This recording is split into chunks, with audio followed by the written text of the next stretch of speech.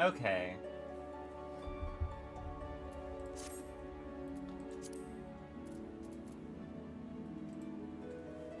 So, we are officially starting Shadowbringers.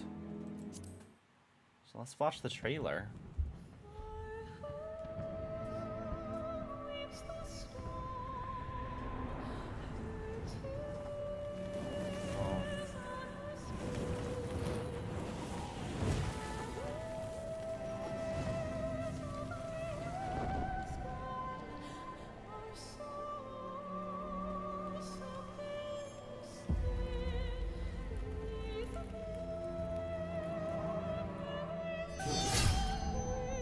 How many years have come and gone since that day?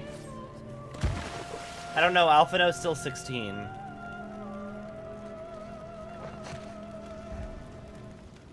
How many years have I waited for this moment?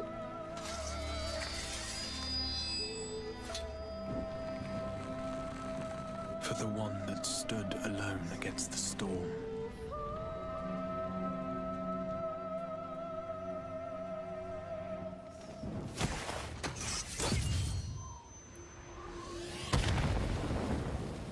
For the one they called.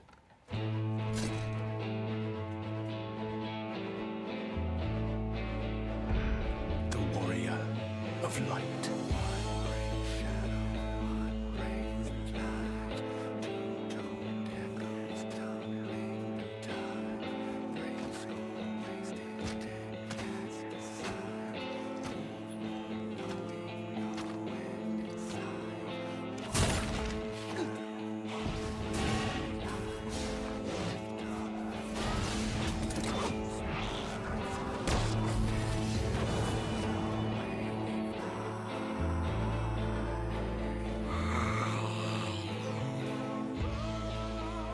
Ah!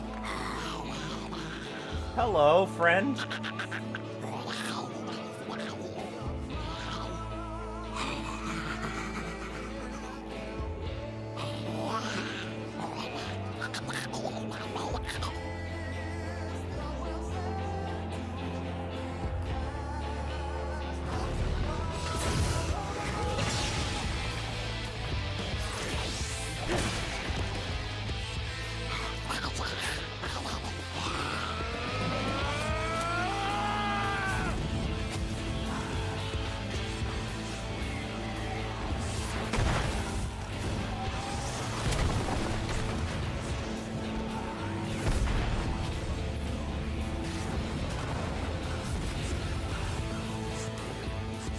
What sayest thou, Master Matoya? Oh, is Master Matoya... We may accept this fate, or defy it, but Oh. we cannot deny it. Eorzea wants to play triple triad with Matoya, Deny? who's hot in this I am timeline. not wont to run from my troubles.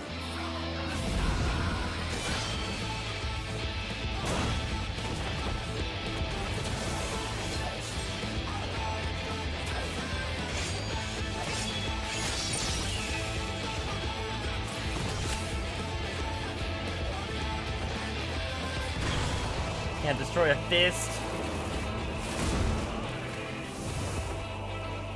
Until our friend returns, Oh, I will hold the line. Y'shtola is Matoya. That makes sense.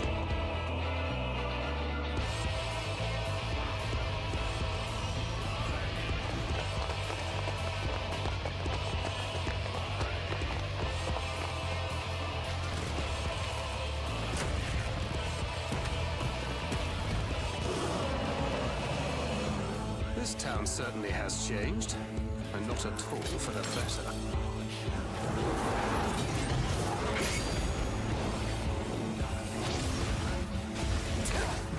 Oh, Thancred's a gunbreaker now.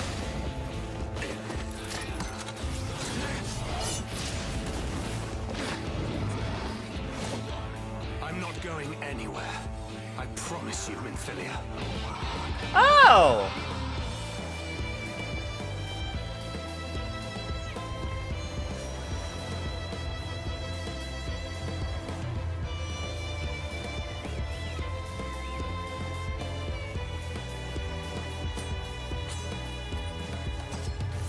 This trailer does spoil a couple of things.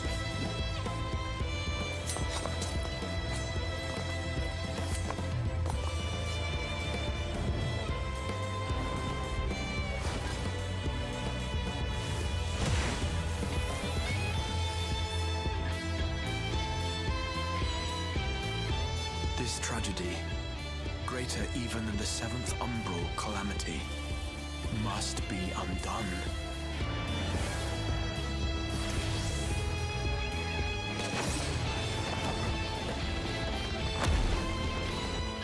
If history must be unwritten, let it be unwritten.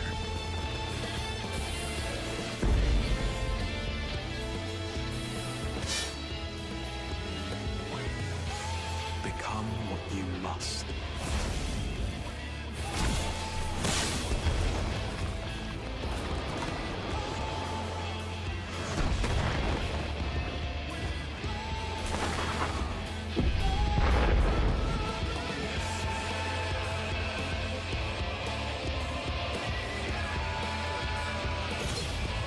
Become the warrior of darkness.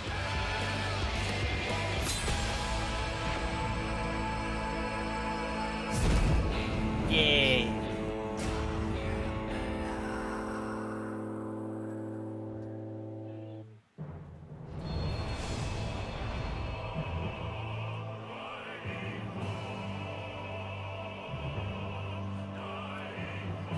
Let's go.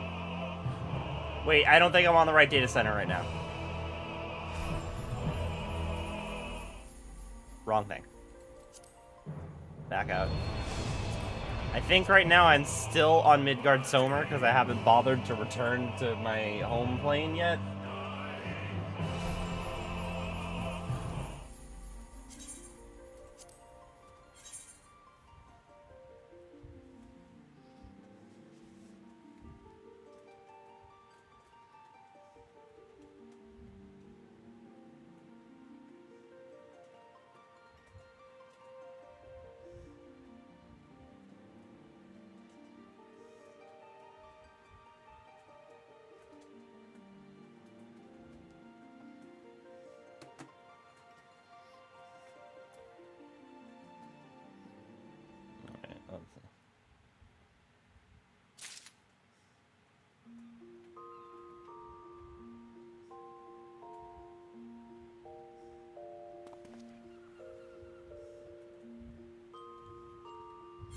Okay.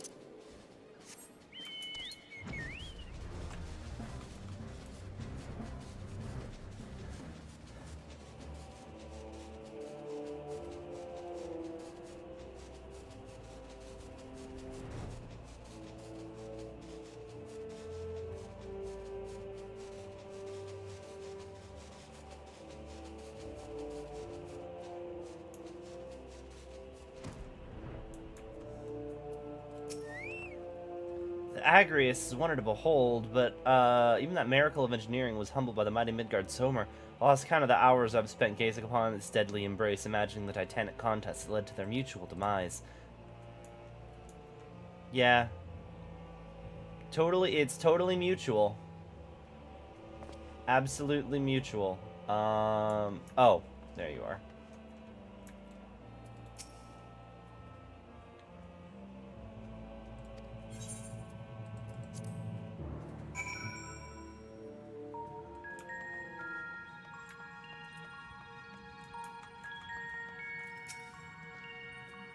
Search continues, but I have no doubt we shall find this beacon of yours. The air here weighs heavily on me. 'Tis little wonder, I suppose, when standing in the shadow of such an imposing structure. The towering edifice is the outer wall of the Crystal Tower's foundation, the labyrinth of the ancients, to be precise.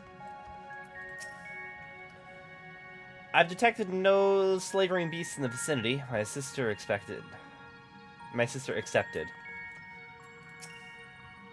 The Archons need our help. Next to that, even matters of the heart don't seem to matter. Ironworks is out in force. Master Garland's orders.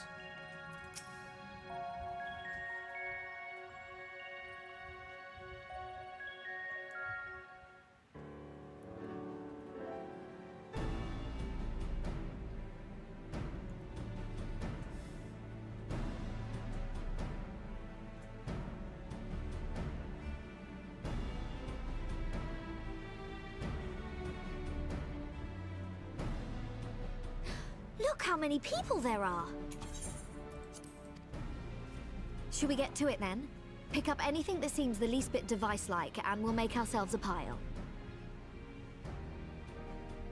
Well, if it isn't the hero of the hour, maybe you'll change our look. We've found bugger all without you. Have we ever heard Biggs' voice in a cutscene before? Biggs! Wedge!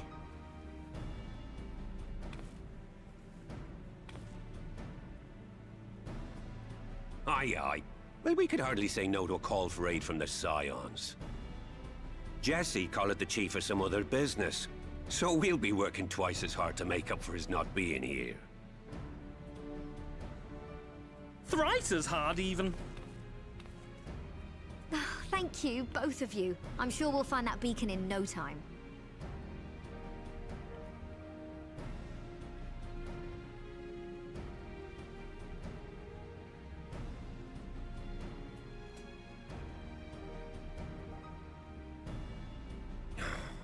I'm not seeing anything out here. Do you reckon you could squeeze in there, Wedge? And get stuck halfway? No, thank you. I could try if you like.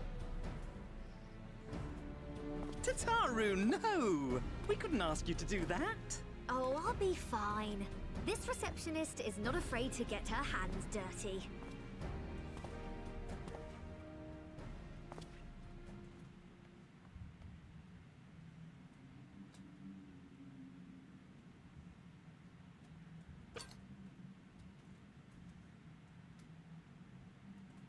Sorry, I meant to say, the scholars haven't finished their preliminary assessment of the site yet, so we're not supposed to venture too far in. What's that you got there? Now that looks promising.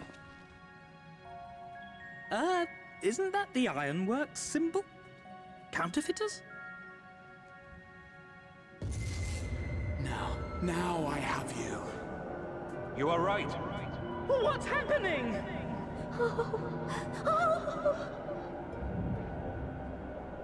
Stay with me. Focus on my voice. Let expanse contract. Eon become instant. Wait, this must be it. The device. Oh, this is supposed to happen. Throw wide the gates that we may pass. Oh, safe journey, warrior of light. Find our friends and bring them home.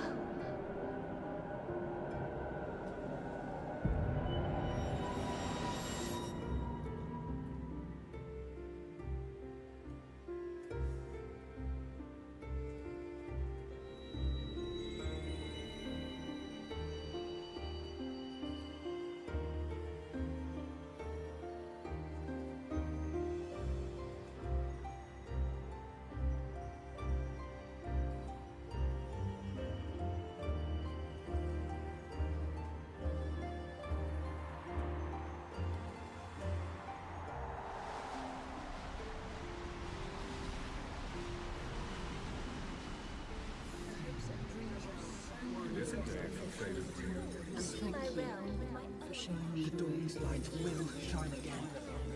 Oh, do not look at me so. Your place to return. There's no freedom in that. This is one battle you cannot fight. Away with you. Spirited accounts always comes welcome. We did everything right. Everything that was asked of us, and still it came to this.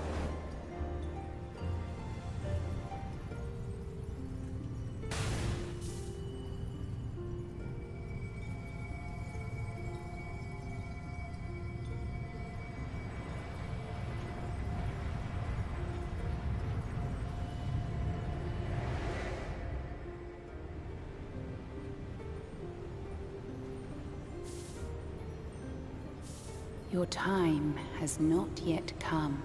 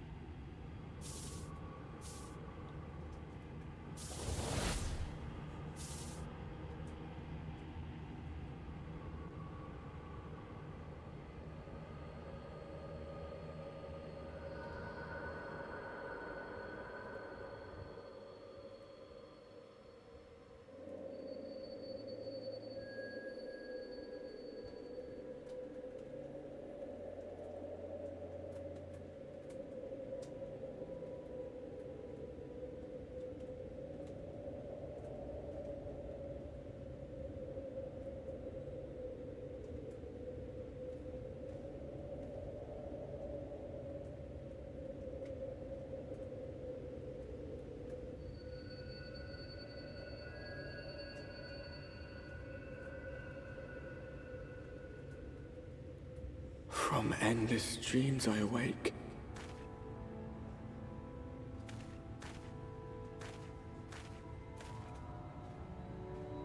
Am I speaking? Something vague, yet urgent, calls me to action once more. That's my voice?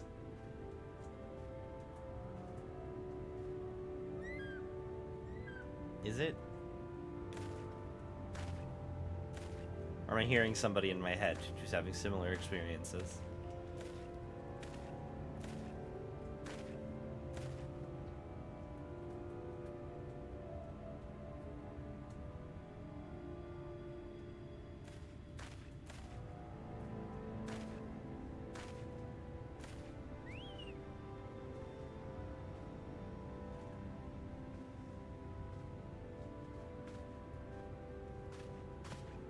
Oh, hey! It's the guy from the start of the game. Rare to meet someone out here who's not a peddler themselves. What brings you into the wilds this time of night?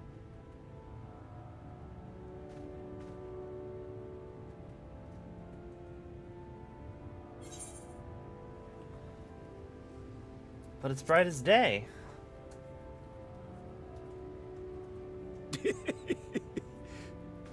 Well, if it ain't the oldest joke in the book. Me granddad, God's rest his soul, used to tell that one to the barman at kicking out time.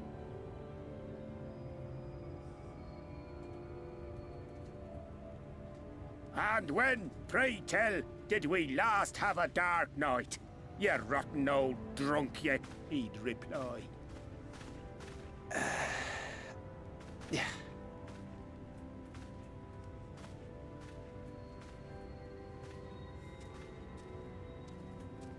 Over 100 bleeding years ago, that's when.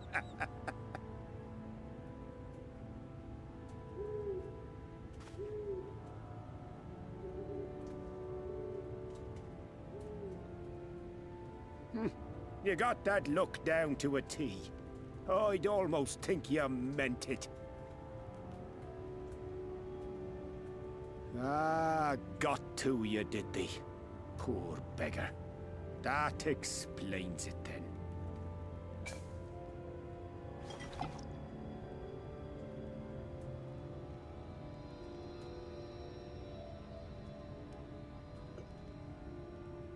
Well, I've roads to travel and wares to sell, but you best hurry along to the town nearby. Just head east through the trees and aim for the Shining Tower. You'll find the place soon enough. 'Tis the biggest settlement for malms around. Go on now, friend. They'll take good care of you in the Crystarium.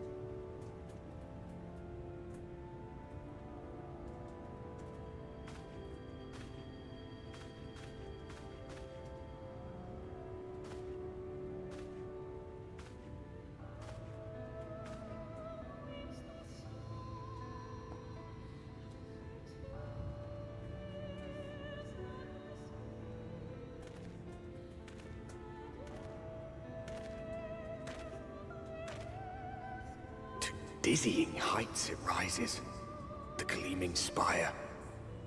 Its tip threatening to pierce the blinding canopy. There, it will all begin anew. Between dark and light, the pure and the corrupt. The one true struggle.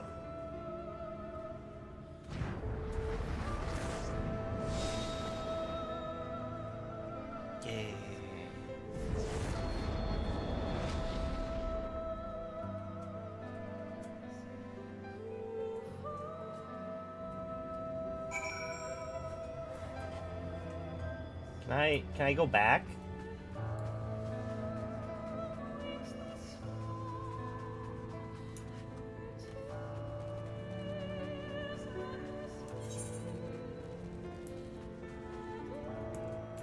Can I return home?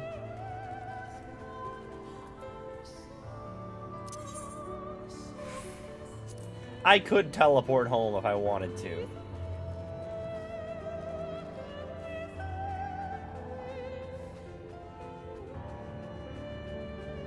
I'm not gonna ruin the moment though. Oh, do I not? I don't have. Oh no! Ah shit! I'm in a new expansion. I'm not gonna be able to fly.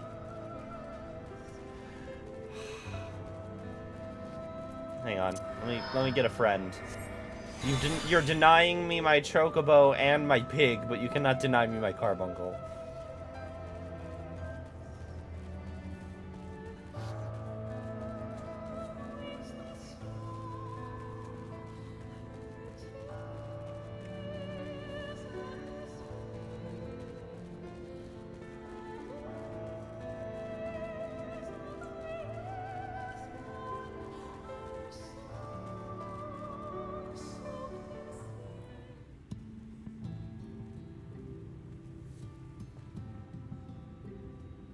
Halt!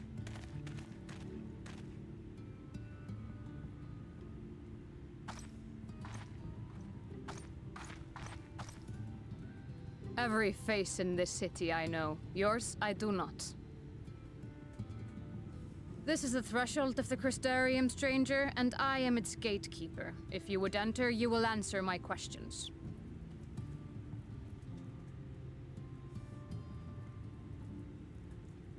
From where do you hail?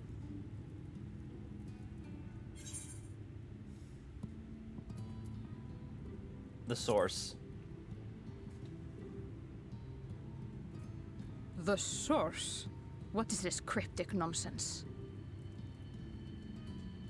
Had you given me an honest answer, I would not have barred your way. We care little here for a person's place of origin. But instead, you chose concealment. And I will not suffer you to pass.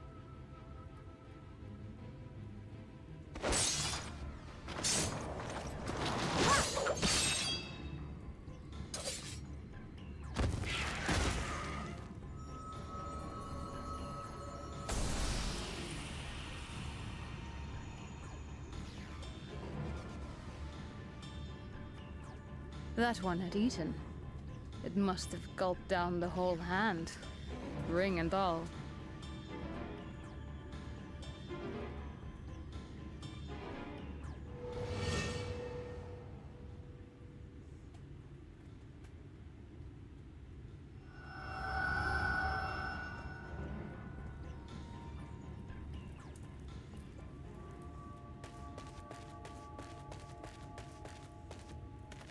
Everything all right, Captain?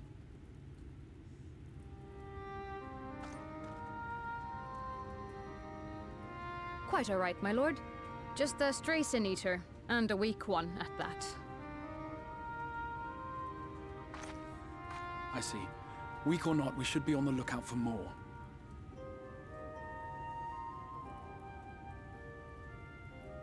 But I see you've met my guest. I will escort him to the Crystarium myself, if you've no objections. Another of your mysterious friends, is it? I should have known. Very well. I'll inform the others your guest is to be given the run of the city.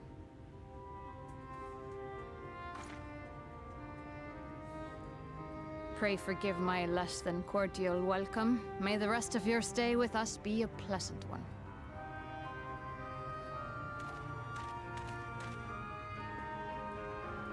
Come with me. I will answer whatever questions you have when we are somewhere more private.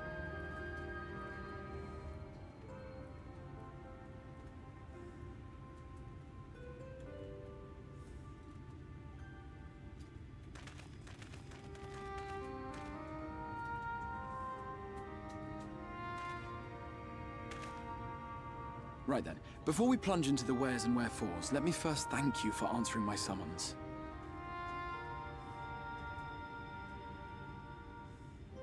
I had intended to bring you directly to my personal quarters, but I fear my aim was slightly off. That you are still able to make the crossing unharmed is a great relief. And so, we come to the question of where. The realm in which you now find yourself belongs to one of the 13 reflections, or shards. The first, to be precise, even if its inhabitants are largely oblivious to the fact. As to wherefore, having been awarded the rather grandiose title of Crystal Exarch. I, in my capacity as caretaker of the Crystarium, thought to seek the aid of you and your companions.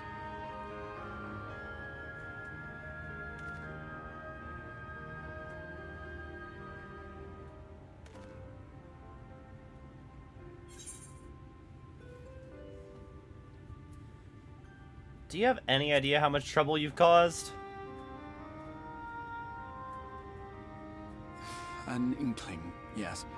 I can only beg your forgiveness. Matters here forced my hand. But all shall be explained in due course, I promise you. Let us begin with the glaring skies up above.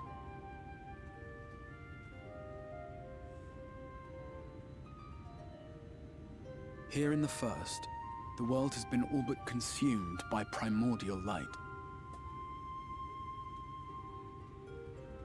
It began a century ago, by this realm's reckoning. A luminous flood swallowing everything in its path. More than 9/10 of this star was lost. And the fortunate few who survived are hounded by abominations born of that catastrophe even now.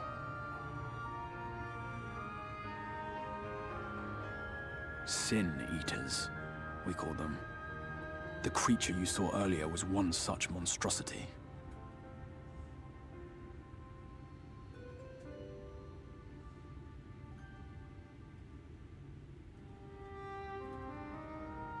It was to save the first from this menace that I learned to bridge the rift between worlds.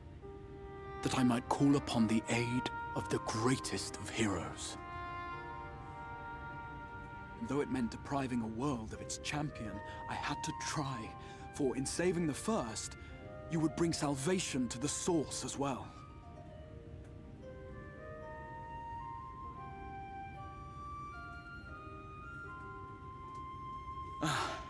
But what manner of host harangues his guests in the middle of the road? Let us continue our talk within the Crystarium.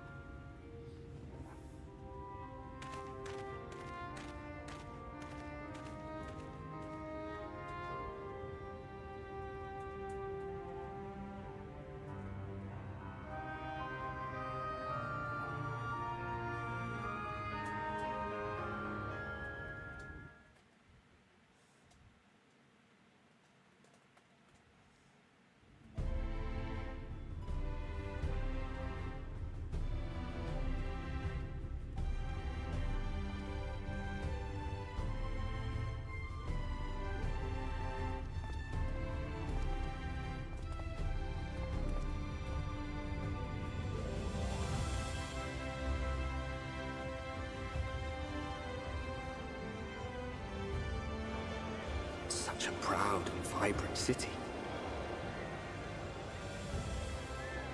The sole sanctuary for the living in a world all but resigned to oblivion. Each stone was laid with hope. The town itself a symbol, a monument to defiance in the face of death. No would-be hero could fail to answer its call. For who among us does not yearn for salvation?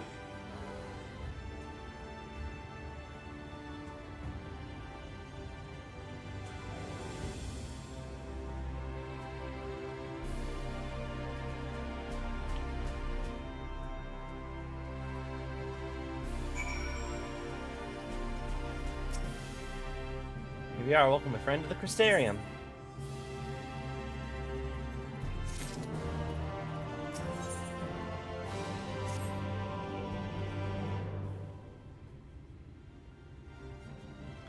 A full and frank discussion on the privacy of my studies would seem to be in order.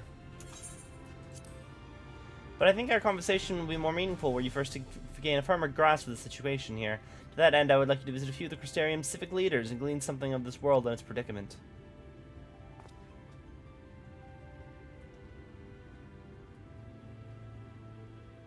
So you can see this pass will take you directly to an aetheryte, a convenience with I'm sure you are only too familiar. Being the rightful object of my summoning spell, you should in theory be able to reach all the way back along your etheric trail and find a connection to the source, believe it or not. I strongly suggest you complete this attunement before venturing any further.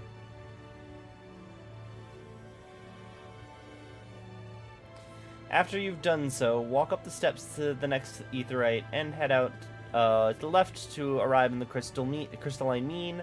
This is where you will find our collective crafters and gatherers, as well as the spokeswoman Catelys, one of the people who I should like you to next meet. Another is Moren. To reach him and his cabinet of curiosity, you'll want to avoid the aforementioned steps. The exit's on the left and simply convene once right along.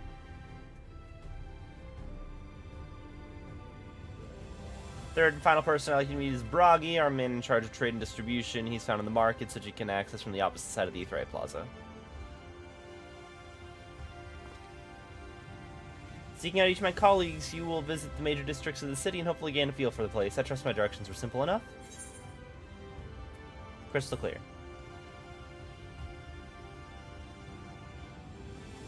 Very good. I can see the layout of the Crystarium owes more to historic necessity than planning, but I'm sure you'll learn its twists and turns before long. In all honesty, the true challenge may be finding the right way to approach its citizens. As you discovered during your encounter with the Captain, the people of this world are unaware of the existence of other stars and will struggle to accept the truth of your origin. That being the case, when they ask whence you hail, as they inevitably will, I will suggest you claim to a shared homeland with the Crystal Exarch. There is an unspoken rule here about peering too deeply into that particular mystery. Once you've finished making the rounds, pray meet me in the large courtyard at the center of town. Until then.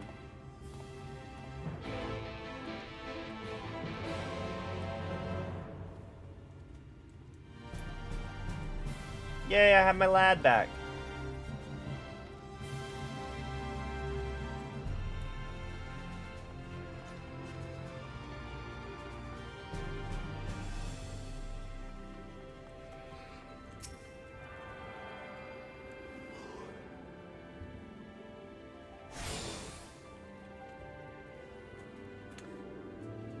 Flow of vastly distant currents of ether. Your connection to these energies is faint but stable and should allow teleportation to aetherites in the source.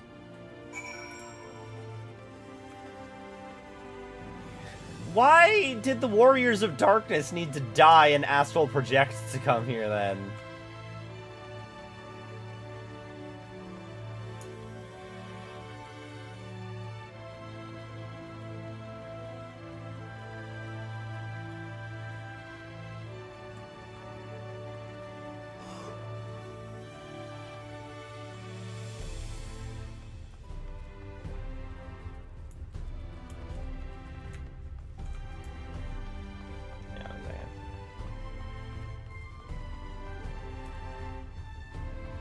No, wait.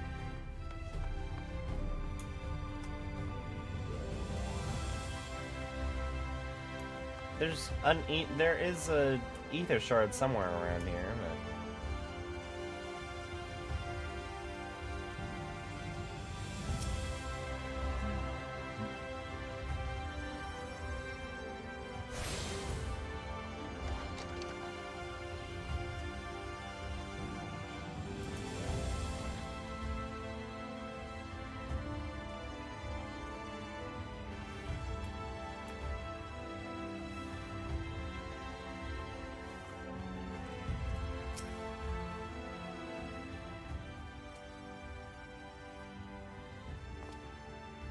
Excuse me, sir. Are you recently come to the city, perchance? I'm quite familiar with our civic rules, you see, and well...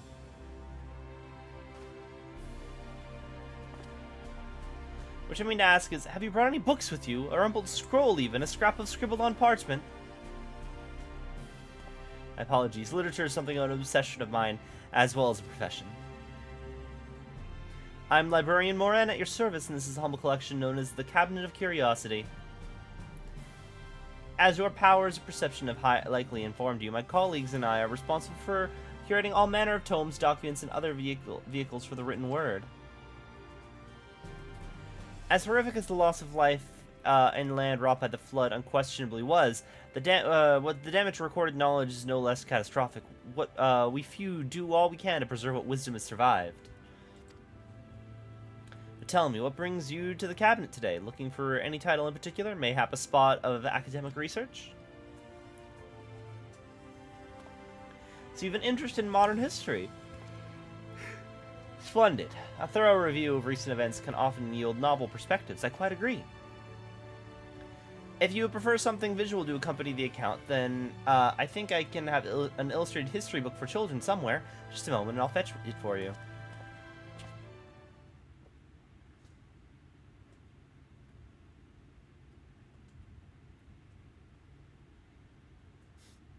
Have this book for babies.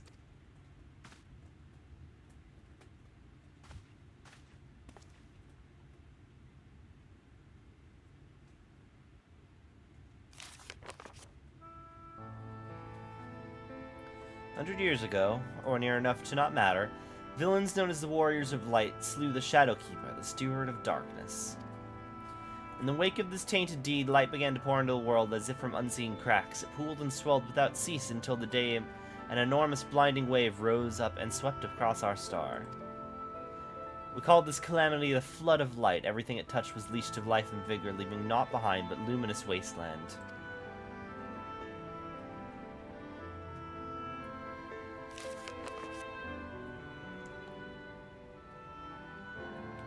Yet just when all seemed to be lost, a savior appeared before us.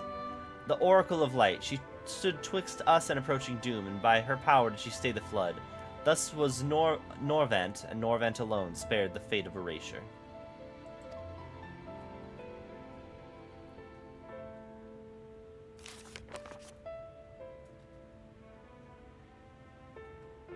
Tragedy would, however, arrive in another form. From the blasted emptiness descended horrors of strange and terrible aspect to bedevil the few folk who survived. These sin-eaters were light incarnate, and their fulgurant presence stole the light from Norvant's sky. The night from Norvant's sky. Even now they circle the remaining bastions of civilization, ever on the hunt for us, ever hungering for our flesh.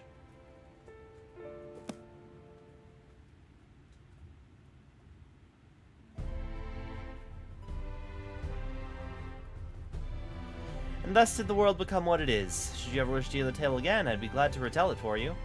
Or if you'd rather I speak on other matters, that too would be my pleasure. I should be glad of the company.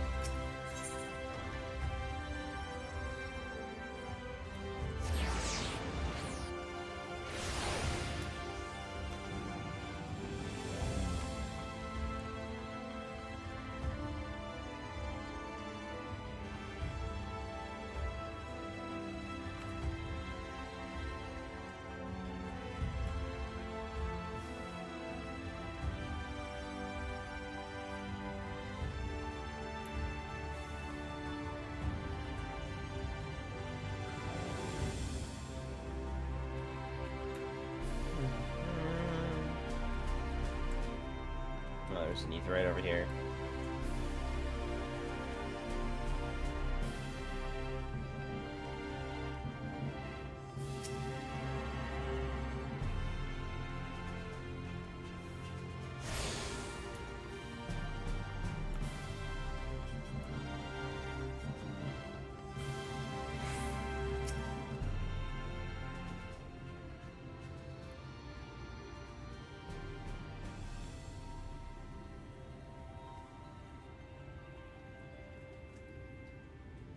Rare to see a place so well stocked with goods, isn't it? But not here. Going to guess you're new to our fair city? Well, for what it's worth, you've been chosen to find sanctuary. The Exarch can throw up a barrier if sin eaters come knocking, so it's damn sight safer in here than it is out there. Safer and more civilized, too, thanks to us in the mean. We work together to procure materials and resources and craft the goods which make the city life possible. This is a fine place to visit if you need a coat mended or a kettle forged.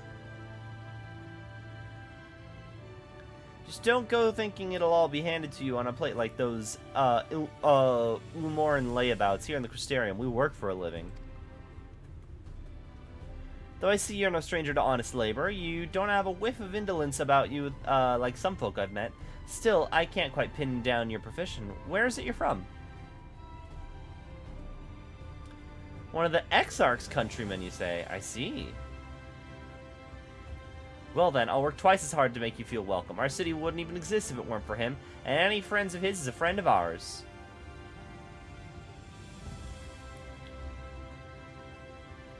It's really quite incredible when you think about it. They say his grand magic summoned a crystal tower into existence and pulled the entire thing out of thin air.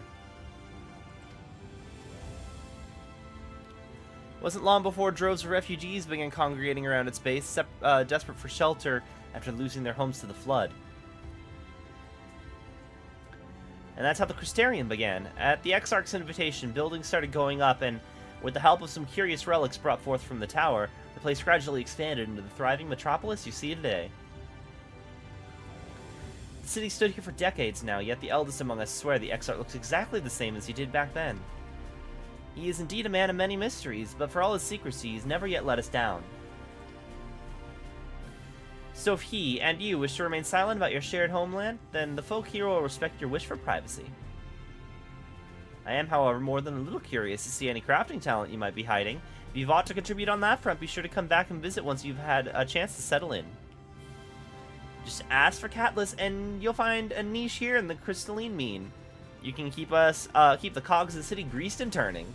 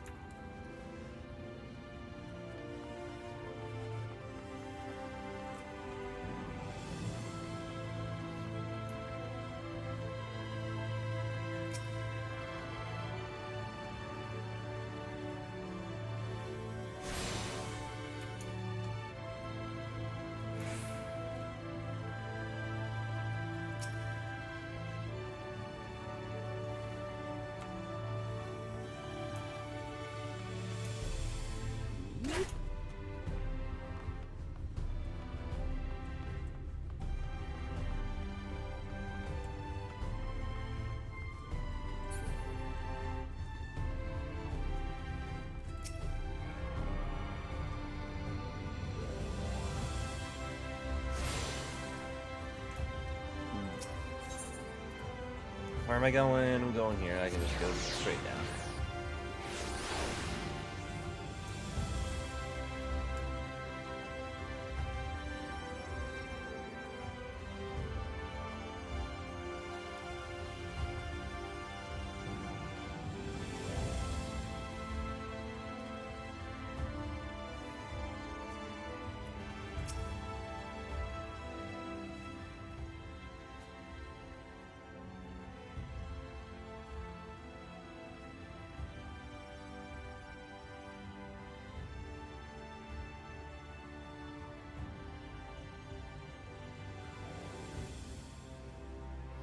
New to the city, friend. The spinning head and wide eyes gave you away.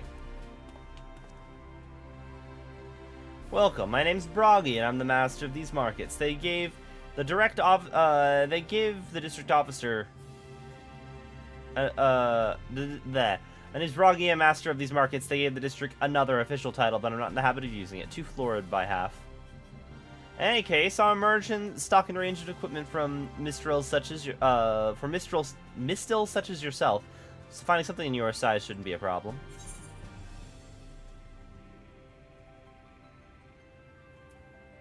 Mistel, okay. I'm actually a Makote. Must be a dialect I'm not familiar with.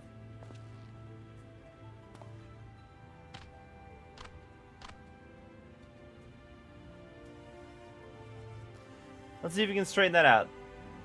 Those two in front of us, the shorter one's a Hume. So they're going, that's Ivalus, dialects. The taller one's an elf.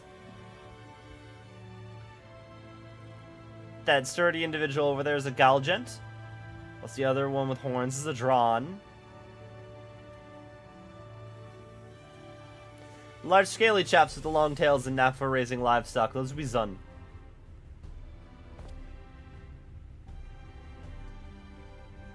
Apparently not the name you know them by. I'm curious to know which far-flung region you hail from.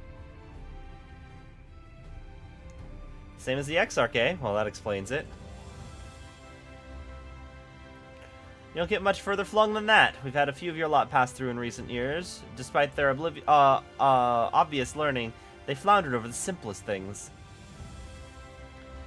Not to worry, should you find yourself confused by local language or customs, I'll be here to answer your questions.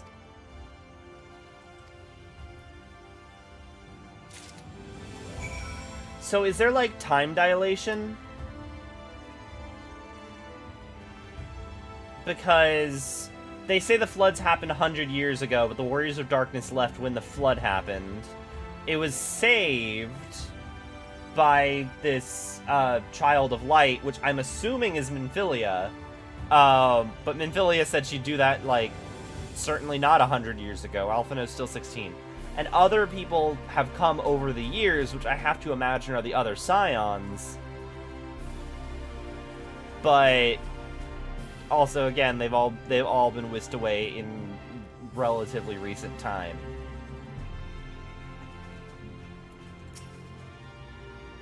How did you fare? Did my colleagues help you form a clearer picture of this world and its people?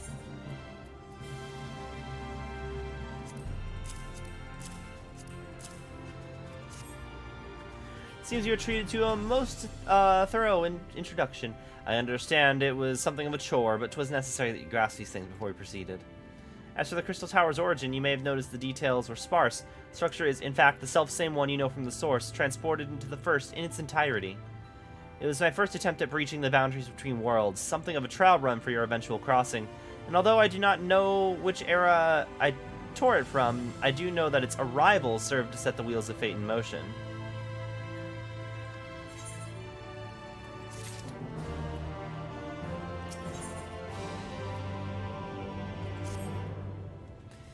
Now you've done as requested. I learned something of the world in which you find yourself. Now it's time I fulfilled my half of the bargain and explained what has befallen your comrades. That's a conversation I would rather have in the privacy of my quarters, however. I must go ahead to the tower and organize a few things, but I shall see that the guards know to admit you.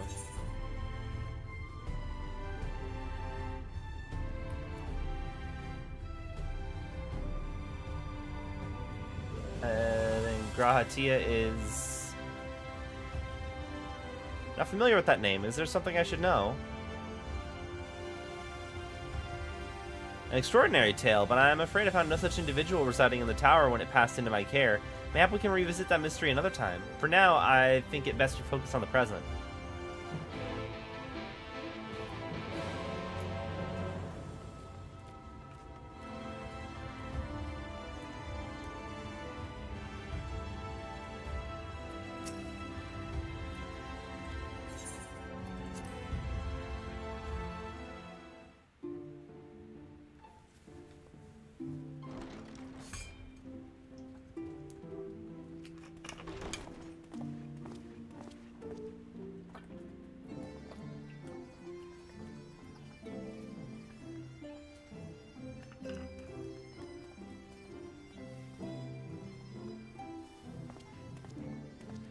Welcome to the Ocular, my private study. We can speak here without fear of being overheard. I have much to explain, but the truths which I must touch upon in doing so would cause only distress and confusion to the people of this world. Pray keep that in mind. Now, I am sure you are desperate to know the fate of your fellow Scions. To put it simply, they are here in the First. Their arrival, however, was not as recent as you may imagine. Here, time flows at a different pace from that of the Source. In the space of a single hour in your home world, an entire year might pass in the First, and the reverse could also be true. The pace fluctuates without rhyme or reason, and it cannot be predicted. That said, we seem to be entering a period of near equivalence. And thus, for the moment, you need not overly concern yourself with the passage of time. As for your companions, however, Y'shtola and Eorzea have dwelled here for 3 winters, all told, while Thancred's count stands at 5. Even our more recent arrivals, Alphinaud and Alize, have lived in the First for almost a year.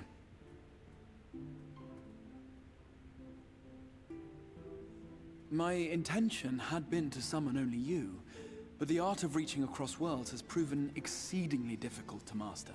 Thus it was that my fumbling hand closed upon those to whom your fate is most closely bound as well. So, fuck Lise, I guess. She's not bound to me. As they were not the object of my summons, their transference was incomplete. Though they may appear to possess corporeal bodies, they are, in truth, merely spirits that one can see and touch. And Tancred was nude again. Consequently, while you yourself will be able to pass between worlds with relative freedom, they will not. Much as it grieves me, they are stranded here, unable to return.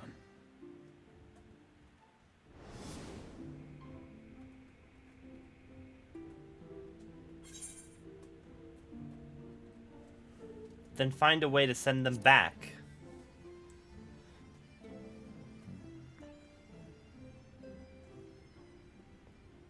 We spent every waking hour searching for a way to reverse the summoning. In the beginning, at least. As you may have surmised, however, our efforts met with little success.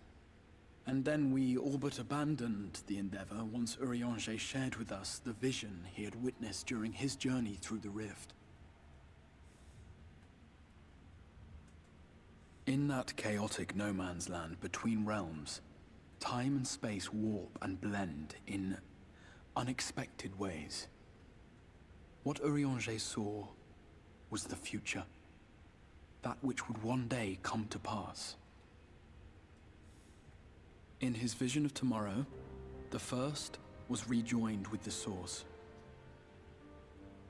This collision of worlds brought about the 8th umbral calamity and the deaths of countless multitudes.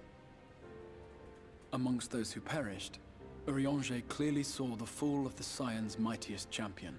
He watched you die.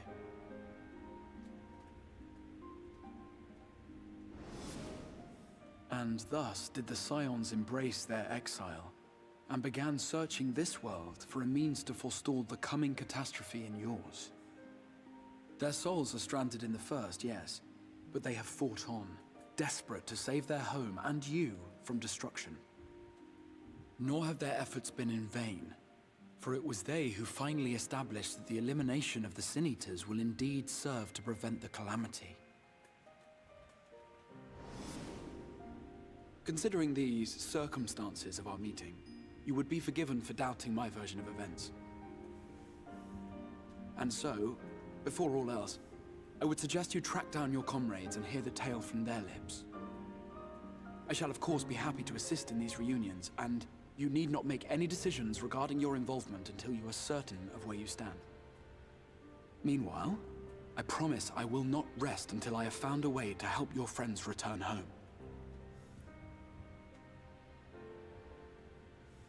What say you? Have I earned your trust for the moment, at least?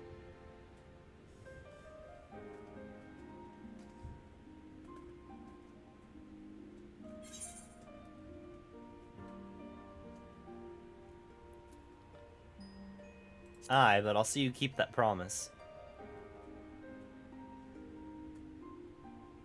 Excellent. You will not regret this. With that settled, we shall have to see about getting you ready for the road. Traveling across the rift has no doubt left you weary. I will arrange for a room where you might rest in comfort. While it's being prepared, perhaps I can show you around.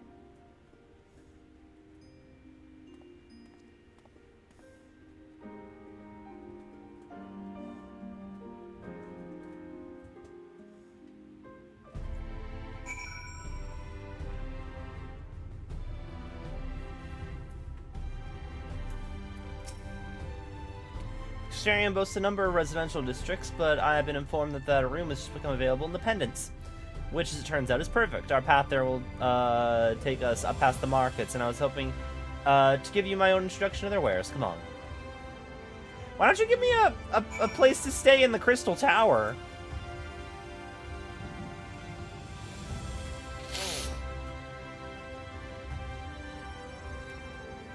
Like, clearly there's got to be enough room.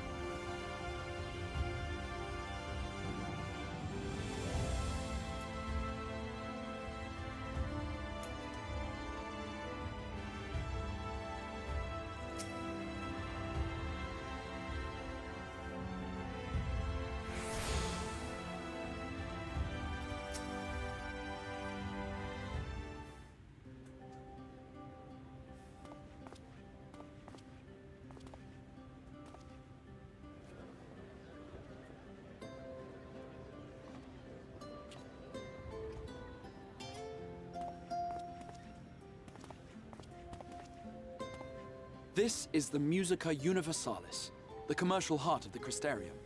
Aught you might need to prepare for your journeys can be purchased here.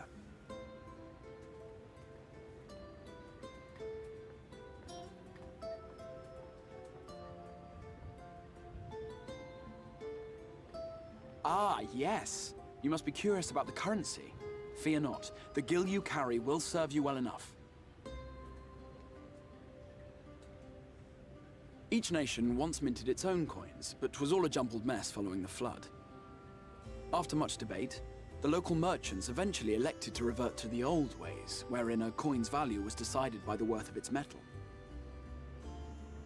As for a unit of measurement, we agreed upon the term gil, a word borrowed from coins uncovered within the Crystal Tower here.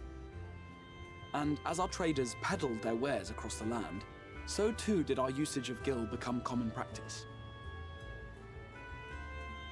From what your stola tells me, a standard coin from the source equates to exactly 1 gil here, or near enough not to matter. Our way of life has benefited greatly from the artifacts we recovered from the tower, some of which may be familiar to you.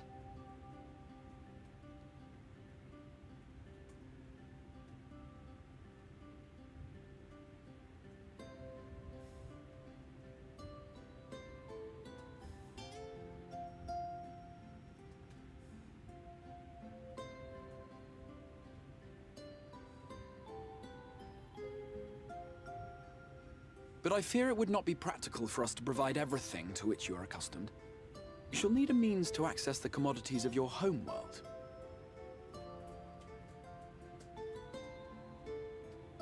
Avan Kerm Sin?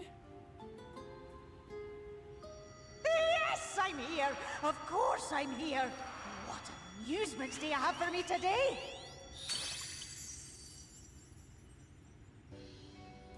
My dear Feo Ul, paragon of pixie kind. For you, I have the most vital task. This fine gentleman is a friend from a distant realm. And we have need of a means to ferry things back and forth from his home. Might you be able to assist us in this matter?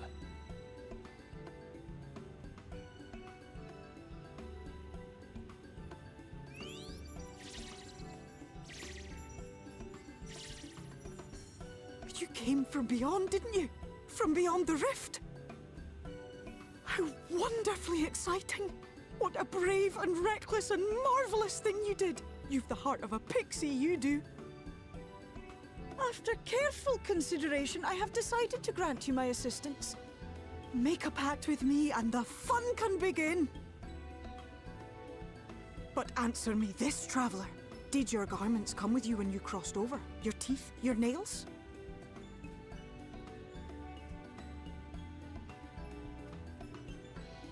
Just as I thought! Then you've a good stout connection with your home through which all your belongings, great and small, may easily pass.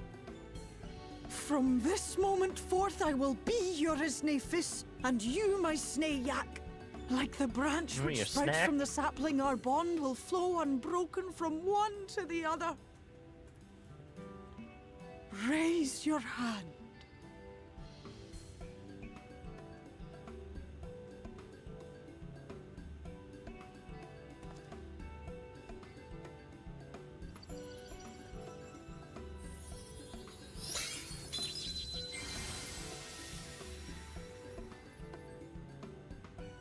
Tis done.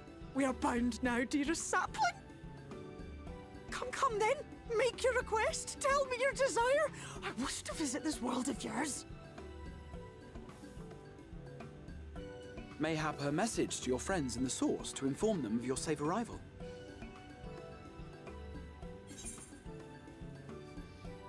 Send a message to Taru. Consider it done.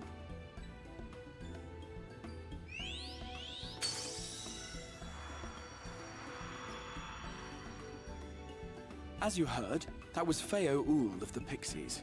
Their kind possess an affinity for magic akin to that of arcane beings. They rarely show themselves in populated areas, but Feo is insatiably curious even by Pixie standards, and seems to have taken a liking to the Crystarium. Right. We were going to organize a room for you, weren't we? Come along. We didn't really explain too much about...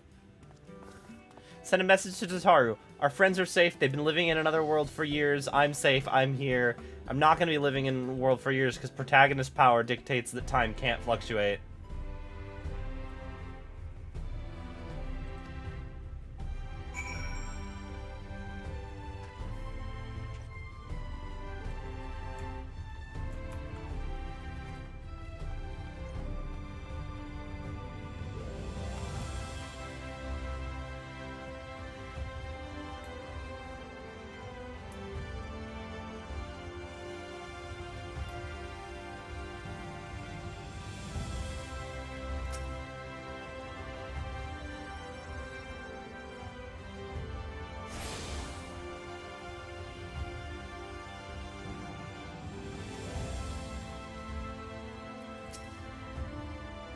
There you are. I was just finalizing the matter of your accommodation. You'll have a private room here at the Pendants for the duration of your stay. To make use of as you see fit. When you are ready to retire, the manager will show you to your lodgings. Pray, rest, and recuperate, and we shall reconvene at the Ocular anon. I believe that covers all the practical concerns. Thank you for answering my call. We are denied the comforting blanket of night, but may peaceful dreams attend you nonetheless.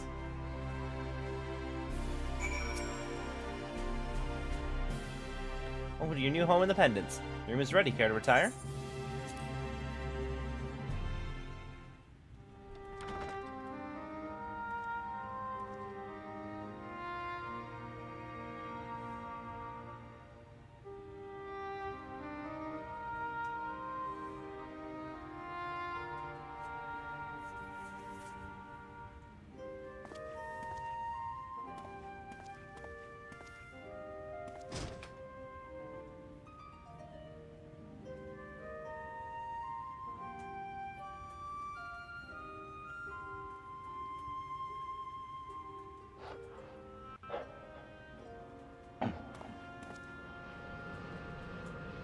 You.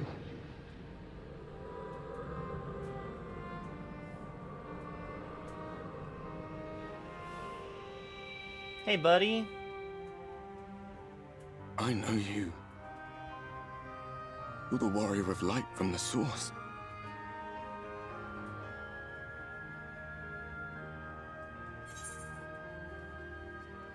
Warrior of Darkness? What? Did you just... You can hear me? Oh, gods, how long has it been?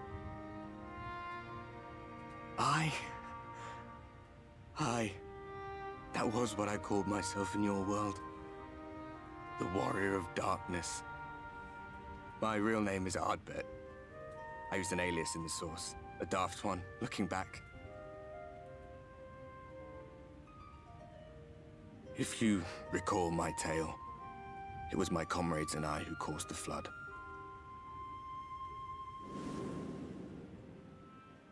We thought our home doomed. And so we listened to the Ascians. Let them guide us to the source, and tried to hasten their goddamned ardor.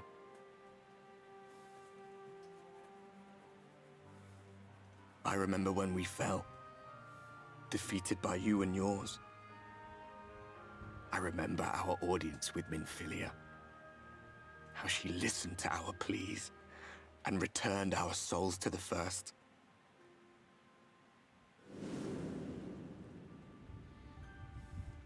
The flood was poised to swallow Norvrant. Minfilia and my friends, they surrendered what little they had left to hold it back. Just faded away, leaving me to bear witness.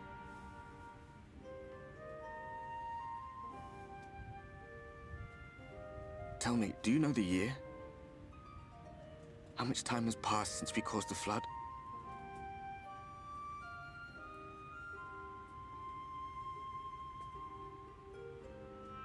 100 years. 100 long years. But you've ensured 100 years of safety for the people here, at least. An entire generation's grown up alive thanks to you and your friends.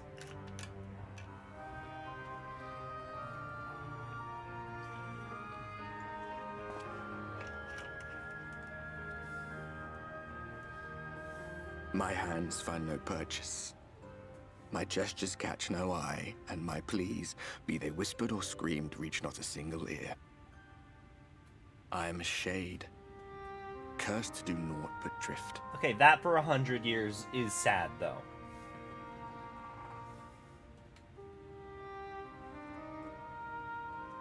I feel as if I've been walking forever.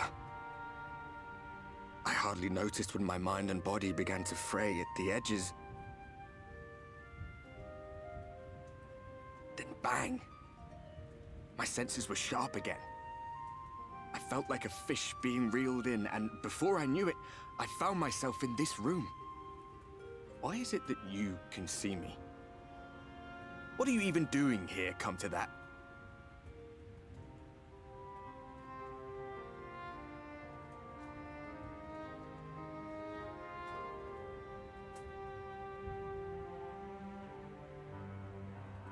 You were summoned to save the first. A waste of time. This world is beyond saving, like those who try to save it. Muddled as my mind may be, I've not forgotten that. But if fate has brought me to you, the one person in this God's forsaken world who can see and hear me, then perhaps there is a reason I endured. If I can find out why I was left behind, then maybe I can bring this journey of mine to an end.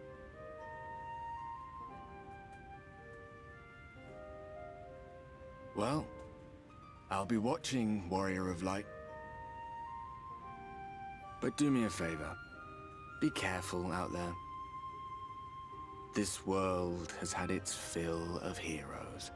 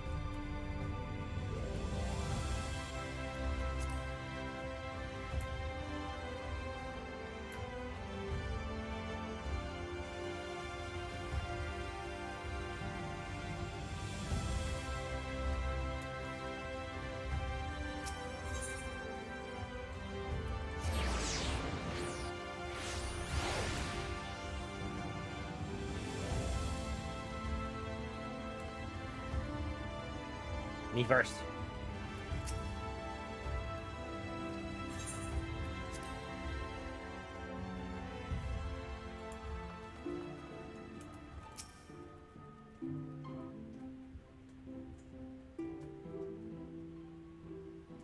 Ah, how did you find your new quarters?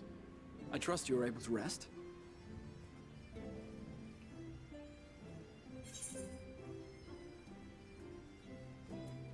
I had a ghostly visitor. I was not aware the room was haunted, and you were rather tired. Well, should you receive another visitation, be sure to let me know. No, it wasn't the room. Now, let us return to the subject of the Scion's whereabouts.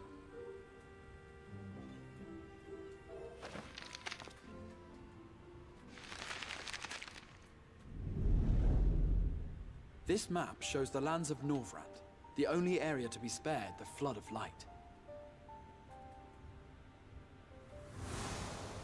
The Crystarium is here, in the region known as Lakeland. To the north is the fairy kingdom of Ilmeg. That is where you'll find Eorzea. To the east lies the once prosperous civilization of Rak-Tika. Your Stola is stationed there, in the heart of the forest. Alas, neither location can be reached without considerable difficulty. As such, I would suggest you first seek out one of the twins, each of whom is stationed but a short flight from the Crystarium.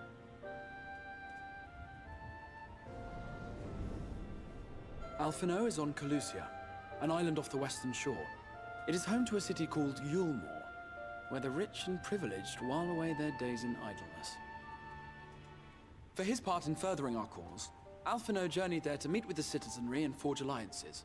From what I hear, he has since kept himself busy gathering information around the main settlement.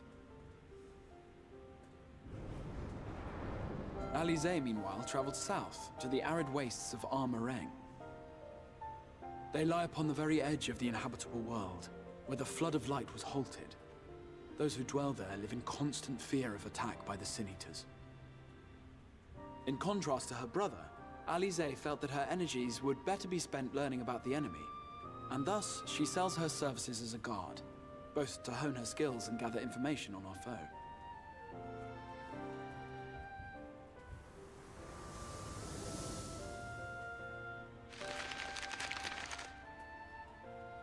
So, will it be Calusia or Armareng?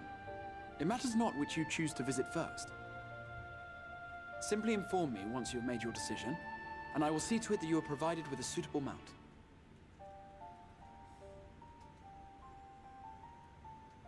Ah, but you must be wondering about Thancred.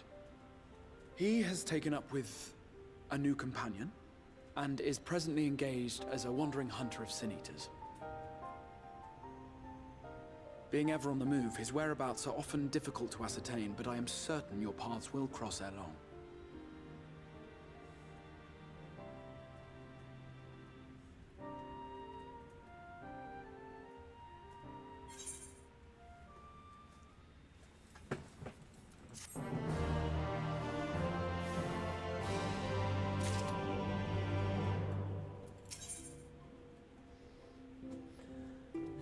In search of Alphino.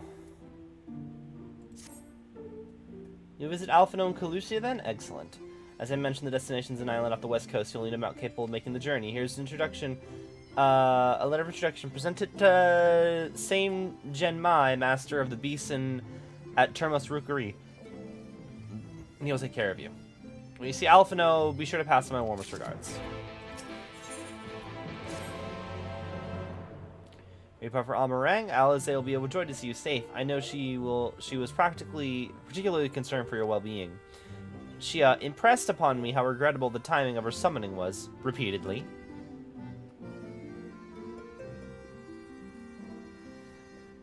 I only hope my part in sending you to her will garner me some measure of forgiveness.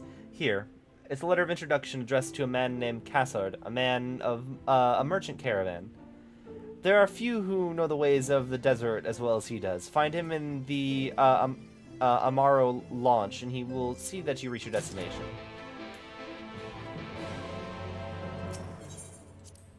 Oh, wait! So Alphino and Eorzea aren't 16 anymore!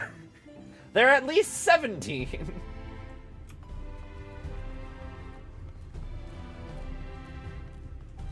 A year has passed.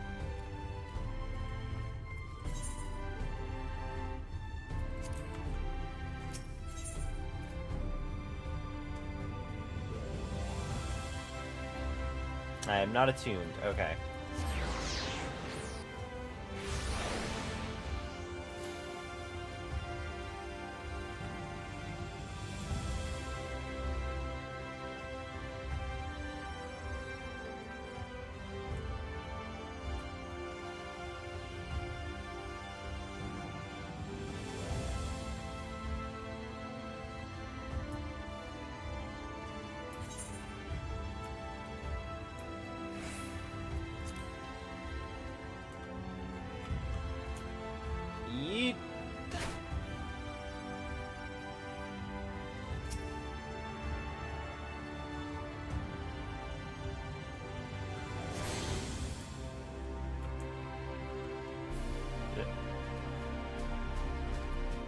Cool.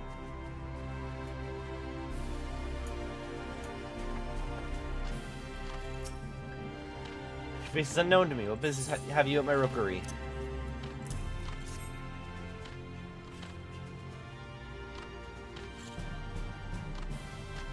Sign of the Exarch, no less.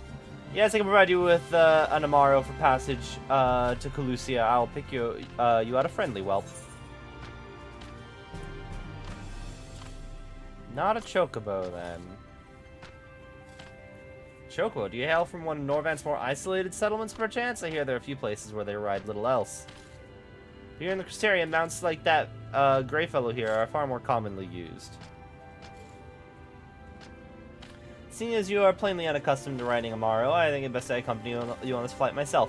And he's unworthy of the name could do it, of course, but the Exarch sent you to me, ensuring you arrive safely is my responsibility. Gather your things and meet me at the Amaro launch. One of the junior tamers will attend you while you ready the mount.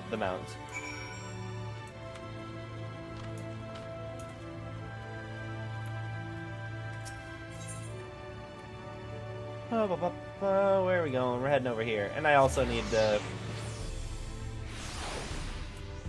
go chat with the person who's doing the Alice one. Yeah, hello. Come looking for work. I'm at a spot for another guard.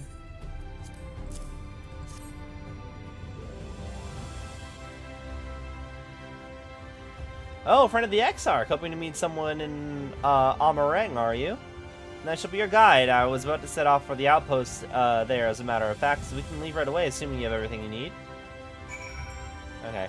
I'm going to Alphino first.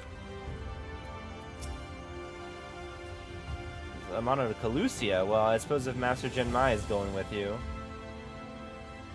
Wait here, please. The Master should be along with the mount shortly. Also use your Aether Compass to look at any Aether currents in new regions.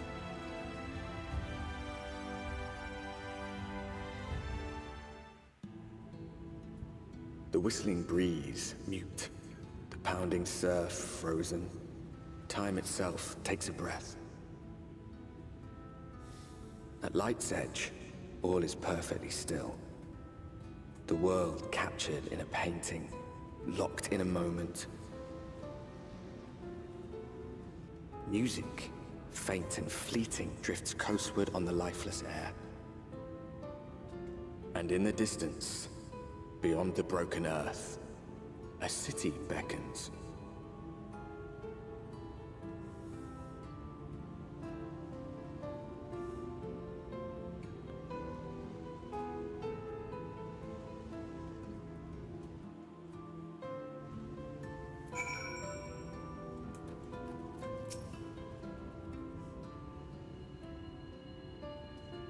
We are arrived. This is a Crackshell Beach on the northeastern coast of Calusia. You should be safe here for the present. Compared to the mainland, Sin-Eater attacks are far less prevalent, and the native beasts are not any more dangerous than elsewhere. It's the people you should be wary of.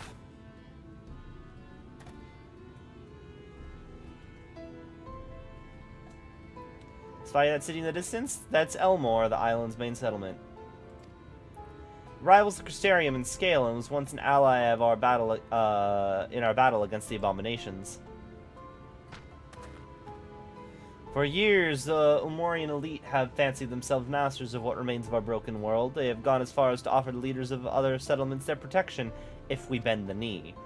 But to say their ideals are questionable will be putting it mildly. The Crystarium is one among many who resist their heavy-handed authority, and while we are not at war, our relationship with Elmore is strained at best.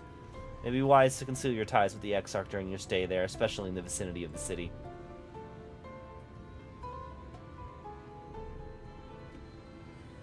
I'm glad that we understand each other. Now, the Exarch has instructed me to divulge a secret that should make finding a friend your friend a good deal easier. Listen closely.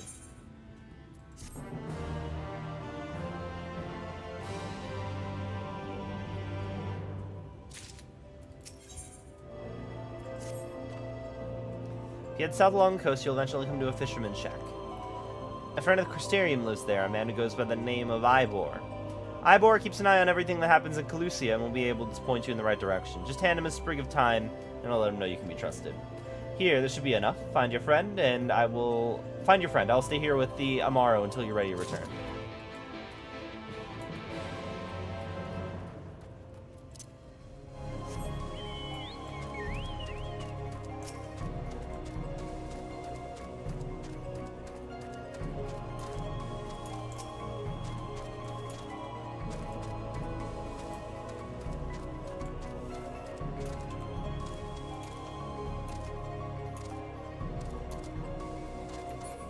Ignore all these gerblins. Can I? Thank you.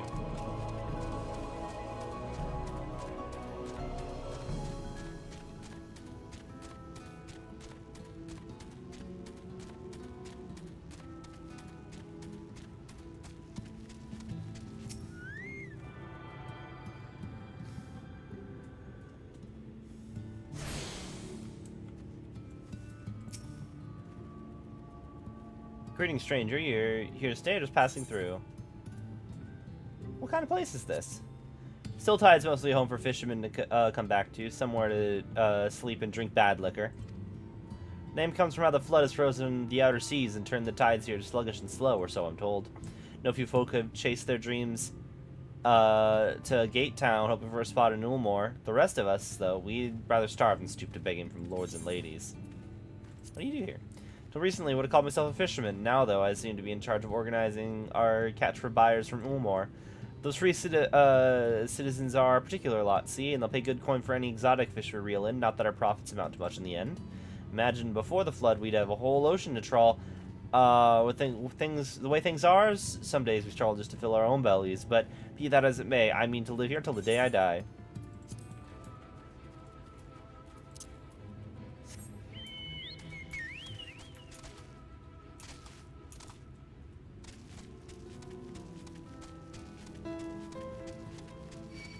Nope. Hang on a second. Battle music?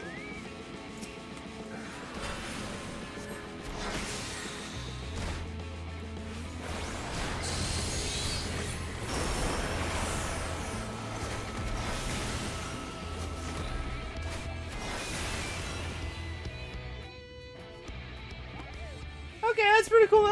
That's pretty cool battle music. Oh god, you want some too? Okay, sure.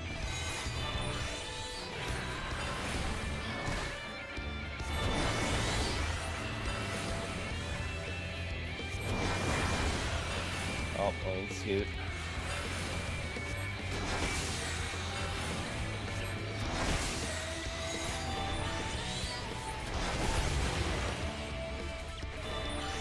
Okay, battle music's pretty cool. Also, I should have Edgar out. Yep, let's ride.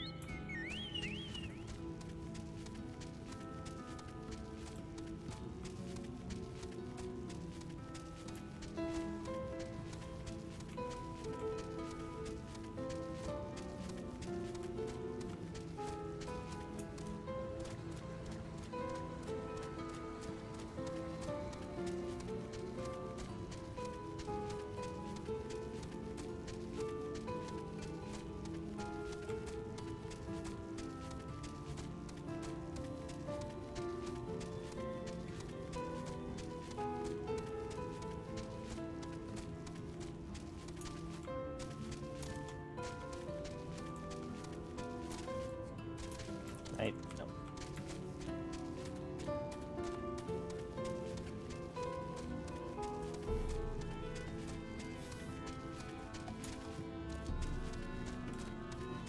Gate Town. Oh. This place certainly looks depressing.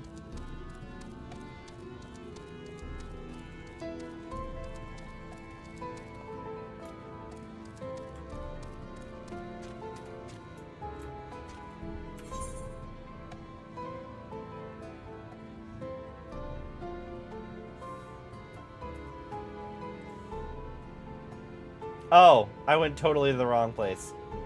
Okay.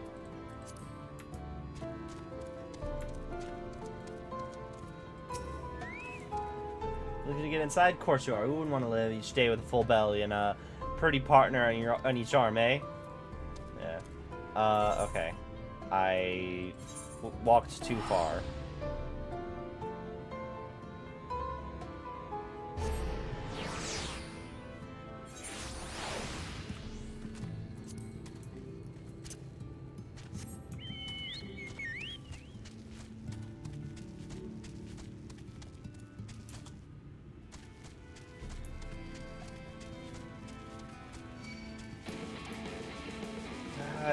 I'm not gonna fight you. Battle music's awesome. I'm not fighting you right now, though.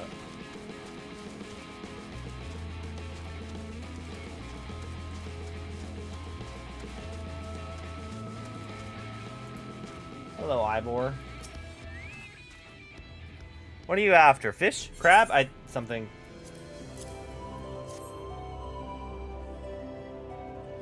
Do a bit of time, chuck some in a pan, it's like a bloody festival of flavor. Now, what is it I can do for you? Can't say there's been any major upsets to report these past few weeks.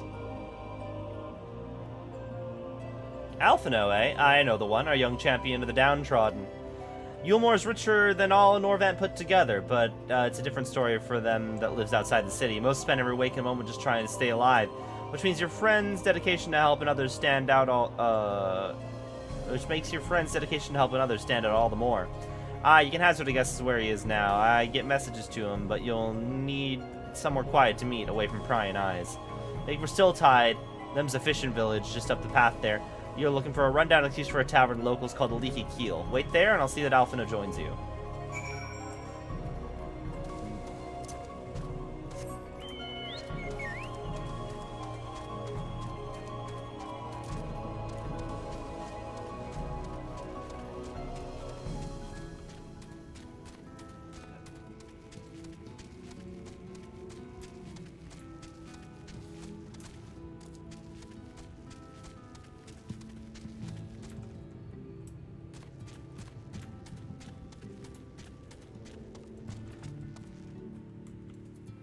Very tiny place. Hi, Fava. Buy a drink or out you go. The seats are for paying customers.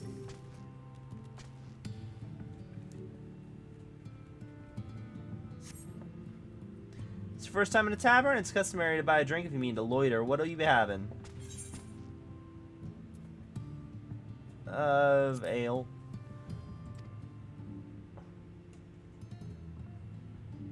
Those are exotic. Where'd you come by coins like that?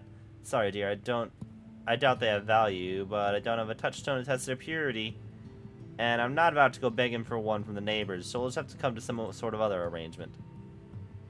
Here's an idea. There's a common to the north where we grow our vegetables, but lately the pests have been eating out more and more of them than we have. What do you say you do a bit of extermination work? I want you to squash vermin you find and then visit the caretaker. Do that for me. You can laze by here as long as you like. God, sure.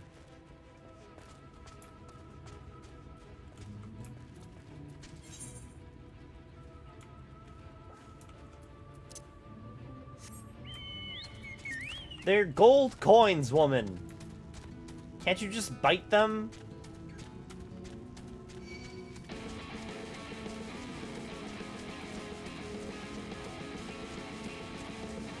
You don't look like, this town does not look like people, this isn't a beggars can be choosers situation.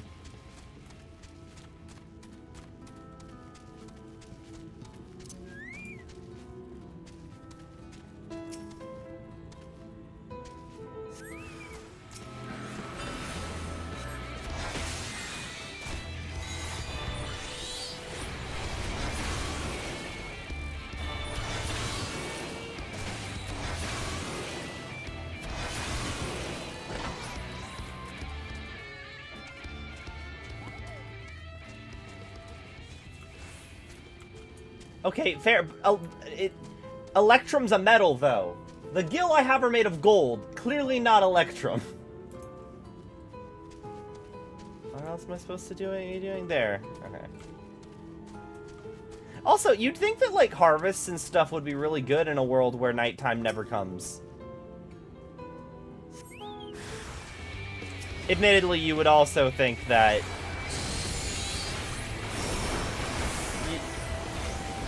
You would also think that everyone would die due to being baked by the sun constantly, but that just conveniently isn't happening.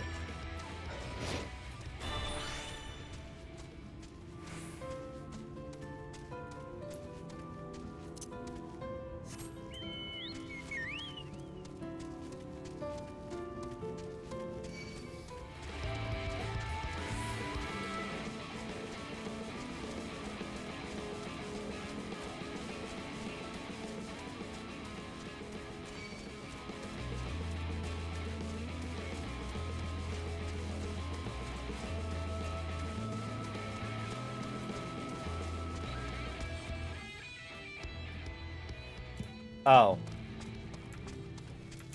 I have to... Okay. I thought I had to just go back and be like, yes, I beat up some bugs.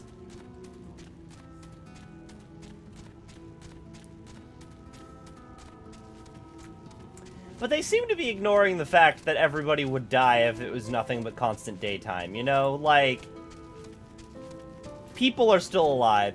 Because if the world had no night, if we were a tidally locked planet, you wouldn't be able to live on any of the places where it's constantly in the sun because it would be so hot because it's being constantly baked and the temperature only rises. So, like, it's beyond the fact, like, you could try and argue, like, oh, their harvest is bad because there's no day-night cycle for the plants, but everything should be dead, period. They shouldn't have any plants in that case.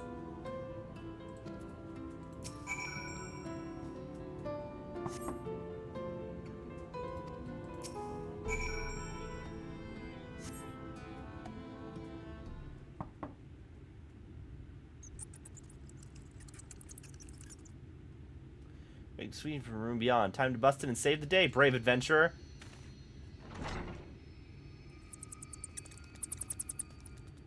No one's home, and judging by the lack of furniture, they haven't been for some time. No, the odd scraps of vegetables on the floor suggest rats have taken up residence in their absence.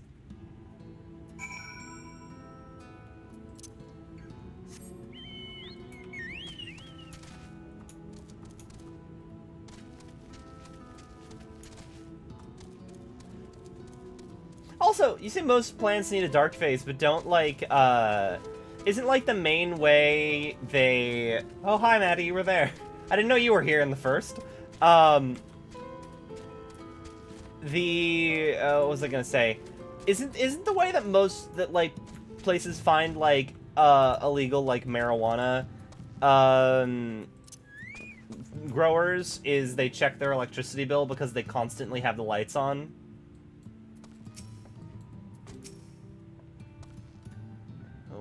What did that good-for-nothing caretaker have to say for himself?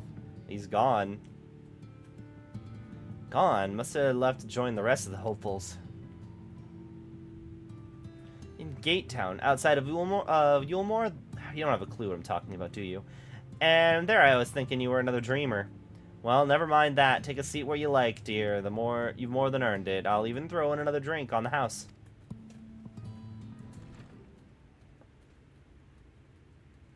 I do think most plants need a not summertime thing.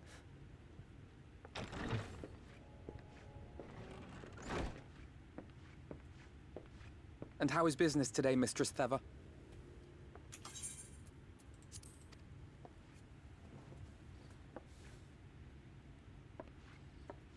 Oh, frenetic. Look, I have a new customer.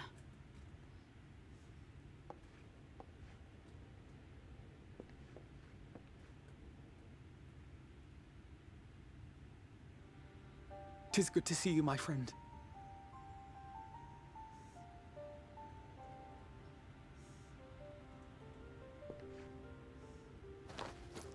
The barley seeds you wanted. They should produce a better harvest than the last. What, just like that? Oh, Alfino, you really are a dear. Well, I'd best be tidying up some of those empty shacks before the pests move in. Keep an eye on the place while I'm out, eh?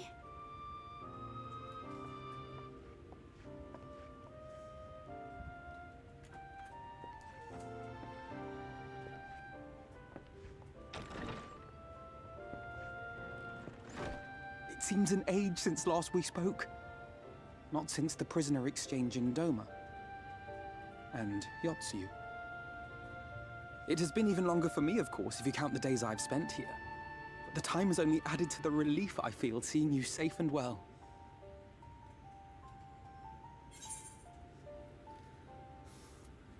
We thought we lost you. Huh. Alize said much the same thing. I don't think I've ever had such a scolding. But I believe an exchange of news is in order. Come. Tell me of your arrival and all that came before.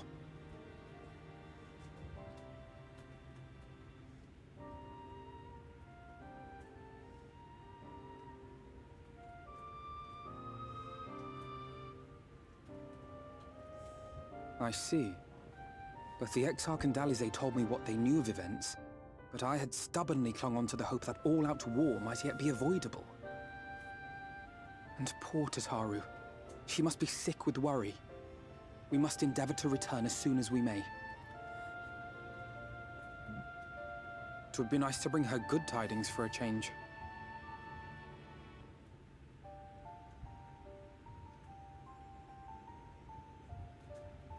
But before we bid this world farewell, we must first ensure that it is not rejoined to the Source. We must prevent the 8th Umbral Calamity. Urianger's vision of the future has, I fear, every chance of coming true. By his description, the catalyst for the Calamity was a formless and deadly weapon employed by the Garlean Empire.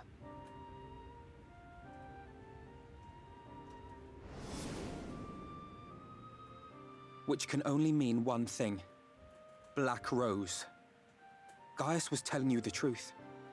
When we were on the trail of the Ascians, we saw evidence that the gas was being manufactured once more. Gaius was adamant that the project had been scrapped. But so long as there are wars to be waged, there will always be those determined to win by any means. And thus simply destroying the existing stores of Black Rose would do little to alter fate's course.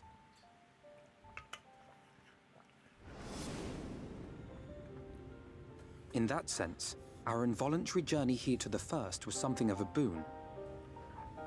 Together with the Exarch, we've developed a theory as to how we believe the rejoining will be set in motion. I'm sure Urianger himself will cover the subject in more detail. But I can tell you the process requires that both worlds, the Source and the First, be facing an existential threat.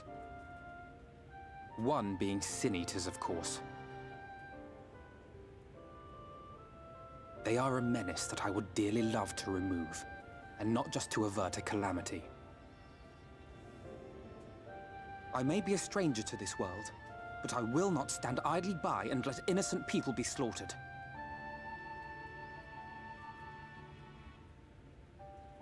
That is what brought me to the gates of Yulmore. Ignoring its pretensions as a kind of capital city to what remains of the world, it is nonetheless a center of power and authority. If any solutions are to be found, I believe our search should begin there. What say you, old friend?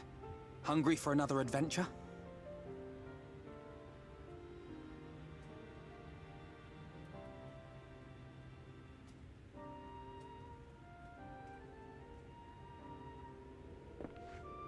And so we take to the road once more.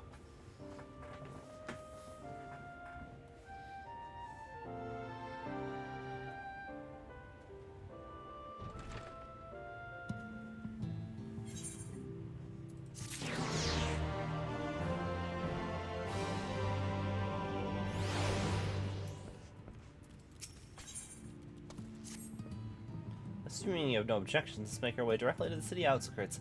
If we are a time of arrival just right, you may be lucky enough to see why I've yet to set foot in Yulmore, despite my best efforts to do so. Come, from here we head to the west and then cross a small bridge.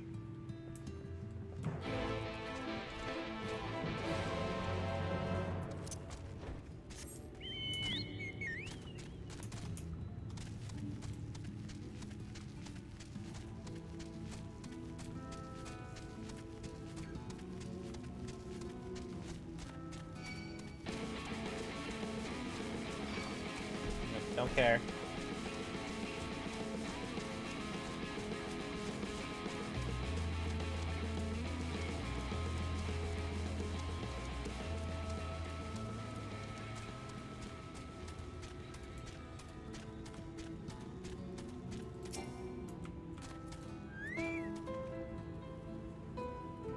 Calusia seems peaceful, is it not? Almost familiar? I had a similar impression of the Crystarium. Even in a distant world, people are much the same. To think whatever calamity struck the source, a reflection, whenever a calamity struck the source, a reflection such as this one, with all its culture and history, was being erased from existence. Over there! Quickly, someone's in trouble.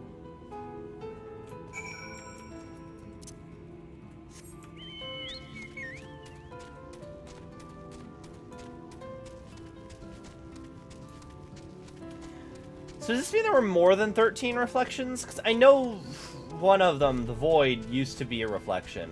But there have been 7 calamities. That would imply that there have been 7 other worlds destroyed.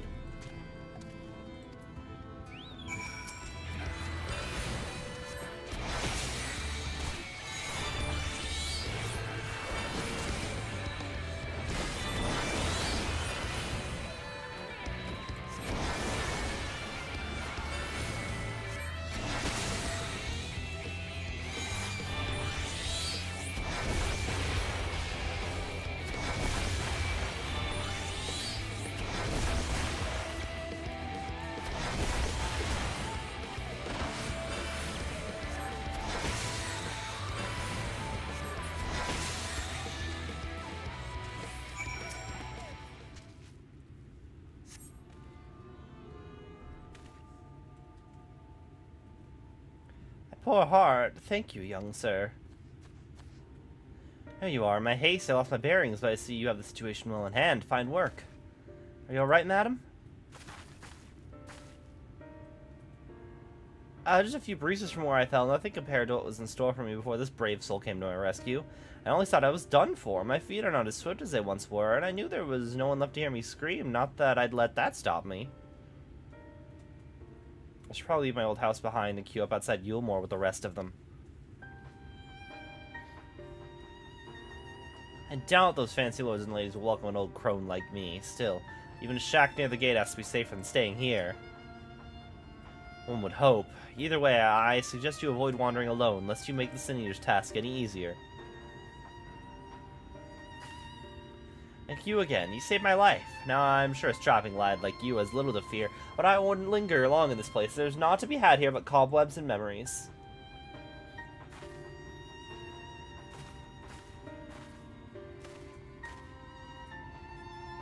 As the lady says, many in these parts have abandoned their homes to live in Yulmore's shadow.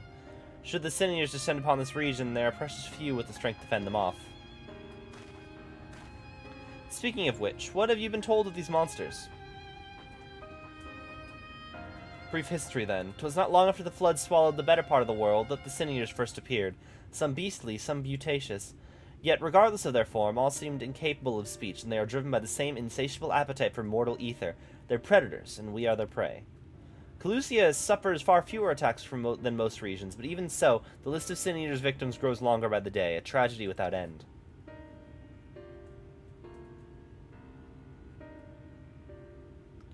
Still, we have won a small victory this time, at least. Now, shall we press on? We need to return to where the road forks and follow the path that leads west.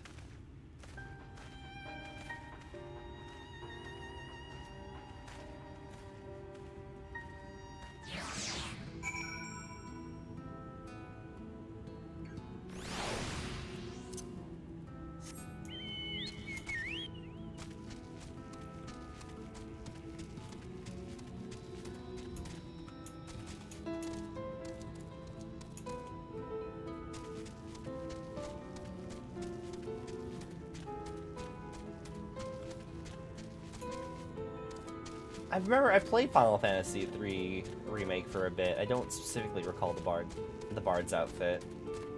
I need to go back and play other Final Fantasies.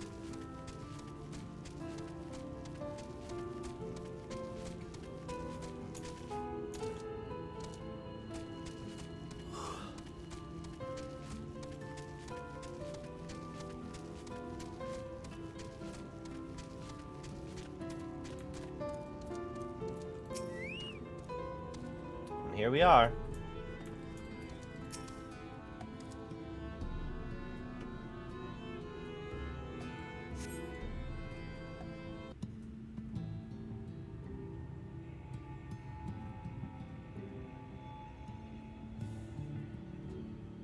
That gate up ahead is known as the Open Arms, and Yulmore itself lies beyond. This, meanwhile, is the aptly named Gate Town, the dwelling place of the many desperate souls who hope to be chosen to live in the city proper.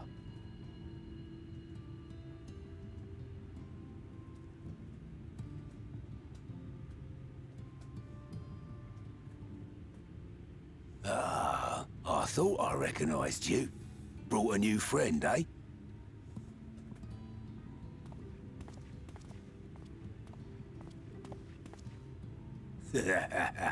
I'll bet you got a trick or two up your sleeve.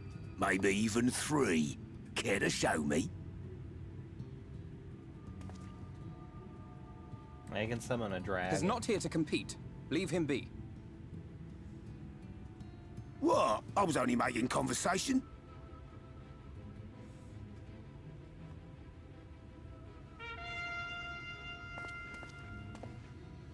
Ladies and gentlemen, your attention, please!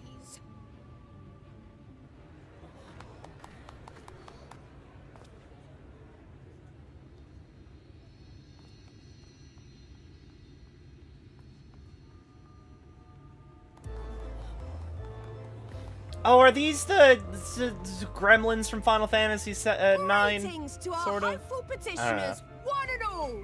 Yulmore extends its warmest regards. Let it be known that a lady of distinction wishes to dine on fish divine. We seek a master culinarian who can guarantee seafood perfection. Dazzle the matron with your delicious dishes, and life in the city will be yours to enjoy, even on days when fish is not on the menu! Who among you will answer the call? Name yourself or another. We may not at all.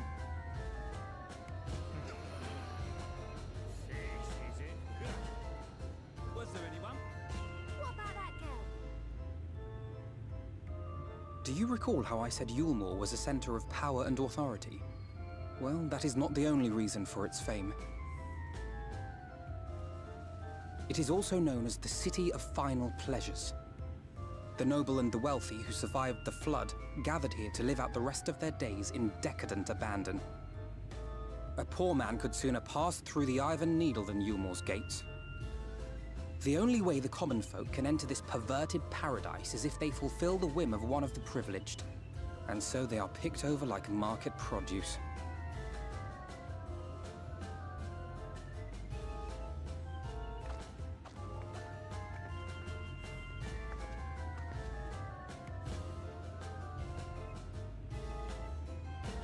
What a catch! We'll not be throwing this one back. Having seen your all too obvious charms, we welcome you with open arms. Come, join us in the City of Splendor and live out your life in an ecstasy of endeavor.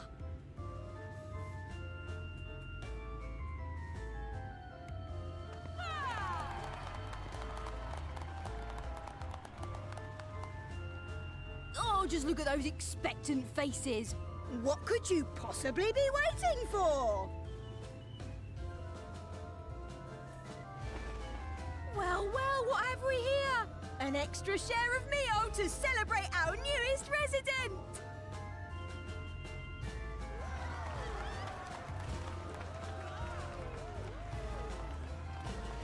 For you! Ah, lost! Enjoy! Thank goodness. Meal is a foodstuff which Yulmore routinely doles out to the people of Gatetown, and apparently a staple for its citizens as well. Many here rely on it to survive in these times of scarcity, yet the whole arrangement just seems... well, let us just say it leaves a bad taste in my mouth.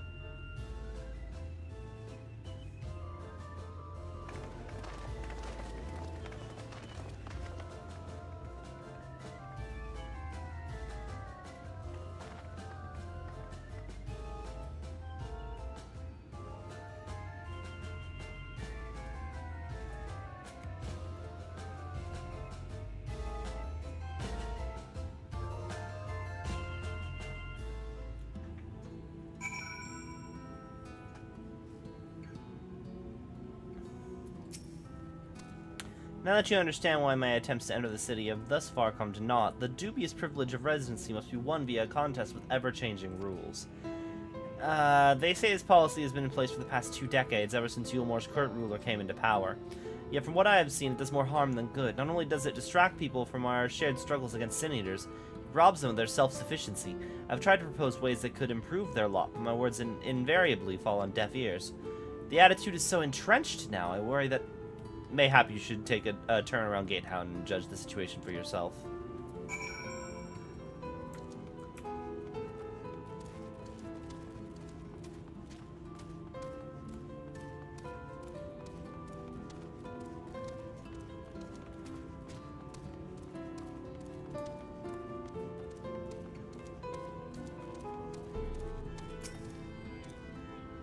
Pale Chunk's meal, you realize, float in the otherwise plain broth.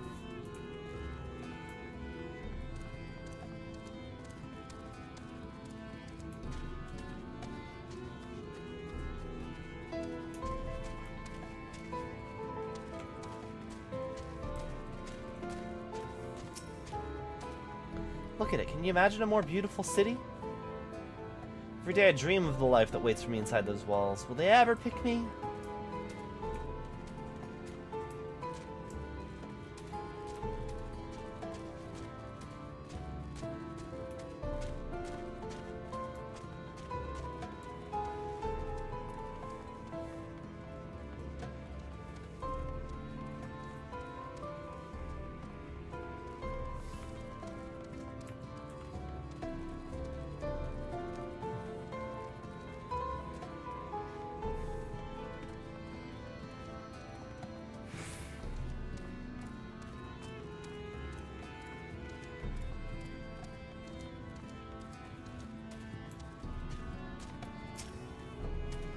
Alright, you can't blame me for wanting a slice of Yulemore's pie. If you ask me, you should ditch that sour-faced brat and make a home for yourself here. Gatetown's not much to look at, but at least it's safe. And the meal is the best thing I ever tasted.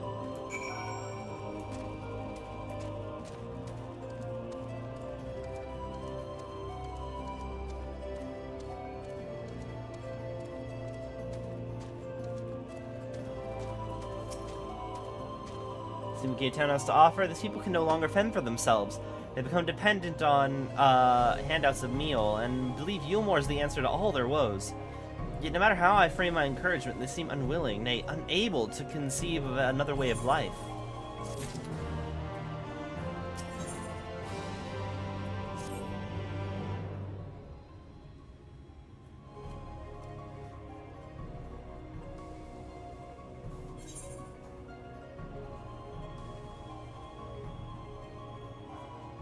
You disapprove of Yulemore?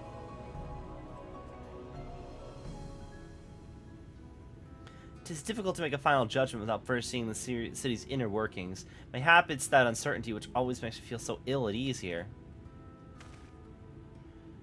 Not that it matters. However unjust the system seems to be, if these people claim to be content with their lot, it's hardly my place to criticize their choices.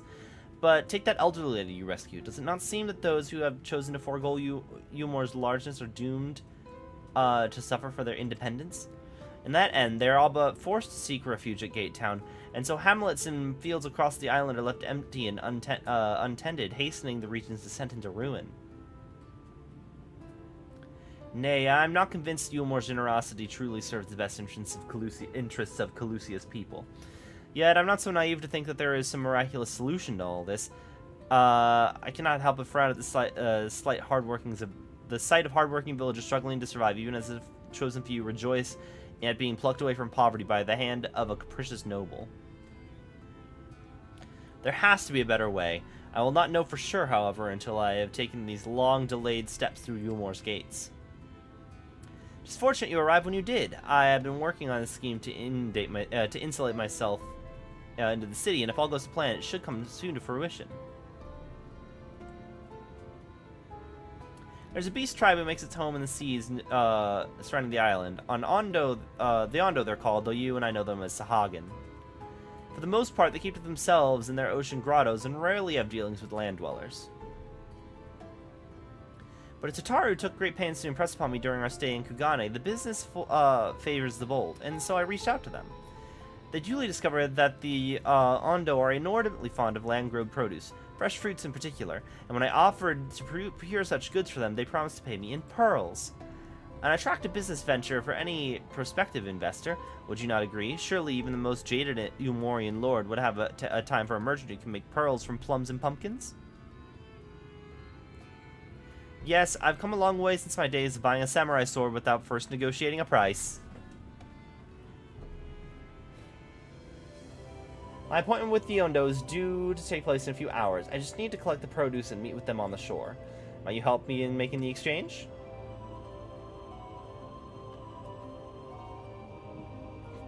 Excellent. I should be glad of your company. First things first, we must pay a visit to Moshamoa, my supplier and right. Come, it's to the northwest of here.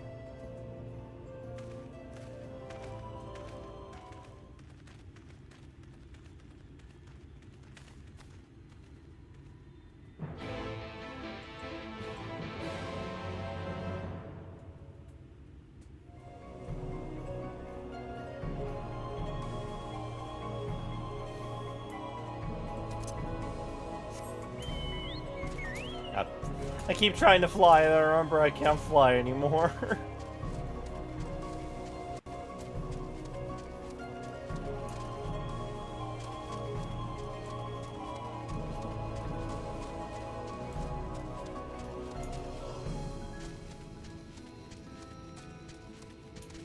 Oh, is this another... That's another settlement I haven't attuned to yet.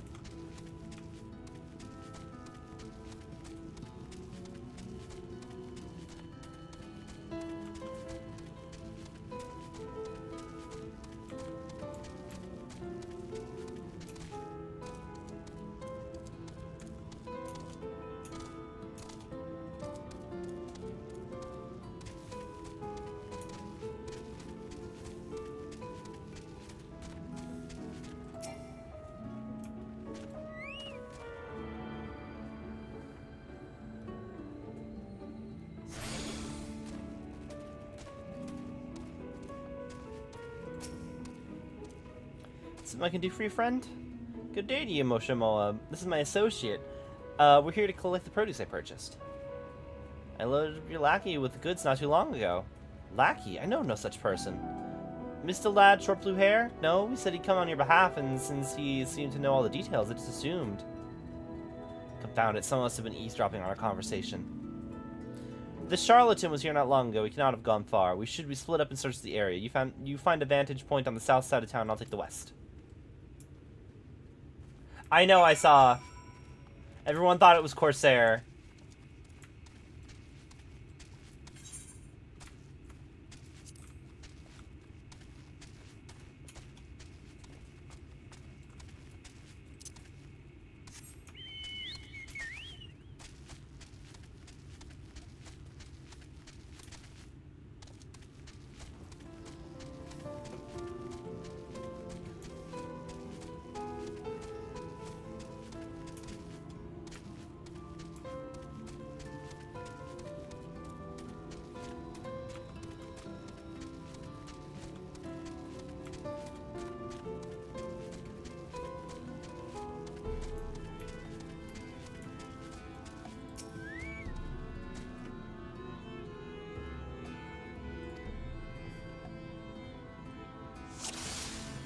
Where's Waldo? Hello there. You've made the mistake of having anime hair today, sir.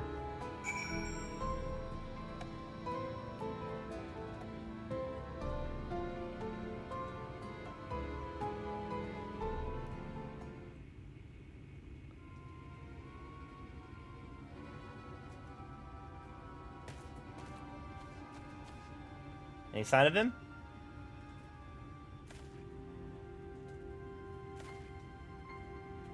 With a keen eye, let's move in before he makes his escape.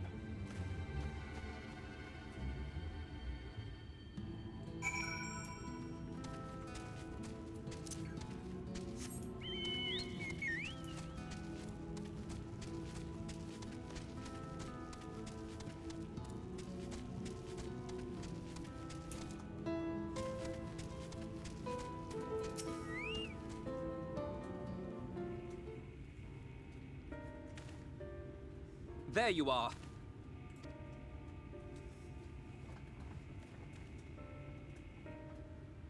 The thief who claims the harvest on my behalf. Hand it over. Well, forgive me. I have to get into the city.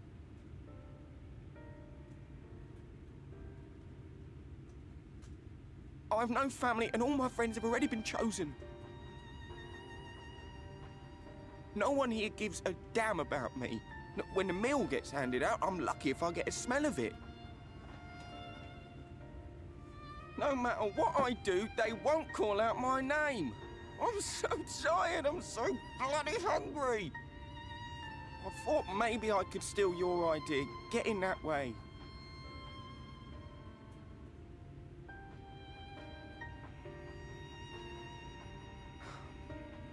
What is your name? Kai Shear. Tell me then, Kai Shear, must it be Yulmore or nothing? What of the Crystarium? They may not offer charity, but you would be fairly compensated for any work you did. No, it has to be Yulmore. That's where all my friends are. We made a promise that we'd live together in paradise.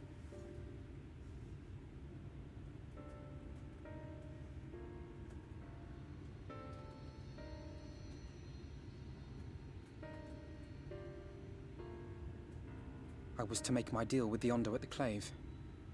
Listen carefully, and I shall tell you my plans for the business, and how best to arouse the Yulmorans' interest. You'll give me your place? Just like that? I'm giving you a chance, nothing more. What comes of it is entirely up to you.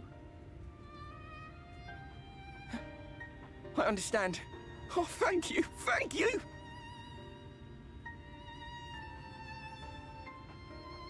I feel like you should still run the business, Alphino, and then just try and get the kid in later with your silver tongue. Like, you don't need to give up the entire business venture.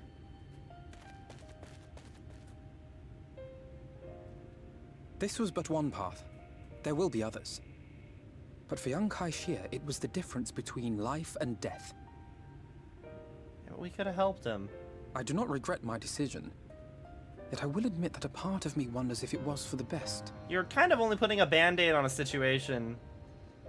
Like, you're treating a symptom and not the disease. We strive to bring swift salvation to this world. That countless lives might be saved, not least your own. Even if it came at the cost of one man, should I have forged on regardless? Yes. You need to go for systemic solutions.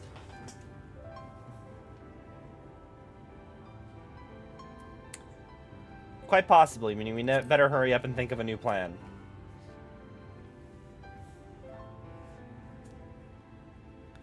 You have to create systemic solutions to systemic problems. I promise you. Shall we return to Wright then?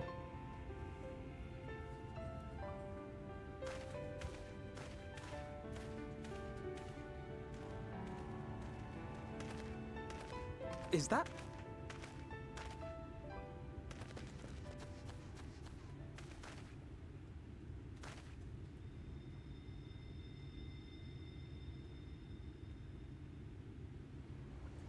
I can't be sure, but I think someone's in trouble.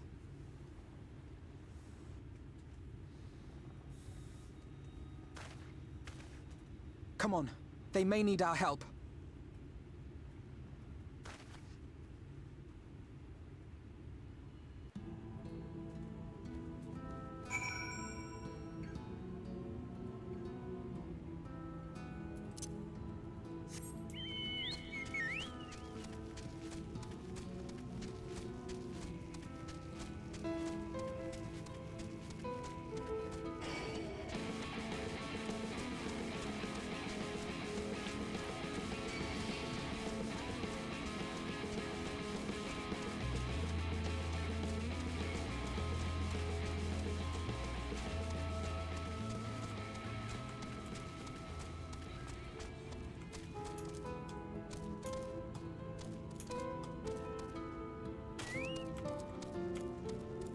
Oh wait, okay, no we don't. It's not here.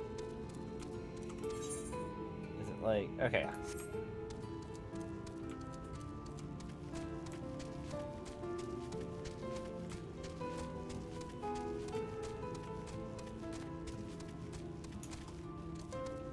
I noticed you still have the clock on the mini-map, but there's no moon anymore.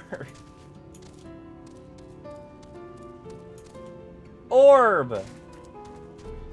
Hi, Alphino. I know we're supposed to be saving a man's life. Hang on, there's an orb.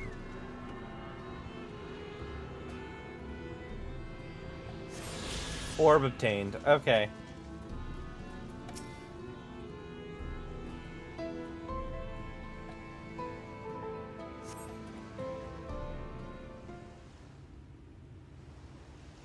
That should take care of his worst injuries.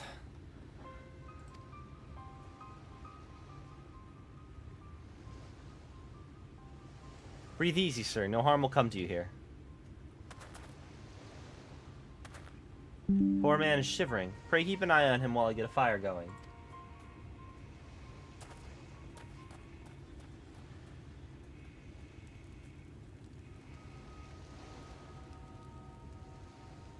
Thought for certain I was dead. How am I ever to repay this kindness? I'll set it from the tale behind your current predicament. Why don't you begin by telling us your name? He's from Eorzea, isn't he? He looks fancy. Tristal. I was invited to Eorzea to work as an artist.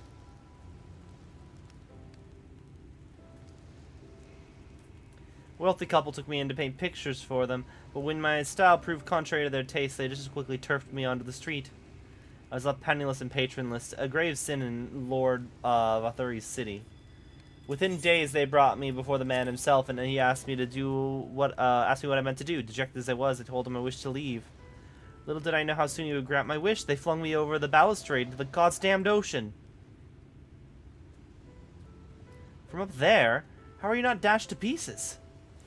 Don't ask me. Luck, I suppose. So if you hadn't found me when you did, I wouldn't have counted for much. Monstrous. And the citizens condone such barbaric punishment? Oh, without a second thought, when Lord Vathuri passes judgment, no one so much as blinks, let alone argues. In Eorzea, his word is law.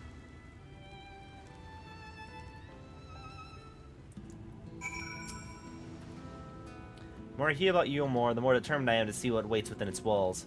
I shall bend all my thoughts towards securing another way into the city. There must be something we can do.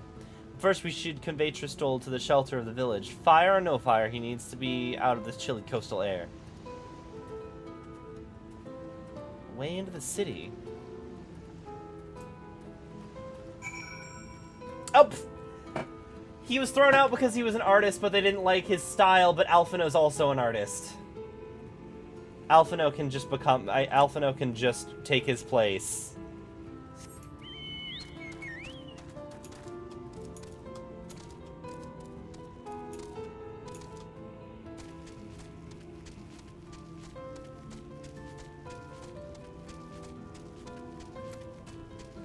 I'm gonna call that that's what's happening here.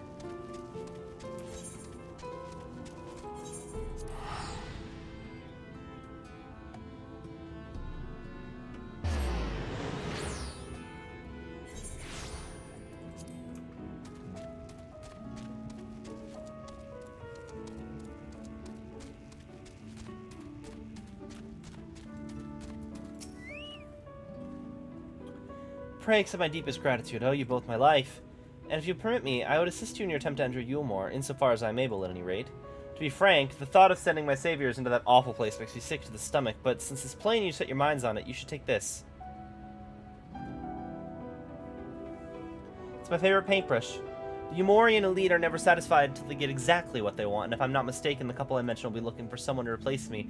If you make a show of owning such a well-used brush, you may be able to convince people you have a talent for painting. Are you certain? This is your livelihood. We cannot deprive you of such a treasured possession.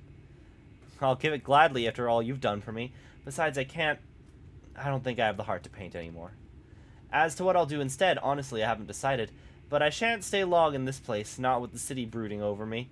Nay, I'll move on to new lands and a new profession, and I'll keep you in my prayers from now until my dying day.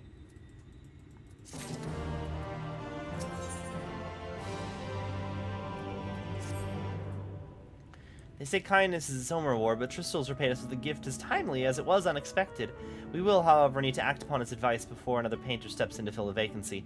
Thankfully, I do have some modest skill with a brush. Nothing approaching that of a true artist, of course, but enough to play the role, I would hope. Alphino, you are a fantastic artist.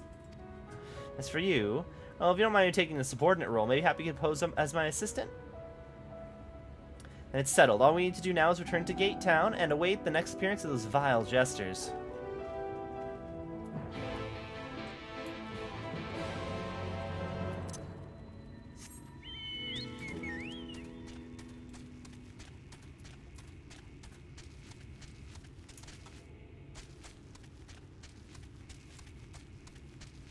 Remember, if they don't like Alphino's art, we call it avant-garde and imply they're dumb for not getting it. Yeah!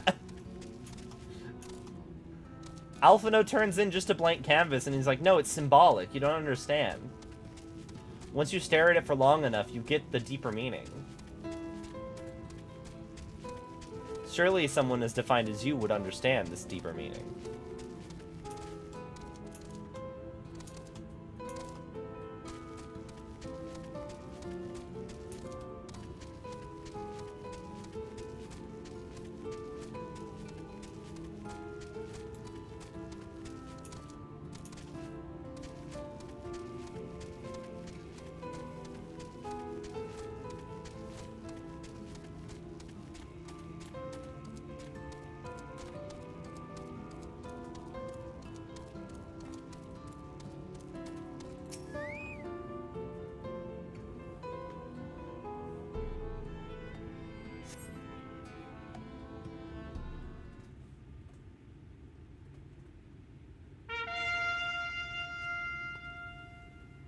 Here they come. Ladies and gentlemen, your attention once more. What a day it's been for the folks at our door. We've welcomed a peddler who made pearls from a plum, and now we've a patience for a painter, a plum. So come along and don't be slow. It's time to let your colors show.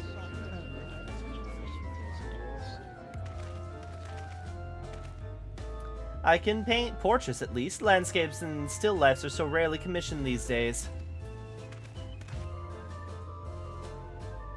I thought I spied some new faces in the crowd. We're fortunate that you should feel at ease and around an easel. What proof of your prowess? Any masterpieces on your person? Sadly not. Everything I paint is soon sold, such is the life of a working artist. I only have my brush to testify for me, though you will do know it has seen no small amount of service. Flux of paint both old and new, a tool much loved and much used.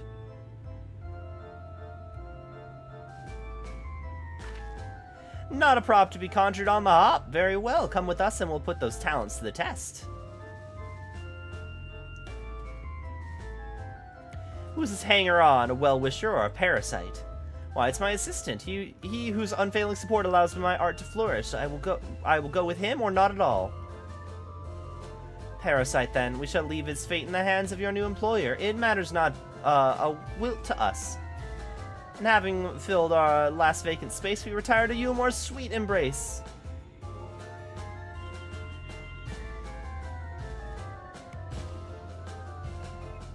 Mercy me, the meal! We almost took our leave without leaving a loving token. We must empty the sacks ere we make our way back.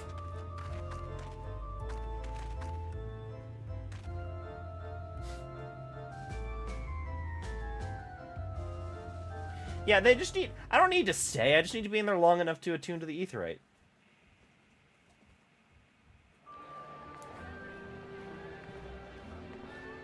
Redemption is beyond us.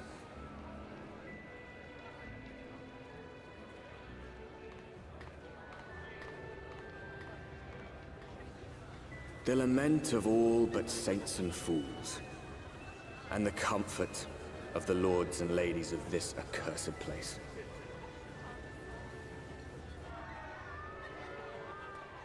Once they held fast against the madness, only to embrace the coming cataclysm and delight in the end of days.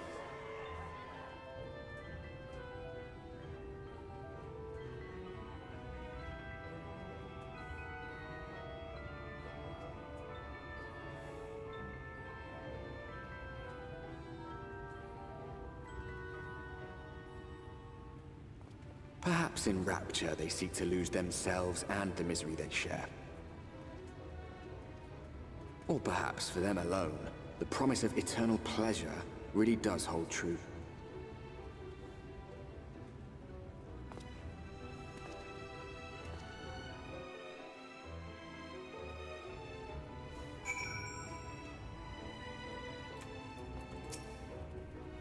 Welcome, welcome to the city of final pleasures. Feel free to weep at its magnificence. No, not even a single tear? Moving right along, then.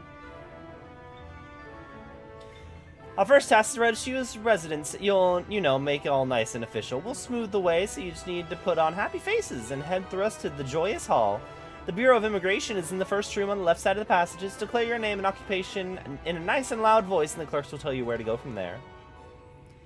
And pay no mind to these folk on the side of the road. Much like the hopefuls in Gate Town, they haven't earned the right to enter the city proper. If, however, you enjoy basking in the envy of your fellow man, then by all means take your time, but why waste another moment? Go, enjoy the beginning of a new life in paradise.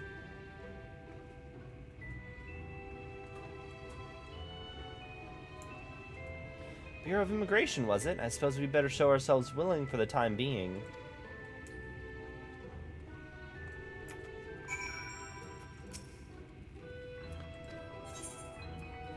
What do you do here?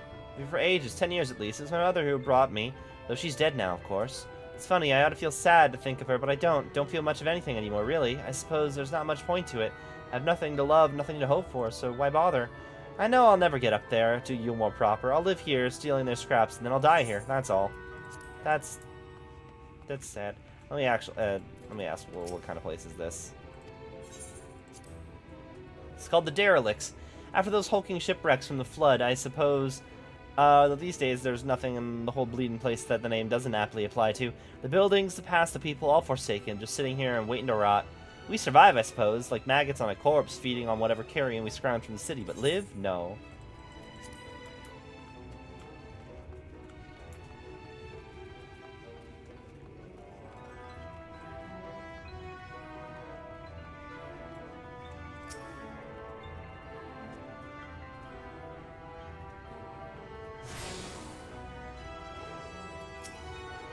You've been permitted entry? Well, just be sure you go directly to the Bureau of Immigration once inside. Sure, the Bureau of Immigration.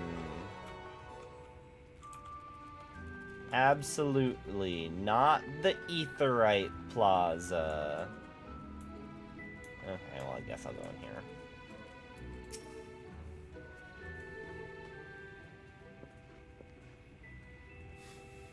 Welcome to Yulmore, fortunate friends. May I have your names? Alphino, an artist. This is Missing, my assistant. Ah yes, I was informed of your imminent arrival. We can forego the usual interview and begin processing your registration papers forthwith. Now, the citizens of Yulmore are divided into two classes. There are the free, who are blessed with the favor of Lord Bothry, and the bonded, who work in the employ of the free.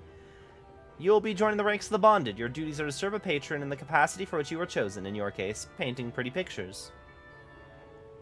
Should your patron dismiss you for any reason, you must find another sponsor among the free, or accept work as a general laborer. I see. And might you tell us something of the patron we are to serve? The two patrons, actually. Chai Nuz and Dulai Chai, a Mistil couple whom most refer to as the Chais. They're both gentle souls, but I would ask that you conduct yourself with respect and humility for your own sake as much as theirs. Now a moment, please, while I complete the relevant paperwork.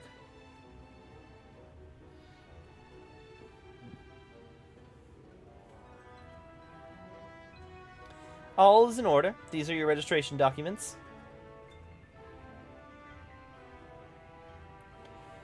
Take those papers next door and submit them to the clerk. Once they've been stamped, you'll officially be Yulmorian citizens. Enjoy your new life in paradise.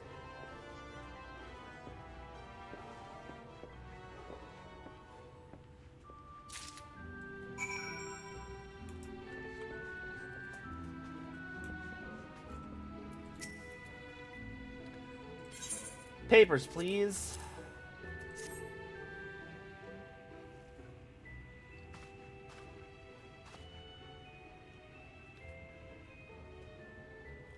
What have we here? Alphino artist, missing artist assistant, to be employed in the service of Lord Chai Nuz and Lady Julia Chai.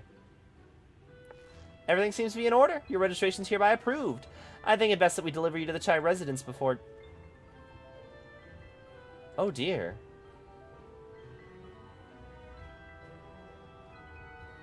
You smell hideous. Did you crawl here through a ditch? It's like some unholy miasma of dust and sweat and musk of some unwashed beast. Proceed directly to the delousery next door and scrub yourselves clean. Use whichever showers are free. After you've rinsed that stench, you'll want to splash yourselves with this perfume liberally. Once you've made yourself presentable, then you may proceed to the Chai residence. Cornen, the guard by the stairs, will give you directions.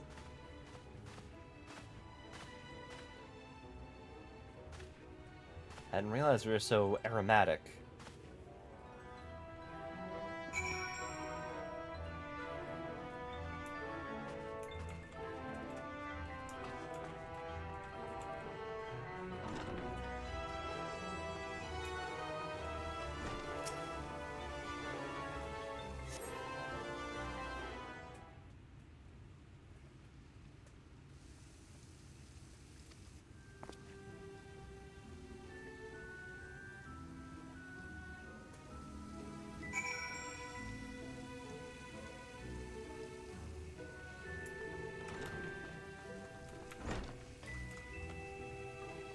Maybe I should draw the curtain.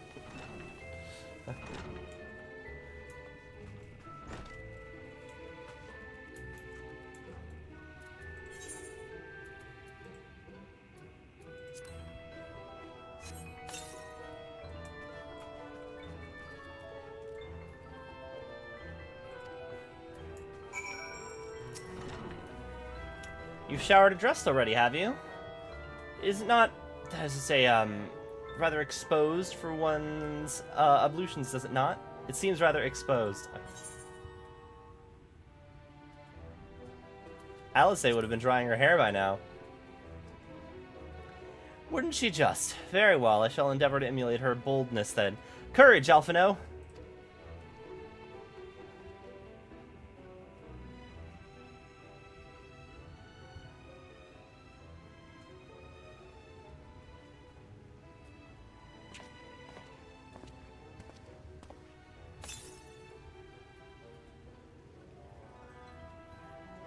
Well, that was bracing. I believe the lingering smells of the road have been successfully expunged.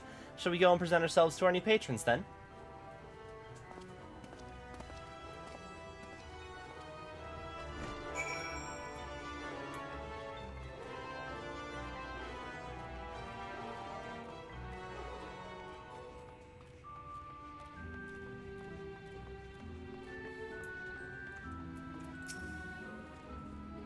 You're looking to present yourself to the Chais, are you? Let me explain how the city's laid out. I imagine 3 layers, one on top of the other. Layer here is the buttress. Above that is the understory, which is the military has its headquarters. And above that, you have the canopy, which is where the free citizens of Eorzea spend their days. So if you want to find your new patrons, you'll need to keep climbing until you run out of stairs and look for the Grand Dame's parlor. They'll be there, like as not.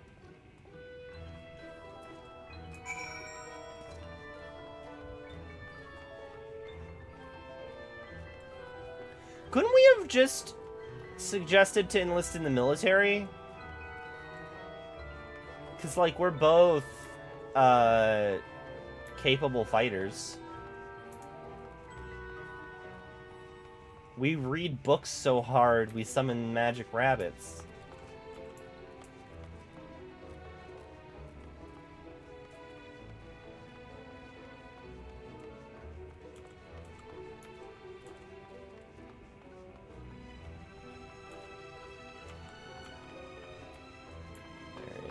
Aetheryte!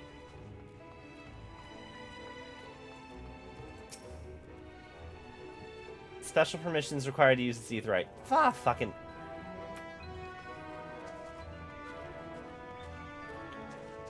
I don't need permission.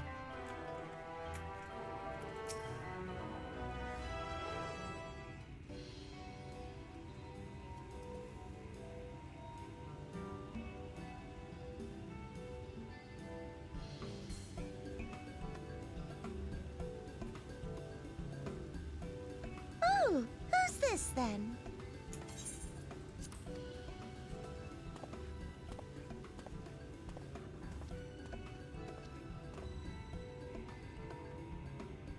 Lord and Lady Chai, pray forgive our intrusion. I am given to understand you were in search of an artist. Ah, you must be the new, Oh, goodness me! What an adorable boy! That silken hair, those pearly cheeks, oh, and you even smell wonderful, like a bed of flowers.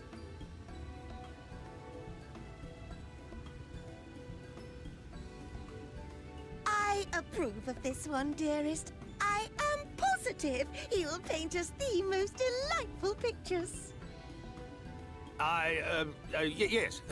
Well, as long as he paints better than that talentless wretch we sent packing last week.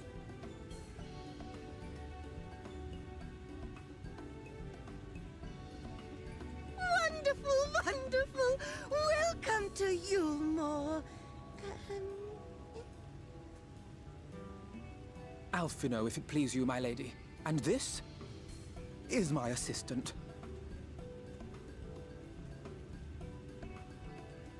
Your assistant? I've heard of folk bringing in family members, but this seems a bit irregular. Aren't you a little young to have a protege? We are family in all but name, my lord. Though we share no blood, we have stood by each other through life's many challenges, resolved to prevail together or not at all. Of all people, 'tis he who best understands my work. With his unique insight guiding my hand, the art I create is sure to satisfy your expectations. Once the picture has begun, of course, I shall have no need of constant encouragement. And so I wondered, rather than him being in your way, might it then be permissible for my assistant to explore the city he has so longed to see? Out of gratitude for his priceless contribution to my art, I thought it only fair that I make this humble request on his behalf.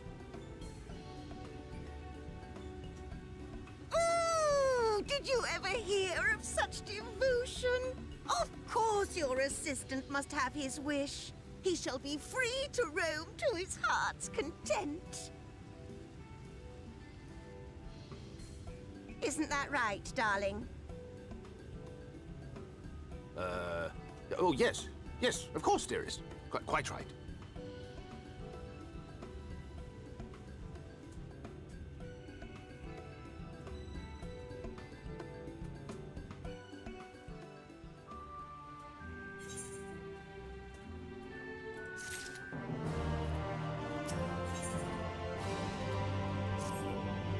If you appear to experience Yulmore, I suggest you make the most of it. Explore the city top to bottom. In other words, I would start with the canopy and go from there. Try wandering around the market stalls mayhap? Such places are usually filled with colorful characters, only too eager to share local gossip with a friendly visitor. I would appreciate, of course, that you share any discoveries with me in turn. We should both learn as much as possible at our new place of residence.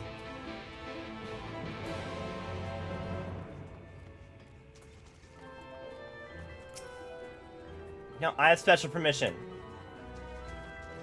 I'm a very special boy. Oh, there, a fresh registrar. Well, you seem a little lost. It is lovely to make your acquaintance. Speaking of acquaintances, you wouldn't happen to have run into my attendant on your wanderings, would you? Big, strong lad, long hair, tied back. He was escorting me on a shopping errand when I realized I'd dropped my handkerchief, and now I've been waiting here all alone while he's been off searching for it. I'm not terribly fond of being alone. If you do see him, I would be obliged if you could pass on this message. Forget the silly handkerchief and return to my side at once.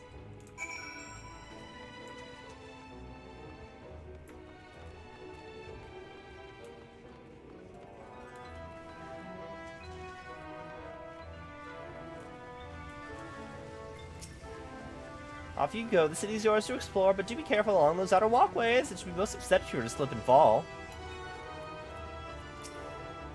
My wife has given me permission, then you need not seek my say-so. All I ask is you behave yourself, draw no attention, be respectful at all times.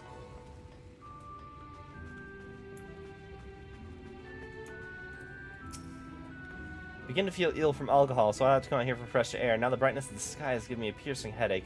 Why must fate be so cruel to me in particular?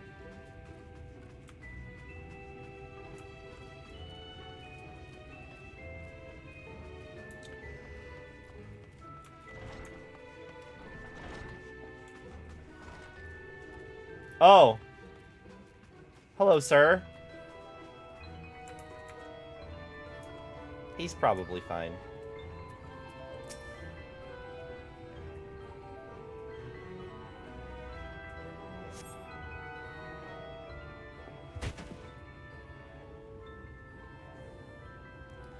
Wicked White, that was too close.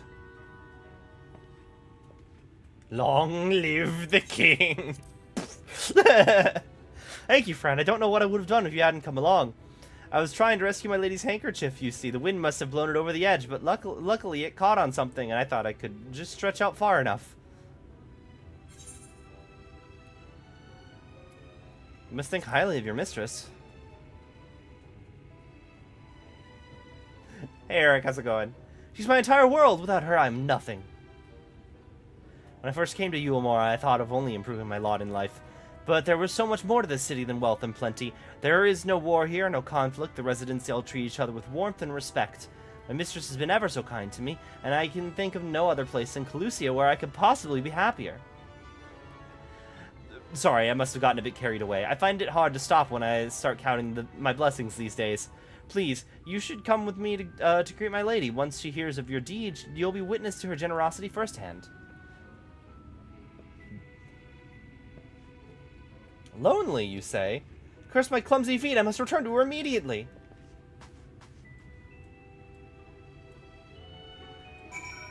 I get the impression Dooley will have a lot of that, doesn't actually know what's going on when it comes to the situation. Yeah, because she's like, oh, be careful that you don't fall! Not knowing their last artist was yeeted over the edge.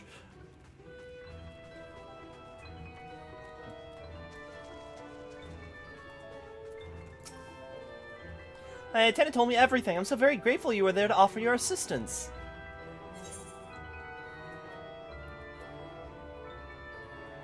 You value him highly, then.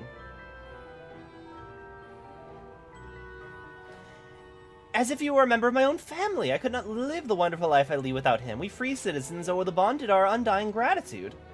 Mayhap in another society, our different standing would lead prejudice or resentment, but in Eorzea, a most glorious measure is in place to avert such unpleasantness. Part of that measure requires that the free surrender their fortunes. Upon registration, all of our property, financial, intellectual, or otherwise, is given over to the city. In exchange, we are provided for with ample funds and commodities to live a life of pampered luxury. Being liberated from our concern of earning coin has an almost miraculous effect on people's outlook. There are no rivals to compete against, only fellow residents with whom to enjoy our tranquil existence. Now, if you'll excuse us, I must see what the markets have to offer as a reward for the return of my handkerchief. Oh, and I've not forgotten you, of course, our courageous messenger-turned-rescuer.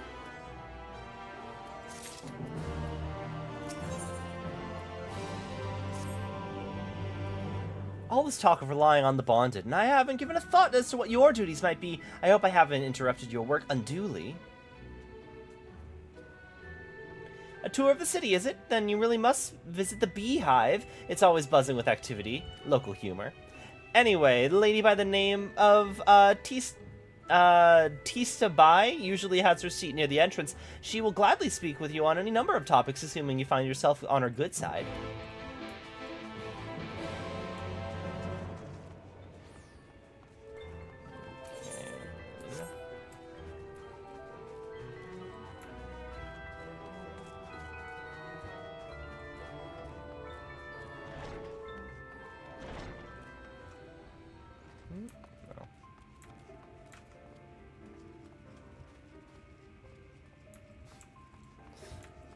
Hello. Welcome to the Beehive, my little drones, seeking the sting of excitement to liven up your day. I can tell at a glance when folk are new to our happy colony is the first nervous fluttering you see always gives them away. Is the Beehive the thing from Final Fantasy VII where Cloud gets the cross-dress? I know that there was... I don't know if that was the golden saucer or not. I know that at some point in Final Fantasy VII, Cloud cross-dresses. And it's at, like, a burlesque club. I can tell at a glance when folk are new to our happy colony. It's the nervous fluttering you see, always gives them away. Why don't we play some cards, set you at ease? A quick game of high or low, simply a manner of guessing who has the bigger hand. If you win, I'll grant you a single favor, within reason, of course. Interested? That's not the saucer. So, was it the Beehive? I think the name is Bee. Yeah, I was like, there's some kind of bee thing. Oh, do I get to play you a triple triad? Let's play. Is it triple triad? 3 cards for you, 3 cards for me. You flip one of yours over, I flip 2 of mine.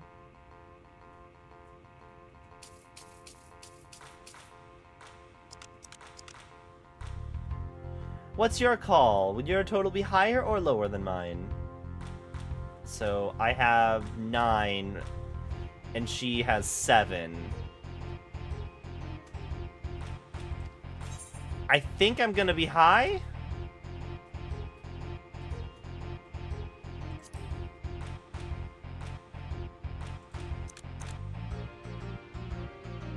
My card's out up to 11, and you have a total of 19. The Honeybee Inn. Okay. Congratulations, your guess was right. Usually I concede defeat at this point, but what do you say to a rematch? One more win, and then we'll talk about that favor.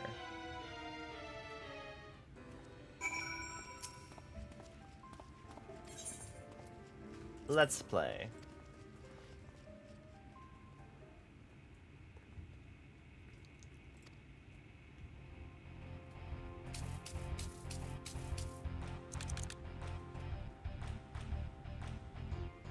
Uh, 8. You have 12 showing already.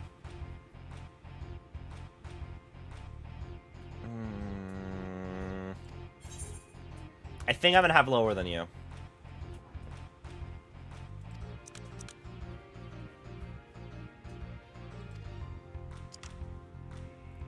Yes!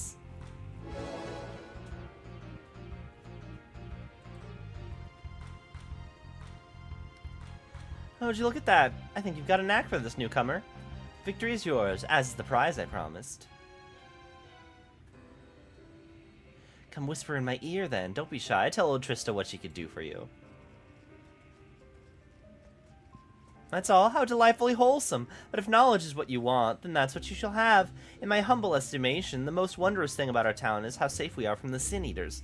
They say Lord Vothry was born with the power to command them, which means no Eorzea ever need raise a weapon in defense of the city. Was that the kind of thing you wished to know? If your itch still needs scratching, you might get a few words out of Othran over there. Atharn over there? There's not that a merry soul sot likes him more than the sound of his own voice.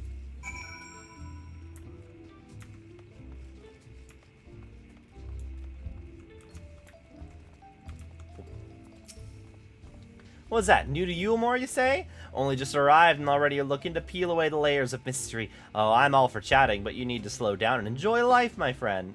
Tell you what, you hop up on that stage and give us a dance first, and then we can have our little talk. Do I need to do... Okay, sure. Hang on. Let me just... Okay, cool. Alright, cool.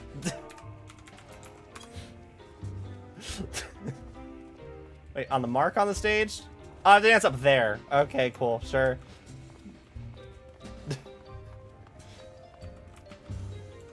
Okay.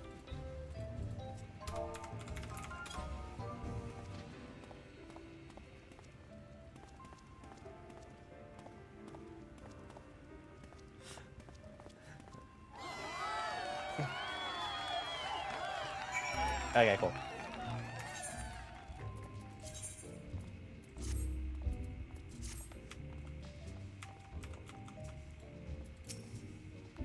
That's what it was, a show. You're welcome to clamber up on stage anytime you like.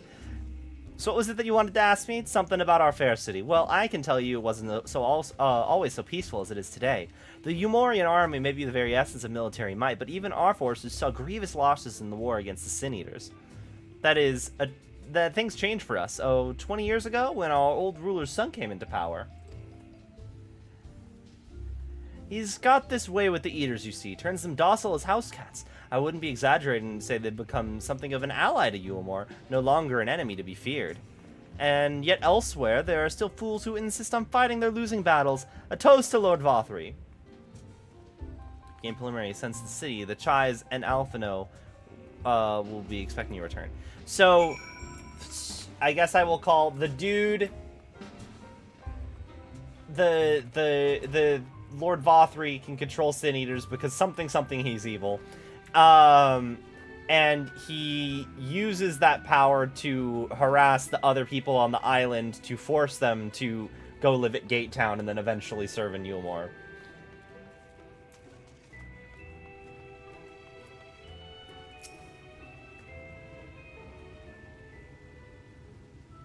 You returned from your jaunt around the city so soon?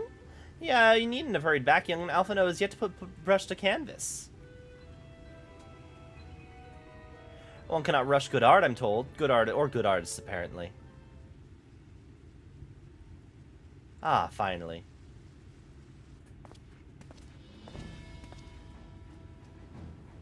Oh, he's back in his old Scion attire.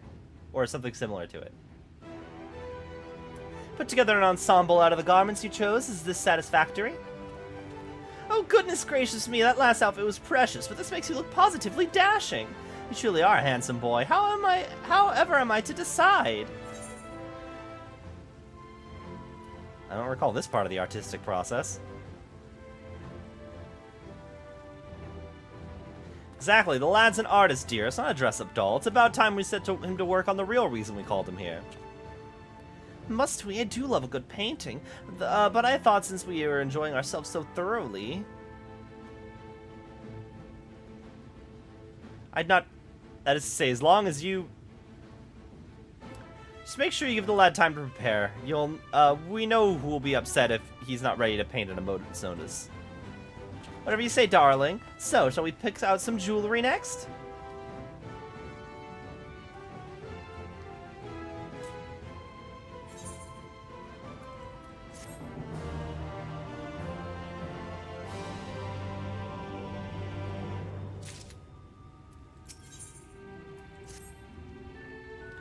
Lady Chai has a particular sense of beauty, and apparently that extends to how I should dress whilst painting. But the suggestion of hers works in our favor. The time I spend indulging these distractions is time you can use to continue our explorations. For this excursion, I'd like you to delve onto the layer below us and sniff out about the military headquarters. I'm sure the understory has its own tale to tell.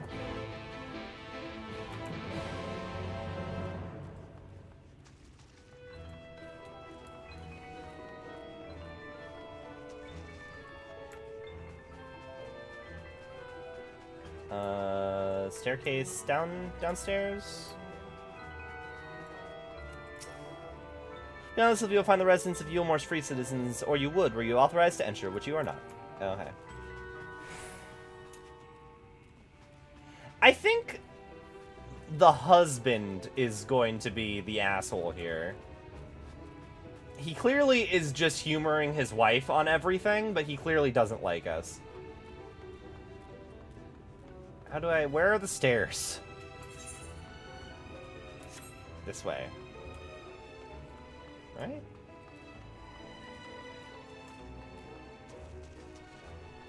Like, he's clearly got a lot more prejudice than his wife does. His wife just thinks we're adorable.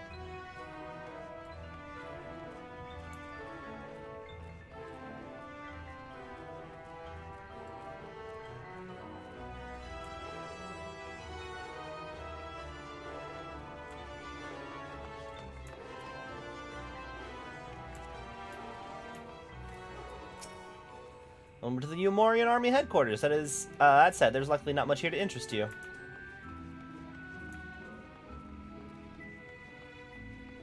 Clan Nusty! Final Fantasy Tactics!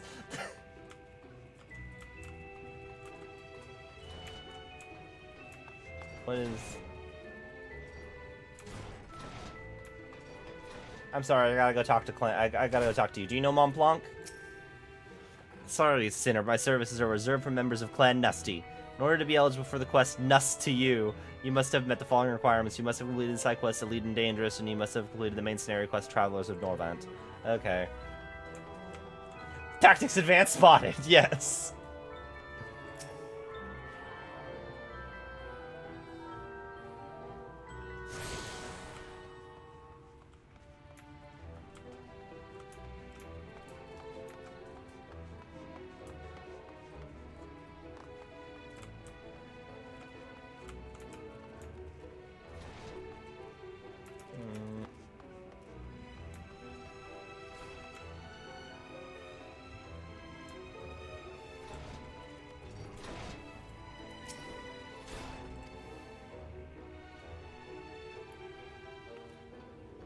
You're one of the bonded, aren't you, like me? Please, I need your help. My throat. I can't sing anymore. I've been making excuses, but it's not getting any better. If my patron thinks I'm no use to him, then I need you to sneak out to the derelicts and describe my condition to Thoric. Here's a list of symptoms, and a hunk of meal to pay for his medicines. Please, I have no one else to turn to.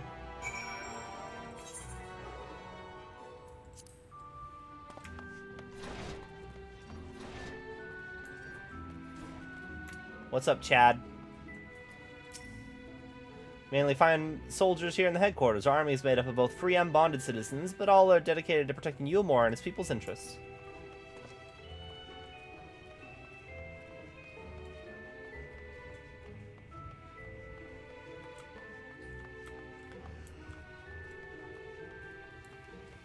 Okay.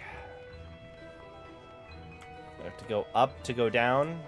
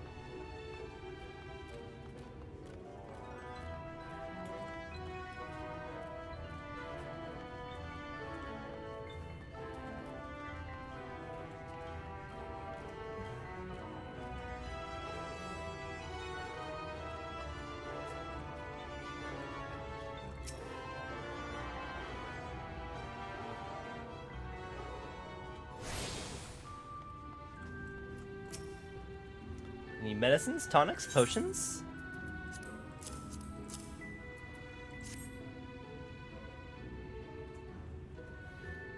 Cure for an ailing voice, is it?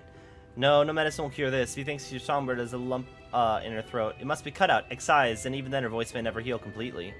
Poor little songbird. Will they kick her from the nest, I wonder, or simply silence her chirps?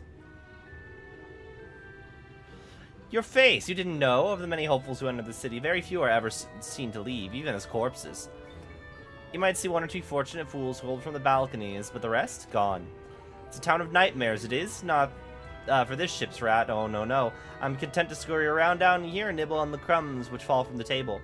This consultation is over, you have my verdict, and I'll have my meal. Good day.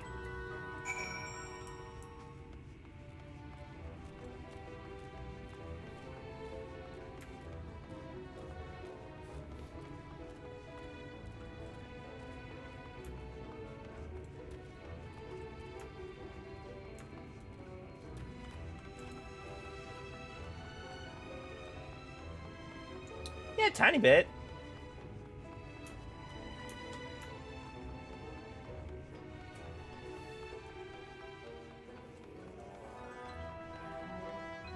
Oh, wait, I can Ethernet.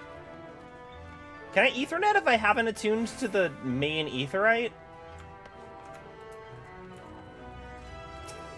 I can. Night soil pots. Oh, wait.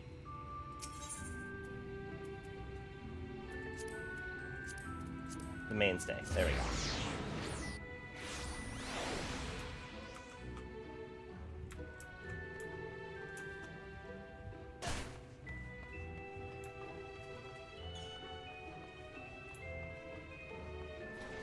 No, the Chais didn't fling him from the balcony. The Chais discharged him. He couldn't find another patron. He got brought before the Lord or whatever, and said he just wanted to leave the city, and the Lord was like, sure, and then yeeted him over the balcony. But the Chais didn't know that that's actually what happened.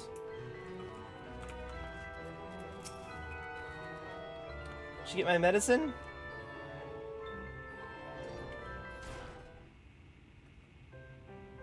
What am I gonna do if I can't sing? There you are, my sweet canary. Have you been crying again? Don't tell me your voice is still not on the mend.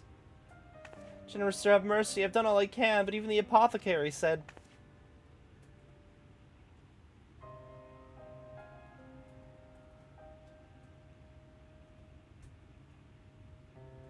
So you've been suffering all this time. I'm sorry, my pet. I hadn't realized your affliction was this grave, but you needn't fret. I'll not reward your hours of trilling by casting you out onto the street. You're too kind, sir. Well, use some if I cannot sing. I fear the day I become more burden to you than treasure. I shall have a word with Lord Vothry and arrange for your ascension. In that paradise where resides neither pain nor illness will your song ring out clearly once again. Or mayhap you think that a step too far? No, you would do that for me? Of course. Why I would almost wish to hasten my own ascension, knowing your blessed instrument was there, waiting there to greet me. Is this a cat situation? Like you get chosen to die? Ascension?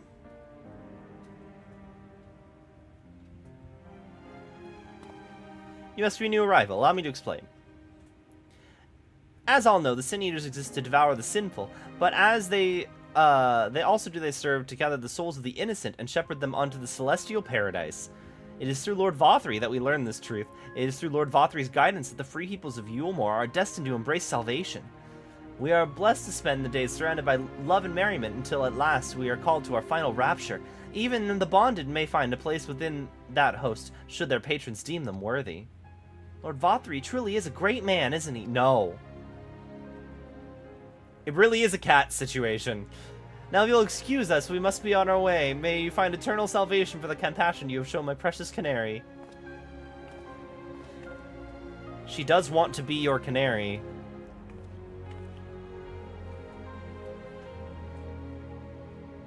Yeah. Cool. Nah, yeah, we just feed you to the creepy light monster, and that's totally fine. There's totally not anything sus about this. Alphino. Oh, I gotta be able to attune to the main Aetheryte Plaza.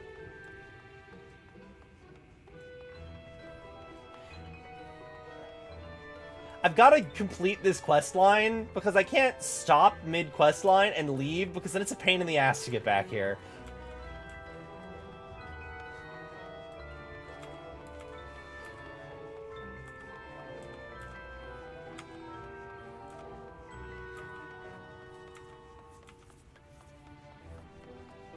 What was the name of the cat from Cats who sings Memory? That's her. That's the girl. They should have made her a cat. It's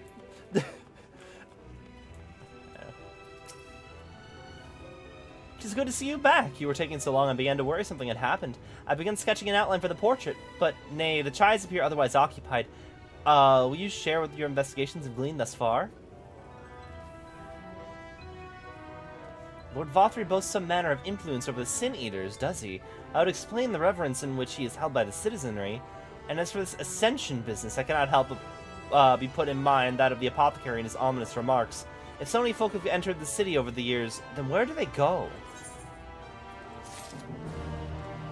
I know nothing of cats.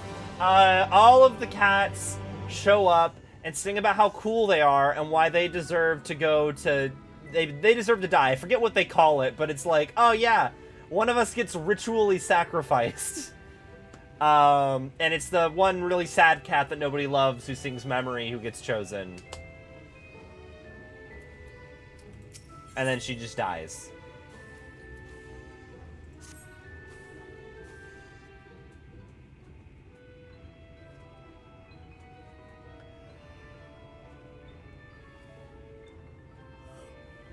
I take my eye off you for one moment. You're chatting with that assistant of yours. Am I to assume the outline is done then?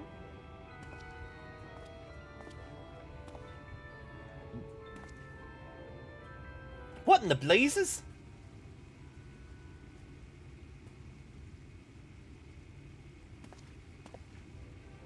So unflattering. Yes, you should have drawn her slimmer.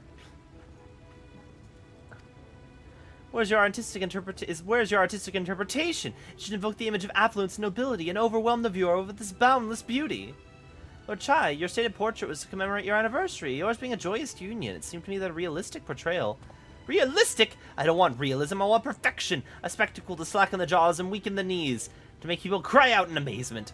Now fetch a blank canvas and... Oh. Screaming man. Is that coming from above?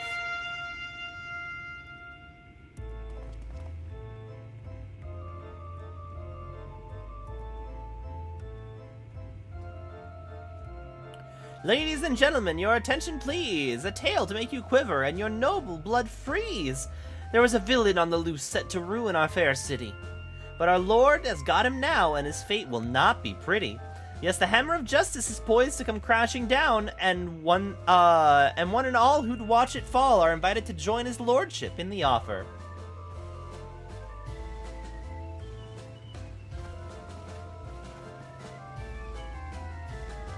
A malcontent? How dreadful. This man is to face sentencing? That's right. In fact, if you're curious, that might be worth you going along for the experience. The offer they mention is part of the Emergent, the level above us where Lord Vothry resides. Ordinarily, you'd be barred from entering, but it seems that they'd be opening up its doors for the next little while. The Crown Lift will take you up there. We'd better not dawdle, then.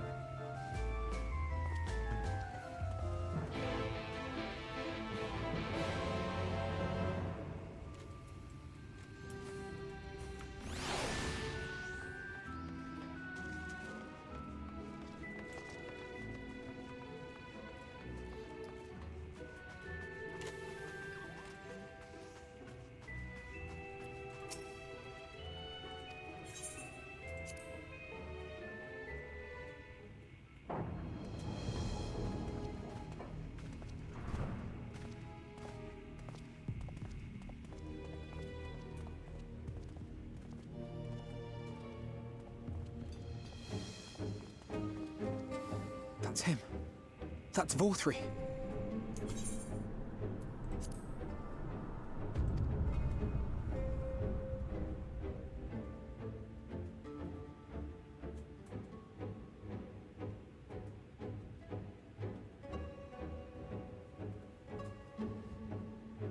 He's attended by sin eaters. But how does he keep them from attacking? Mercy! Mercy!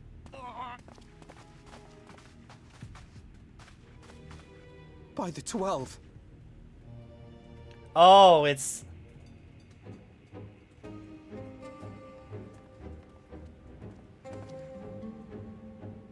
Kaishia, what happened to you?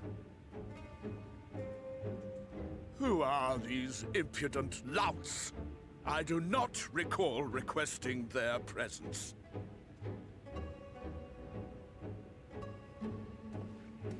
Lord Vothry, what is the meaning of this? Why is this poor man bleeding to death on your floor?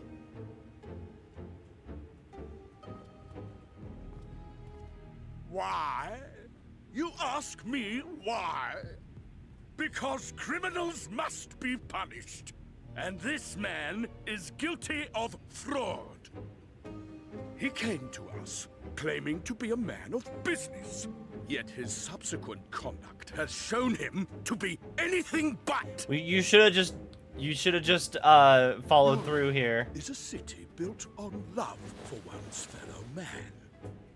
Those who have naught to give and live only to take are a blight upon our society.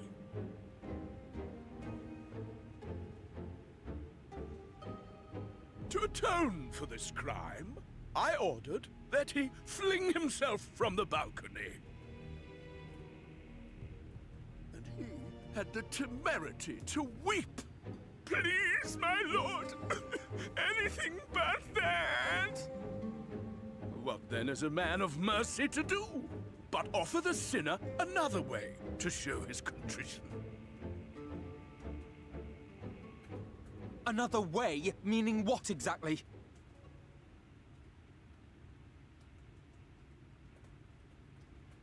Sin Eaters are part of Yulmor's society. but they must be fed with ether. Living ether. So, I demanded an offering of flesh, carved by his own hand, from his own hide. And still, he could not do as I asked. A wholly unsatisfactory performance.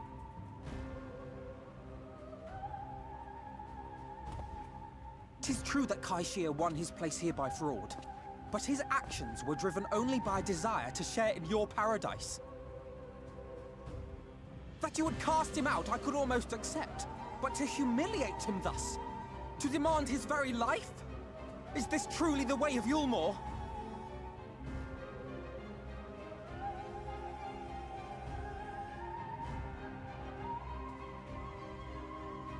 Oh, you dim, deluded child. Have you ever paused to consider what it takes to maintain such a paradise in this barren, broken world of ours? The guarantee of safety and stability. The knowledge that if one only abides by the rules, one has naught to fear. I alone can offer these things. Oh, he's got it. There's a face underneath his... And thus am I alone the voice of justice, and any who oppose me, villains to be punished.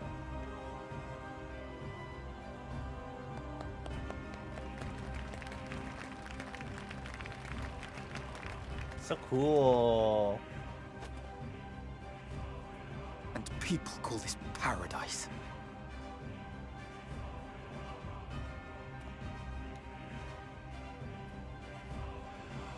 You were granted a place in my city for a particular skill. What was it? Painting. Oh, an artiste! Then you shall paint a picture for me of Yulmore. If I find your art pleasing, then I may excuse this display of insolence.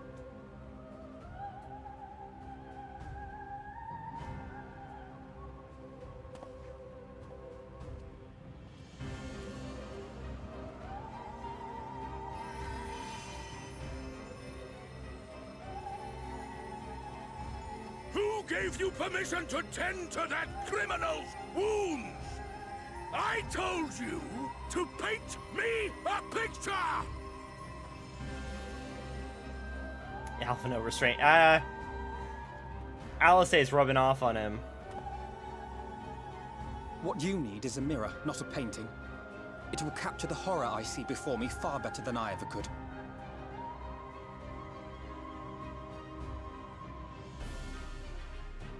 Can you walk? I think so.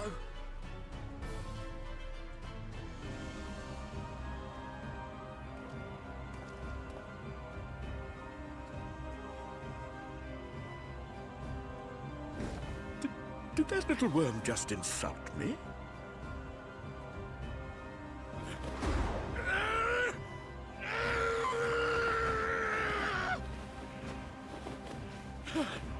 I'll kill them! I'll kill them all! I'll enslave their minds! I'll torment them! Torture them!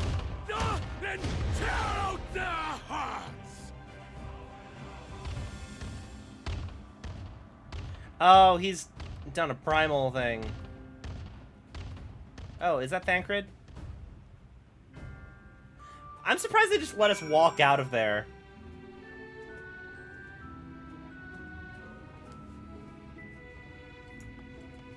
They just let us walk out.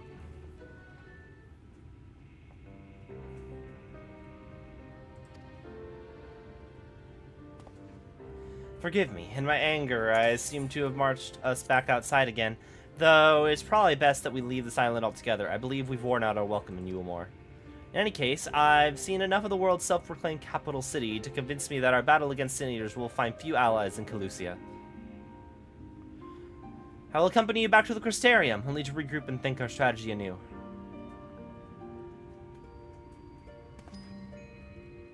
Kaishir, I've done you a grave disservice. You were hungry and desperate, and I offered you a solution without once considering the risks inherent to you accepting it. If I had but known the price you would be made to pay. They were mind slaves. Alphino's comment did kind of blue screen him. Yeah. I think that I feel like the people in Eorzea are probably what's it called? Tempered. You gave me everything I needed to make your idea work. It was me who made a mess of things, not you. But even after all the trouble I caused, you still stepped in and saved me, and now Lord Vothri wants us all dead. Why not come back with us to Crystarium? I'm certain we can find work for you there if you're willing. No, how about just me leaning on your kindness again? I need to do some thinking. Learn how to stand on my own 2 feet. You can stand on your own 2 feet in the Crystarium. Away from the guy who controls Sin Eaters. You must promise you'll be careful. The Eomorians may come looking for us. I'll keep my head down, don't worry. And you take care too. Give me the chance to repay what you've done for me. Alphino! Lord and Lady Chai. What in the blazes did you do? They have the entire city looking for you. I took a peek at your unfinished portrait, Alphino. Now, I've had many a beautiful and striking picture painted of me, but there was something about your work. It was as if you had caught the very essence of our love and rendered it naked upon the canvas. It was bold, unflinching, and I adored it. Please, you must come back with us and finish what you began. I'll speak with Lord Vothri and vouch for your character. I'm sure we can smooth over any hard feelings. I'm sorry, Lady Chai. There are more important matters to which I must attend. More important? How could be more important than me enjoying the days we have left to the fullest? Pray press me no further. We are leaving, but I would not presume to take the garments you were so kind to procure for me. One moment. I wouldn't hear of it. Keep the clothes, you silly boy. I insist. And I shall make arrangements so that you can pass through the gate without causing a stir. I expect you to come and visit. I'll return. I promise you that. The outrage I witnessed must not go unanswered. Next time we meet, I shall better be prepared to confront the corruption which hides beneath the glittering facade.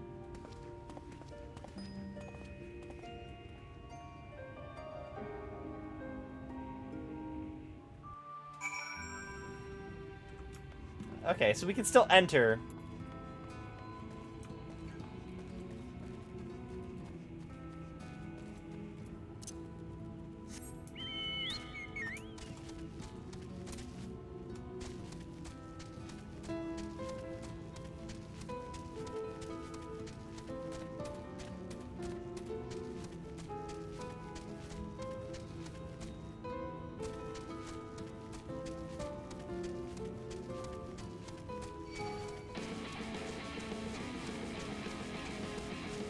Yeah, she wants to help. Yeah, Lady Chai seems to be the nice one.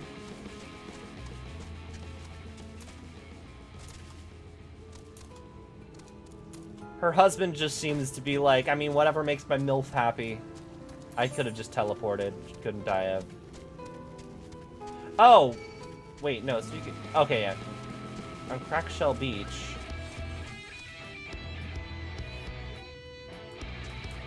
That's taking me back to the Crystarium. Where's Crackshell Beach?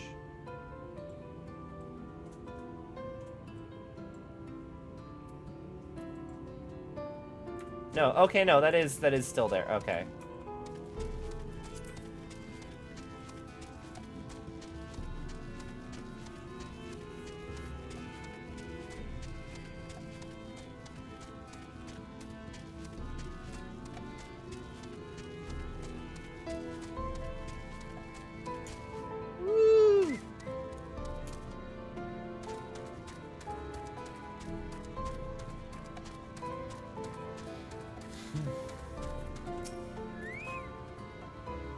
Thank you, my friend, for staying at my side through this whole sordid endeavor.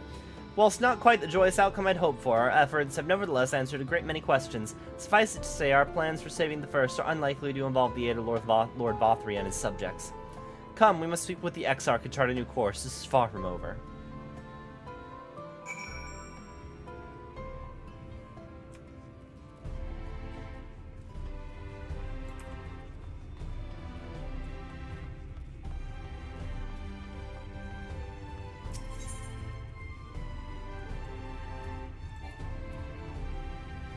Oh. Oh, that's in search of Alizé. No, we want to go to the Ocular.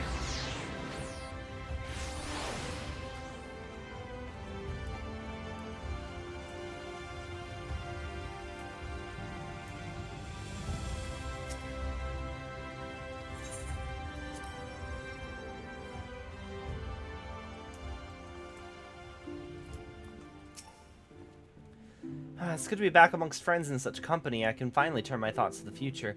But ere we discuss all what we've learned and begin planning our next step, I think it's best you visit Alizé. Her familiarity with Amareng would no doubt provide us with invaluable insight, and besides, I know she's as eager to see you as I was. It'll bring a smile to her face. I will do that.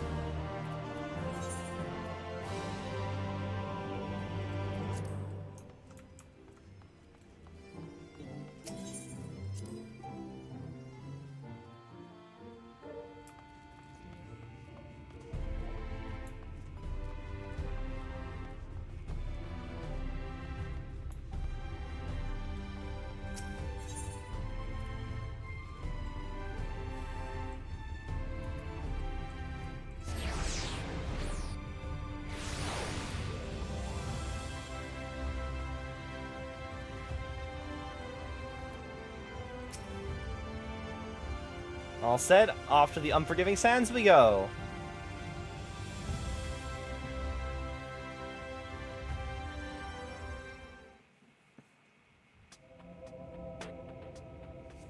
Areng.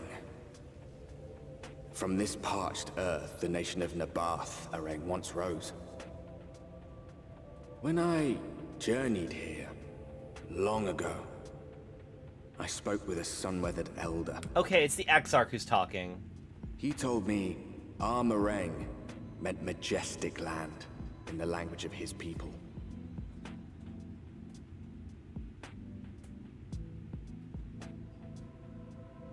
And so it might still be, were it not for the light's unrelenting onslaught.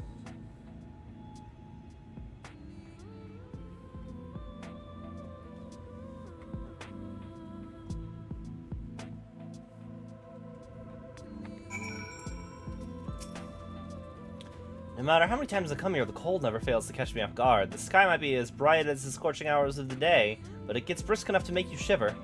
Now, the Exarch's letter said that I was to take you to the inn at Journey's Head, which is where that Alizé friend of yours is staying.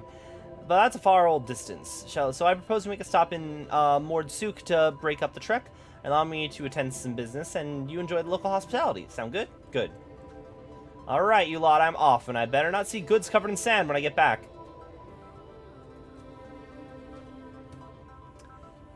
Head southwest, straight as an arrow.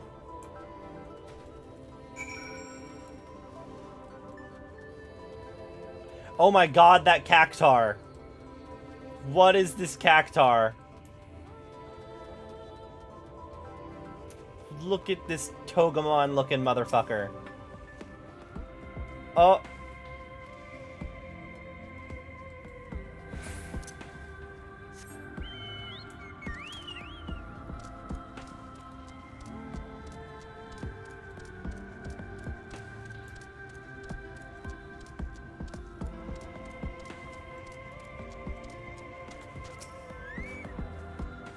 Stop here a moment. This is your first visit to Amareng, is it not? Before you cross the River of Sand, you need to turn around and feast your eyes on that.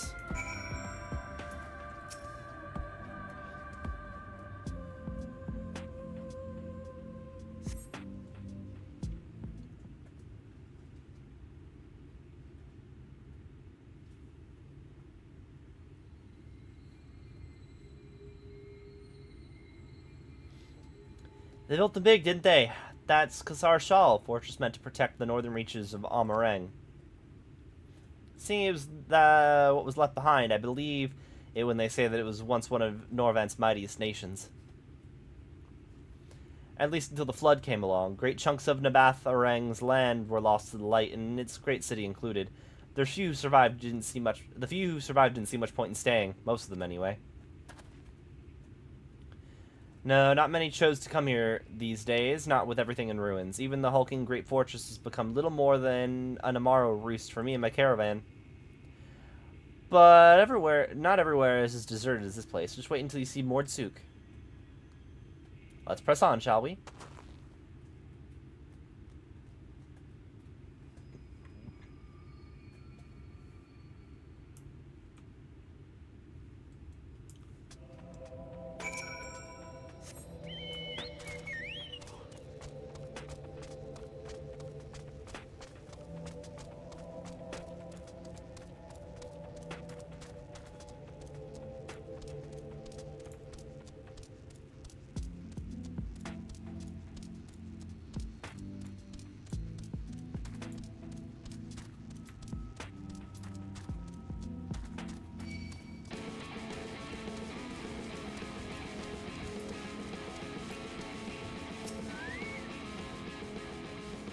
By the blessed shadow, I love this town.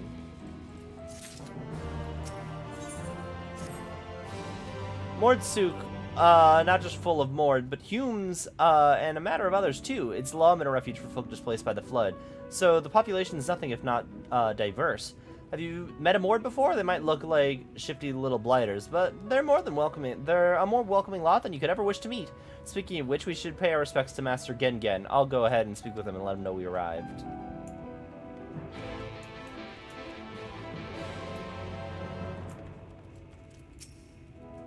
Greetings, buy something and help me feed my son. He has grown big and strong and is eating me out of house and home.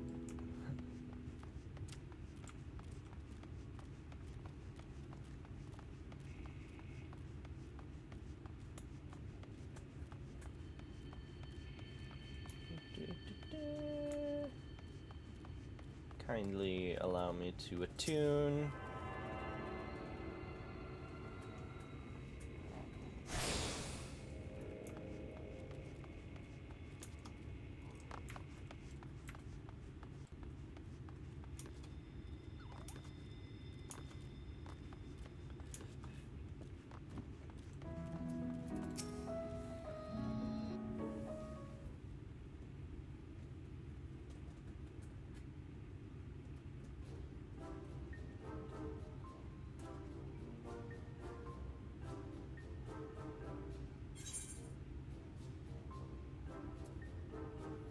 That's a kobold.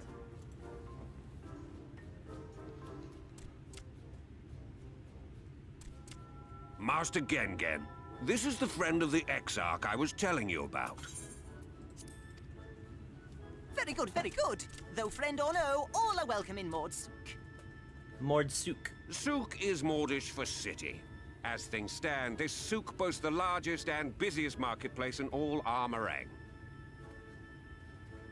You'll find ore from the mines here, of course, but all manner of other things too, many of them rare.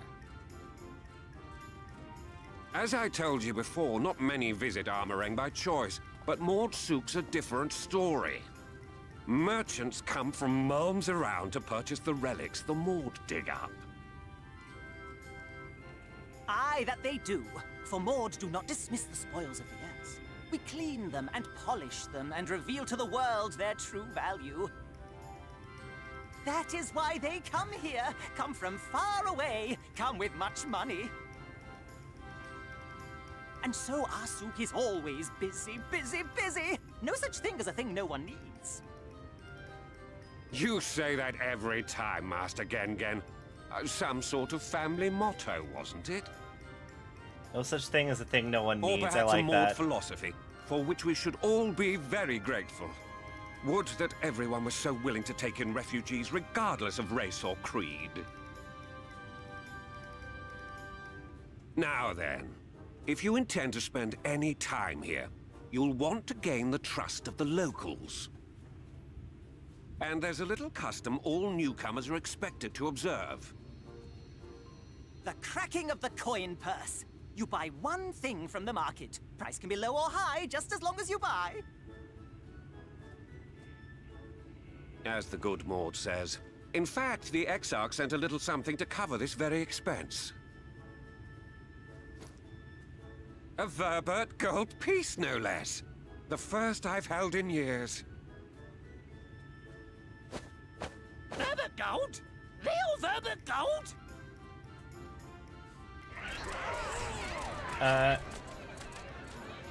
Newcomer, crack your coin purse with me. Oh no, you want my goods, newcomer? I have jars and pots all smooth and shiny. Over here! Come and look! You buy, you buy?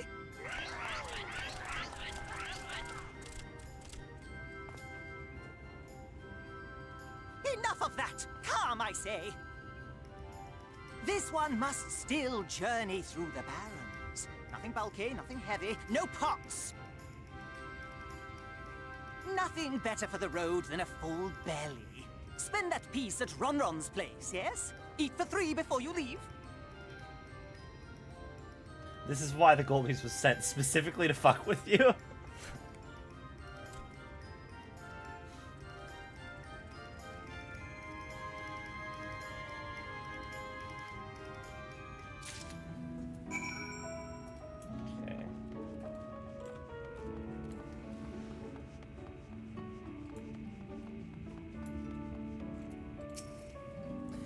Welcome to Ronron's, traveler. I have wares to empty your purse and fill your belly. Take your time, stare and sniff before you choose, but no drooling on the merchandise, yes?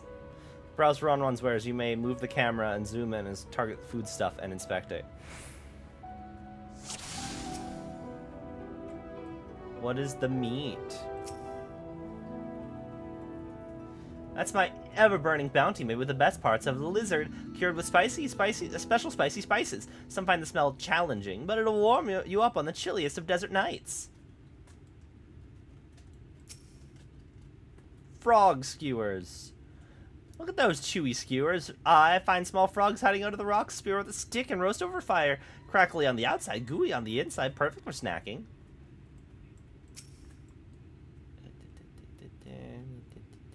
Ron. Cannot eat Ron, not even for Verbert gold piece. Bread. I call this mush loaf. It's the middle is stuffed with bittersweet cactus fruit, so that even if the bread dries out, it's still moist inside, keeps you going in the heat. Worms. Everyone's favorite, plump white worms, slathered in honey. Once you eat a glazed wriggler, you'll never want any other treat.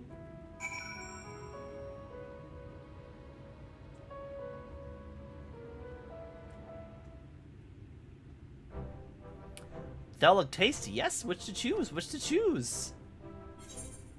I'm gonna have the ever-burning bounty, please.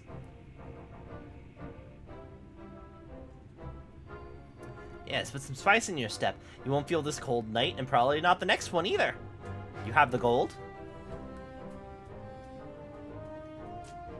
And done. 1 Verbert honor buys you 10 slices of lizard's meat.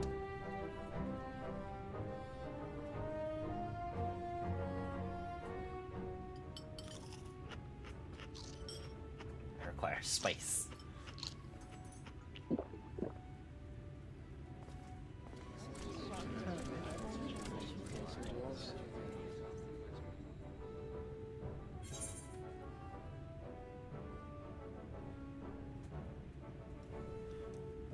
Now I'm gonna eat everything. Every last mouthful.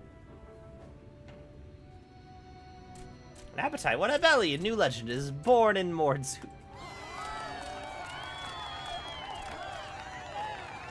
Consider your coin purse cracked. I am pleased to accept your custom, and Gendium will be pleased that you honored ours.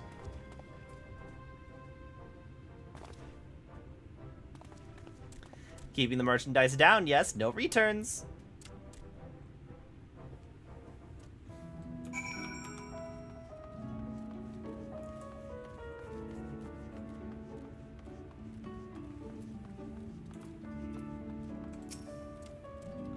I was watching from here. You honored our custom with great relish. You will always be welcome in Mordsuk.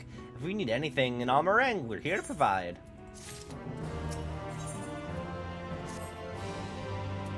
You have courage, my friend. Ronron's wares are more exotic than harmful, but I don't envy you the bellyache you'll have on the morrow. Now that you've eaten, I expect you're eager to get back on the road. Would you mind if we delayed our departure a touch? I have a few deals left to close before I conclude my business here in Mordsuk.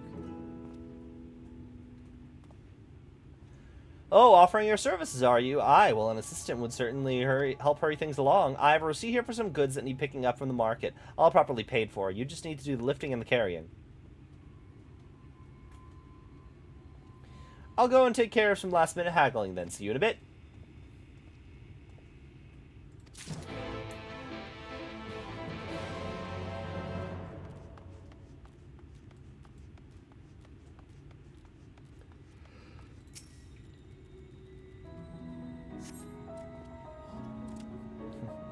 You have a strong stomach, friend, but I wouldn't eat those. Oh, I need to...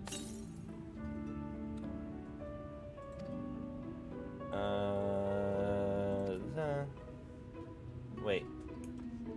Oh, I have to go and find... Okay. I have to specifically find what he needs.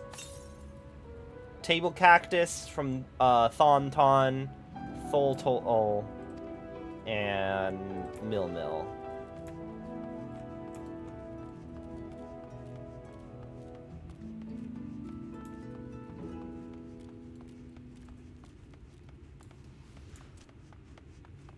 Mill.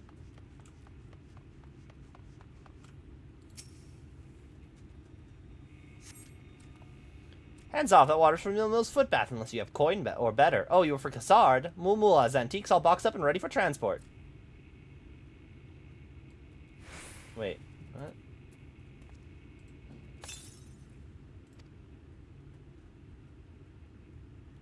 To be collected from Mool. Okay. This is some Animal Crossing bullshit here.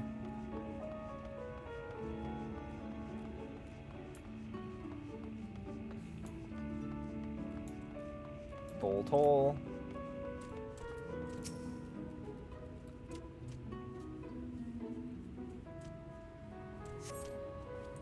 Cassard sent you the, did he? Right, yes. What kind of ore was it again?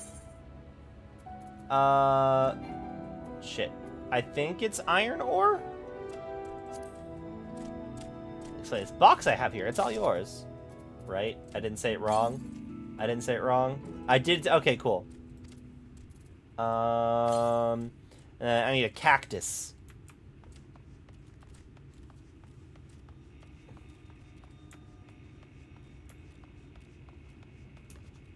Donde está cactus? Also, where's this Mool guy? There he is. I need a table cactus, sir.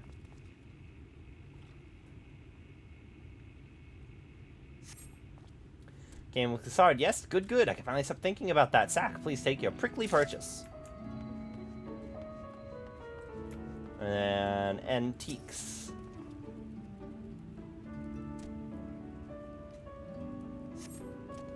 No touching, that merchandise is spoken for. You couldn't possibly change my mind with a better offer. Cassard sent you? Why didn't you say so? I wouldn't dream of selling his goods to a higher bidder. No. Nalbatharang relics, was it? All packed in that box? There, handle with care.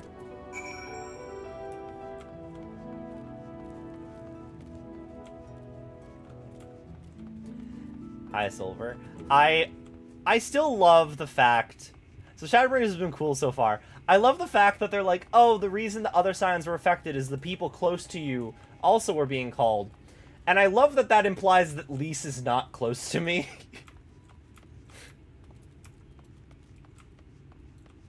Like, we just had an entire revolutionary adventure together, and we shared, like, a cool cinematic duel that was only in the opening cutscene and not in game engine. But nah, she doesn't get called. She's not actually... I feel nothing for her. Don't tell me you've been around the entire market already. Here's all the stuff.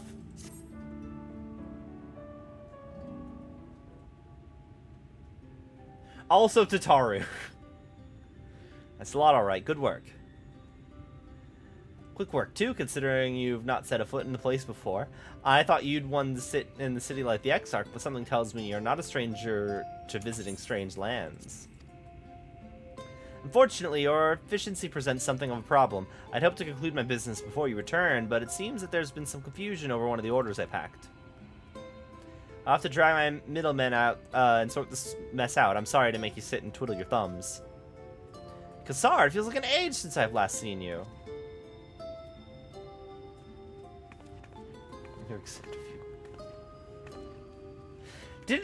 Isn't Alice like insistent that she's not a scion though? Also, if the Exarch summoned Tataru, he would not have survived. Okay, yes. Oh, this isn't lovely. Tesleen, it's been a while, but your timing couldn't be better.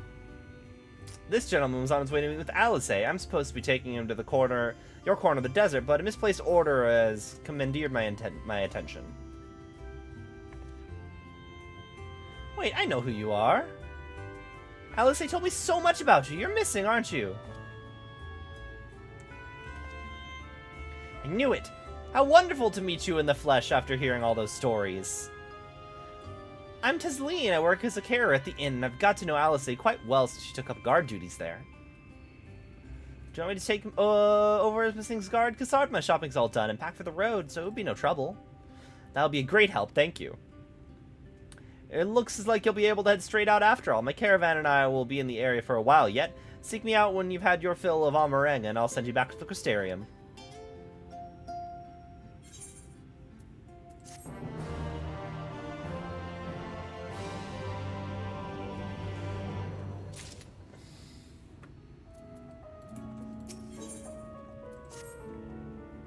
Eorzea has been desperate to see you, so let's get you to her sooner rather than later. The inn isn't too hard to find, really. You can actually see the top of the rock spires from here.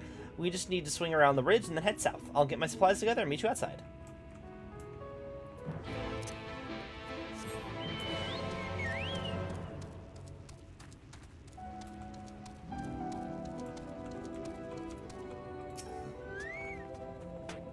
All set? I should probably mention the wildlife. While most of them will leave you be if you keep your distance, the local coyotes have learned to prey on folk heading home from the markets. I can usually swing sword well enough to fend them off, but I may have loaded myself down with too many bargains for today. You can handle any beasts that try and make a meal of us? I thought you might. Eorzea was always saying how much you... I mean, let's keep going, shall we? Yeah, she's going to get a Viper class change, clearly.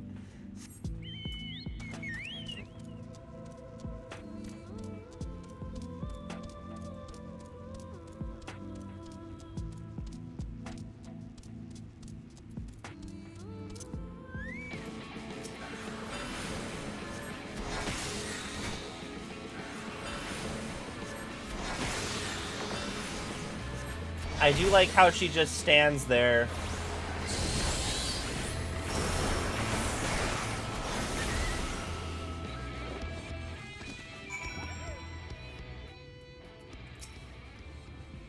Sorry, there wasn't much time to start a warning. Were you bitten? Those things can be nasty. And yet, hardly a match for you, it seems. I'd always thought Eorzea was strong, but in her mind, she was never... Ah, now that makes sense. Well, we should push on. It might be best if you scout ahead and clear out any coyotes that our scent. I'll wait here so you can fight without any distractions. Well, her hands are full. Yeah, but she's just kind of just like standing there staring off into the distance.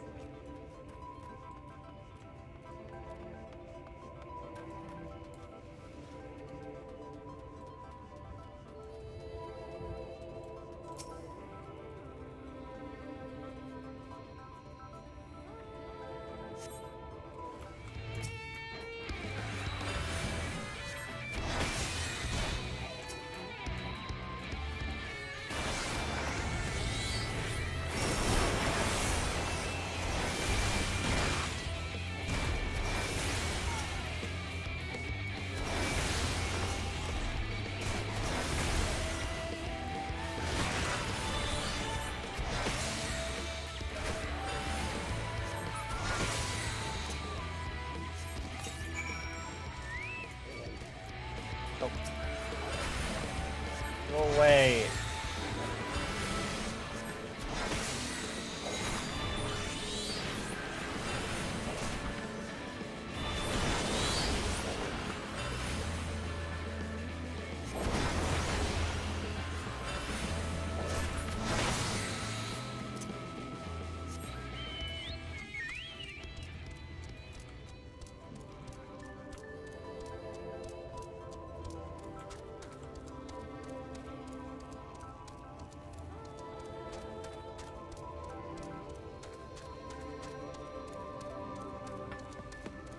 Twitch?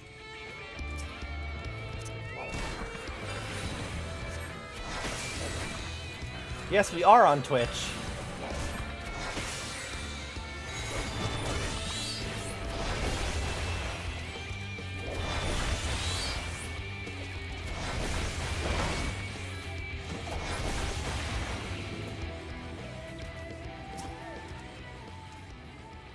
Goodness, you're back. I hear the howling and snarling from here. Frightful creatures. Let's hope the rest have seen your handiwork and know to avoid us now. I need to get these supplies back to the inn.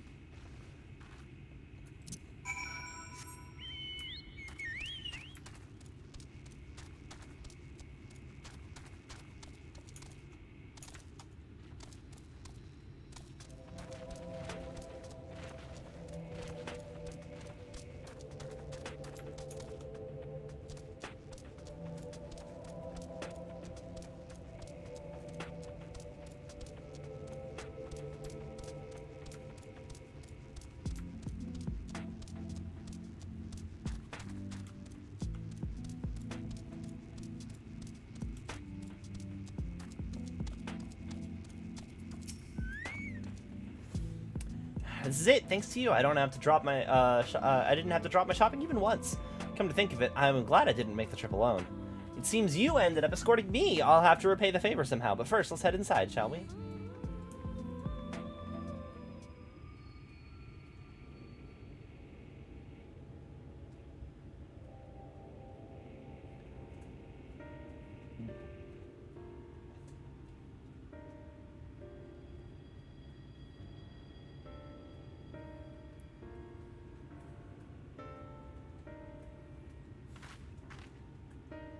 Welcome to the inn at Journey's Head. You might be our first visitor from the Crystarium since Eorzea arrived.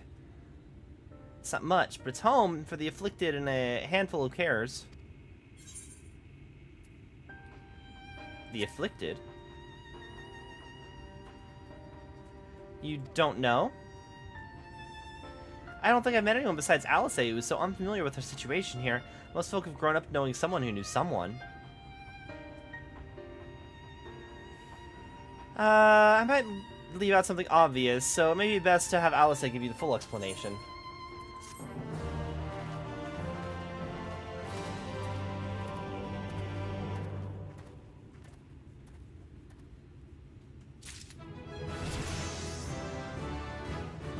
Yay!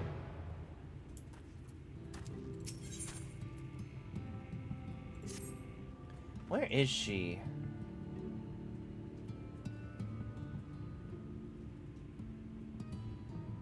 I think she might be out on patrol. You could wait, I suppose, but why not go out and surprise her? She usually takes the looking at things from the watchtower first, so I might be able to catch her there. It's not far. Head south to the south side and soon you'll see it. I'll stay behind in case she comes back while you're gone.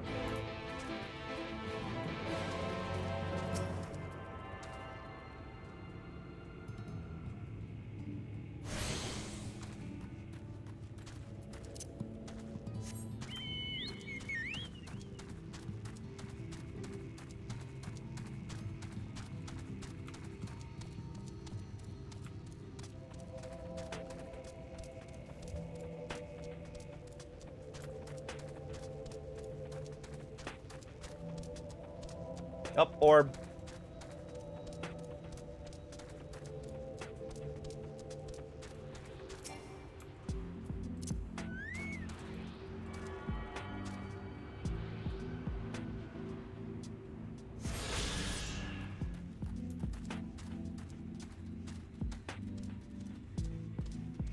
Oh, footprints. I'm guessing that's Eorzea.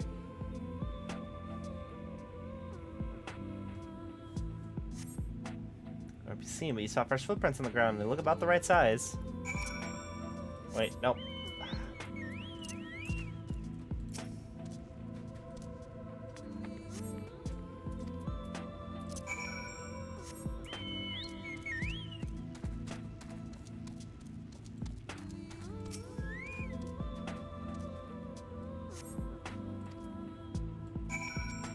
Alright, I don't need to get on Edgar.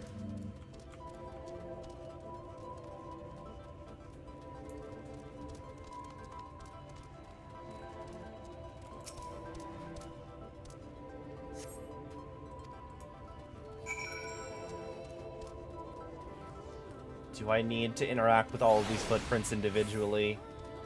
Can they not have just been like, okay, you see some footprints, so Alisay's this way? What tracks but they end in a mess of disturbed sand?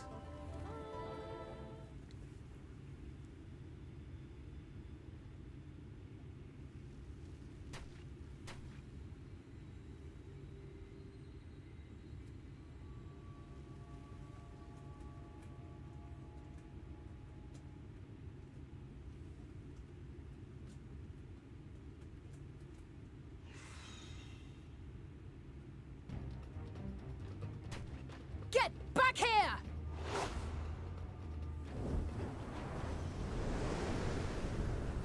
Is that... It can't be.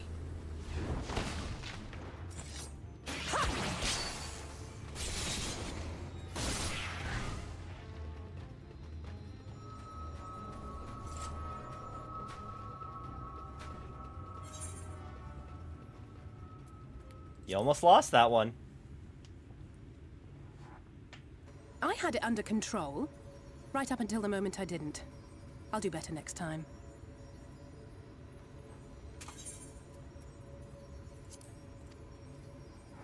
I knew you'd turn up sooner or later, but I had been hoping for sooner.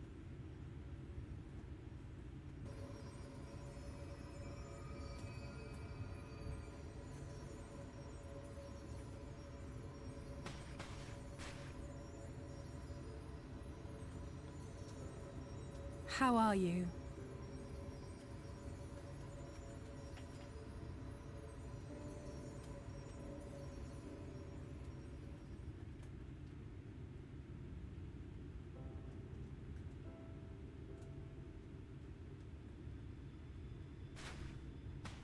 We've fought them to a standstill, then.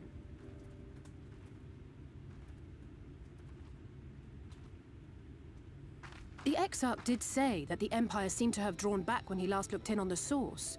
But without knowing for sure how fast time was passing there, I couldn't help worrying that a lot might have happened since then. I'm heartily relieved to hear that it hasn't, just as Alphino must have been. As you can imagine, both he and Eorzea were desperate to hear the news from home when I arrived. I haven't actually seen Thancred and Y'shtola yet, but they will have heard all the latest developments from the Exarch by now, or should have at least.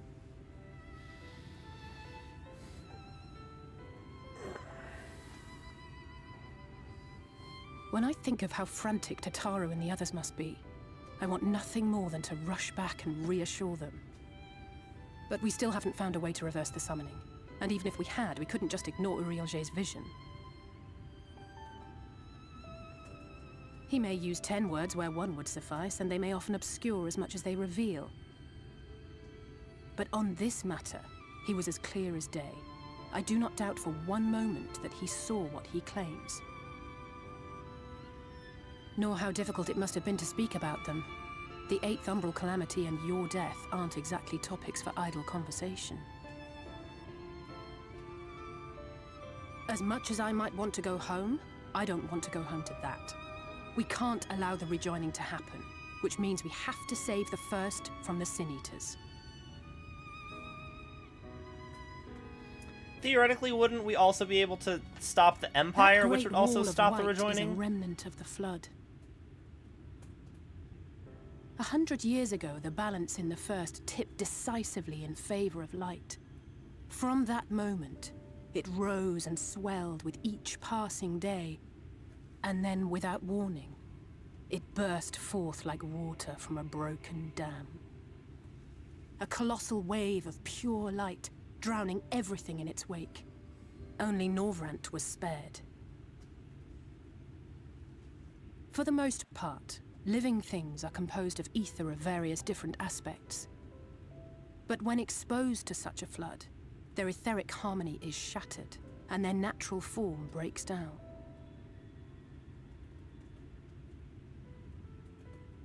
Then they either perish, or are warped into mindless abominations.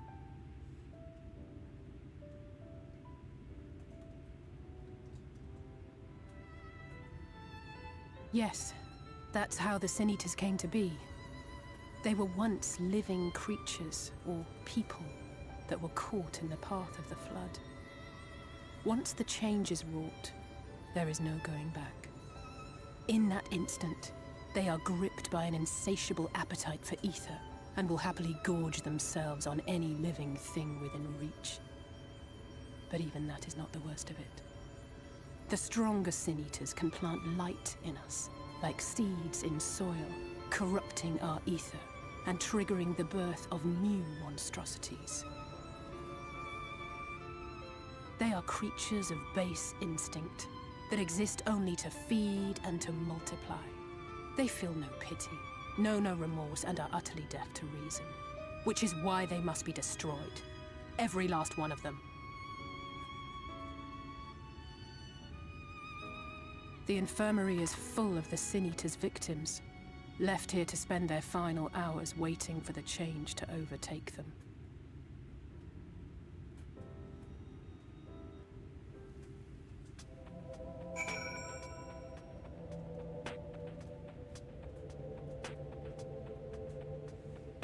Okay.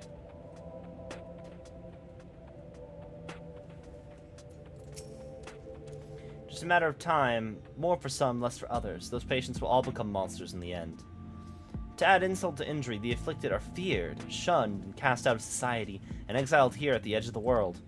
The only good thing I have to say about this hellish place is that it's serving me well as a training ground. Tisleen and the others have also been kind enough to share their knowledge with the Sin Eaters, which is, of course, knowledge I can share with you, while you help me finish my patrol, of course.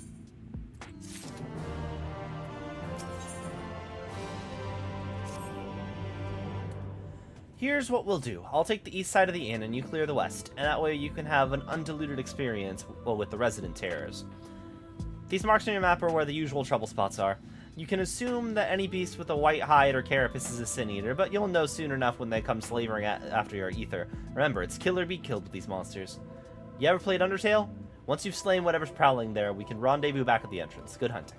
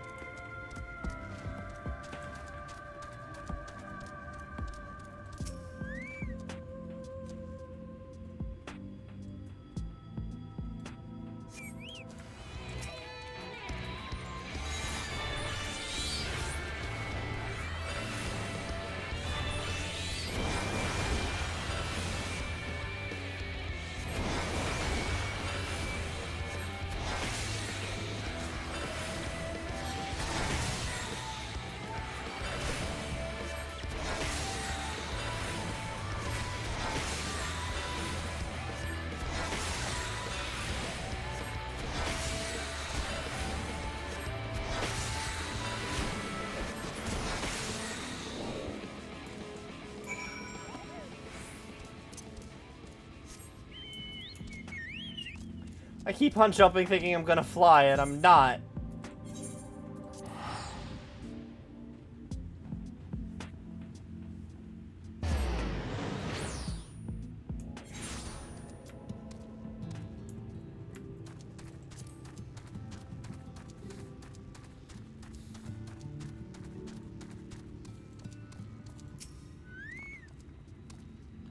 How'd you fare? Thought there might be one or two lurking in the fringes. Nothing out of the ordinary for this area. I expect you noticed it yourself, but individually, these lesser sin eaters are no more deadly than any natural predator you might encounter in the desert. It's when they appear in numbers that they pose a threat. Much like their the void scent, they have an unfortunate tendency to flock to the strongest of their kind. Thus, when a powerful sin eater goes on the hunt, it might be attended by a veritable swarm of weaker kin. Imagine an army of such creatures descending upon a village or hamlet. That's the basic idea behind my patrols, to call their ranks often enough that their numbers won't be overwhelming when the big one comes out to play. And you've certainly helped on that front. Let's report our victories to Tesleen, shall we?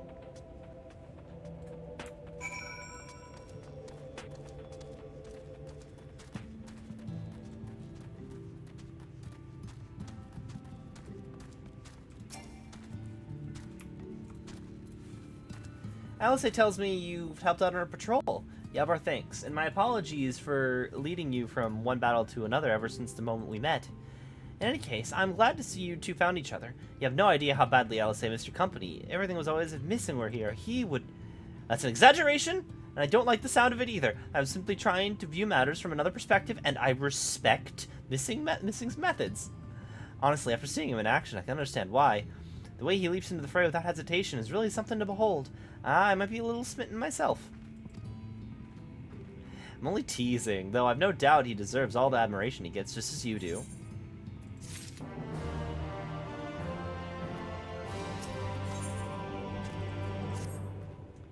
I'd love to lay out a welcome meal, but the duties I put off when I went to the market are still waiting for me.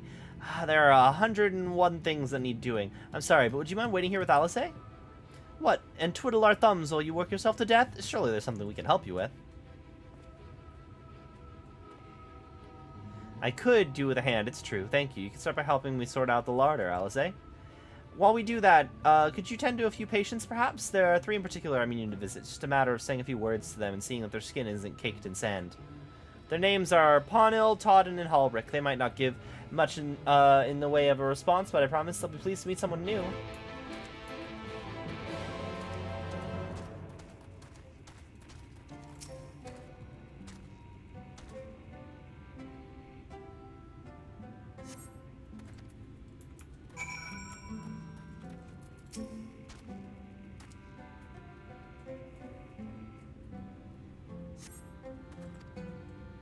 Todden glances up at you blankly, but you notice the tension in his face ease slightly.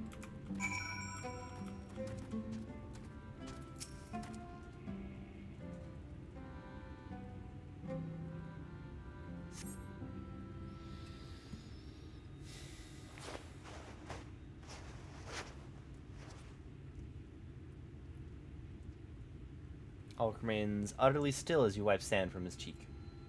The texture of his skin is hardened to something akin to plaster.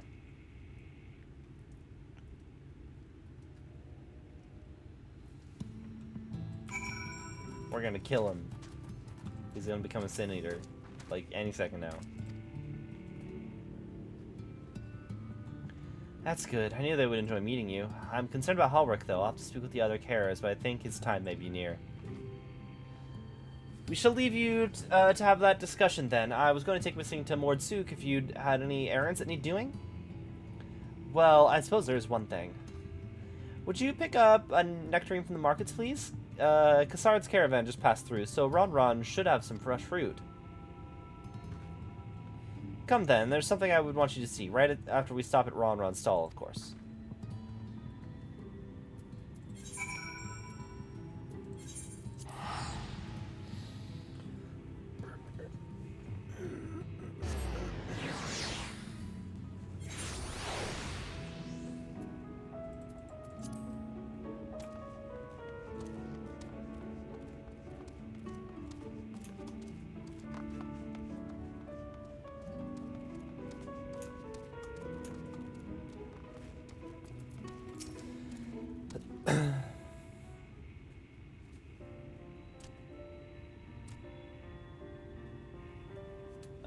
We're looking to buy a nectarine. Do you have any in stock? I wasn't reading. Nectarines, peaches, grapes, fresh and juicy. Given how richly you cracked your coin purse with me, I might still owe you food. Here, take this one, free of charge.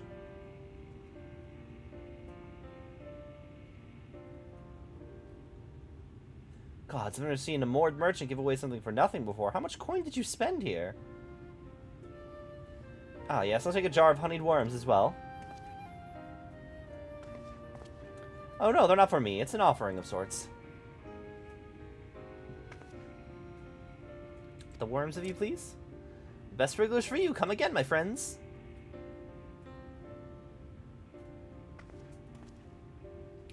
Our shopping tour is taken care of. Let's head up past the Aetheryte to the main tower. The view I want to show you can only be seen from the very top.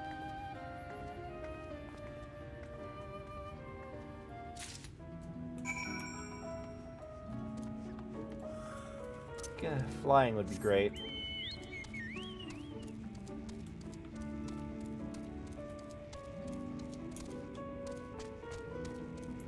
Oh, I don't need to fly up there. Here, your precious worms. That buys us a trip to the top of the tower, does it not? Gilles Wrigglers, you actually brought them! I really shouldn't let you, but just once, alright? Only once. Never fails, shall we?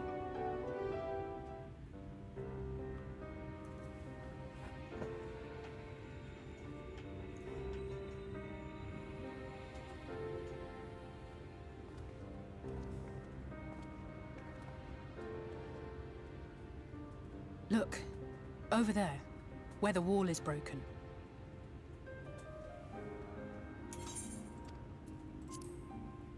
Do you see what lies beyond? That's what the land became after the light flooded in. An empty white nothingness. Life cannot exist in such conditions. The primordial light would wreak havoc on the body's etheric balance.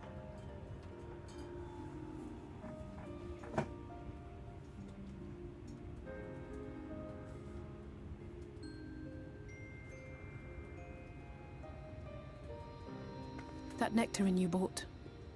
It's Halric's favorite fruit.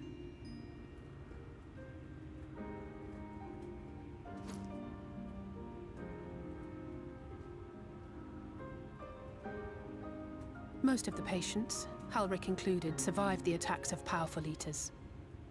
But their fate was sealed all the same. The monster's corruption has entered their bodies, and their very essence is being subsumed by light. The twisted state of the world itself just makes matters worse. Under normal circumstances, a person's ether naturally tends to equilibrium. But for these poor souls, the opposite is true. Sooner or later, every single one of them will turn.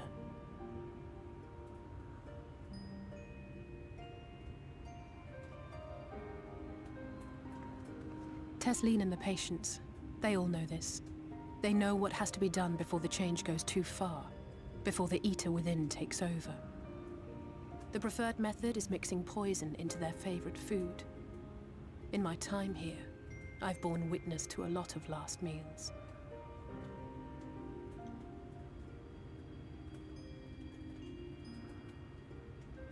I feel just as helpless as before. No matter how hard I fight, it's never enough.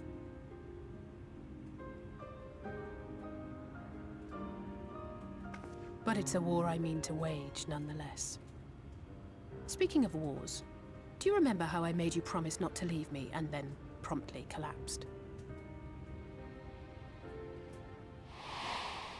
Well, let's just say I had a few choice words for the Exarch concerning the timing of his summons.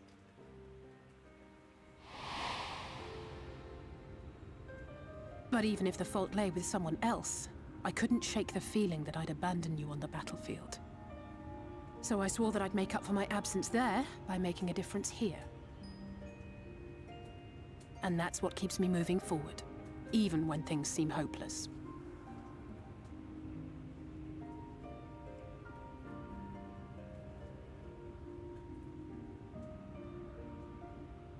On which note, it's time we headed back. The longer we keep Tesleen waiting, the harder this will be for her.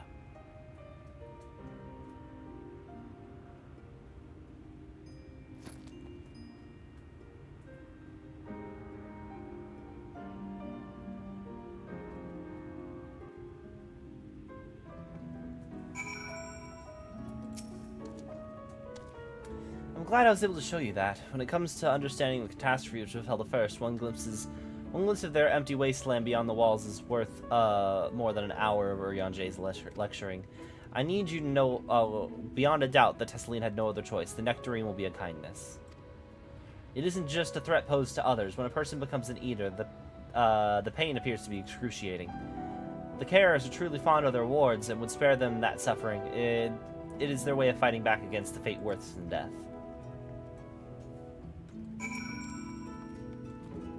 Okay. I am hungry now. And I gotta get ready for D&D. So, I'm gonna hop off, make myself some brunch at this point, I guess. And I'll catch you guys later. I'll catch you guys later. Let's see who is live at the moment.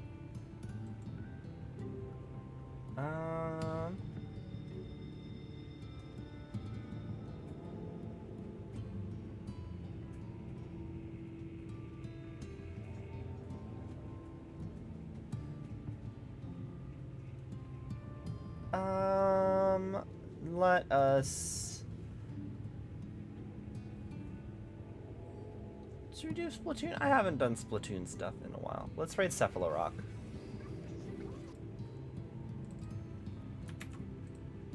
So... Yeah, I remember I was saying, like, time doesn't pass in the story, but Alphino and Alizé are now officially 1 year older. Granted, they are currently wayward souls that don't actually have a physical body, per se, so... It might not count. We're gonna raid Cephalorock. Raid message. You found the missing persons, as usual. Thank you for hanging out. If you're on YouTube, it's twitch.tv/Cephalorock. And I will catch you guys whenever I am next live. Thank you all for hanging out with me.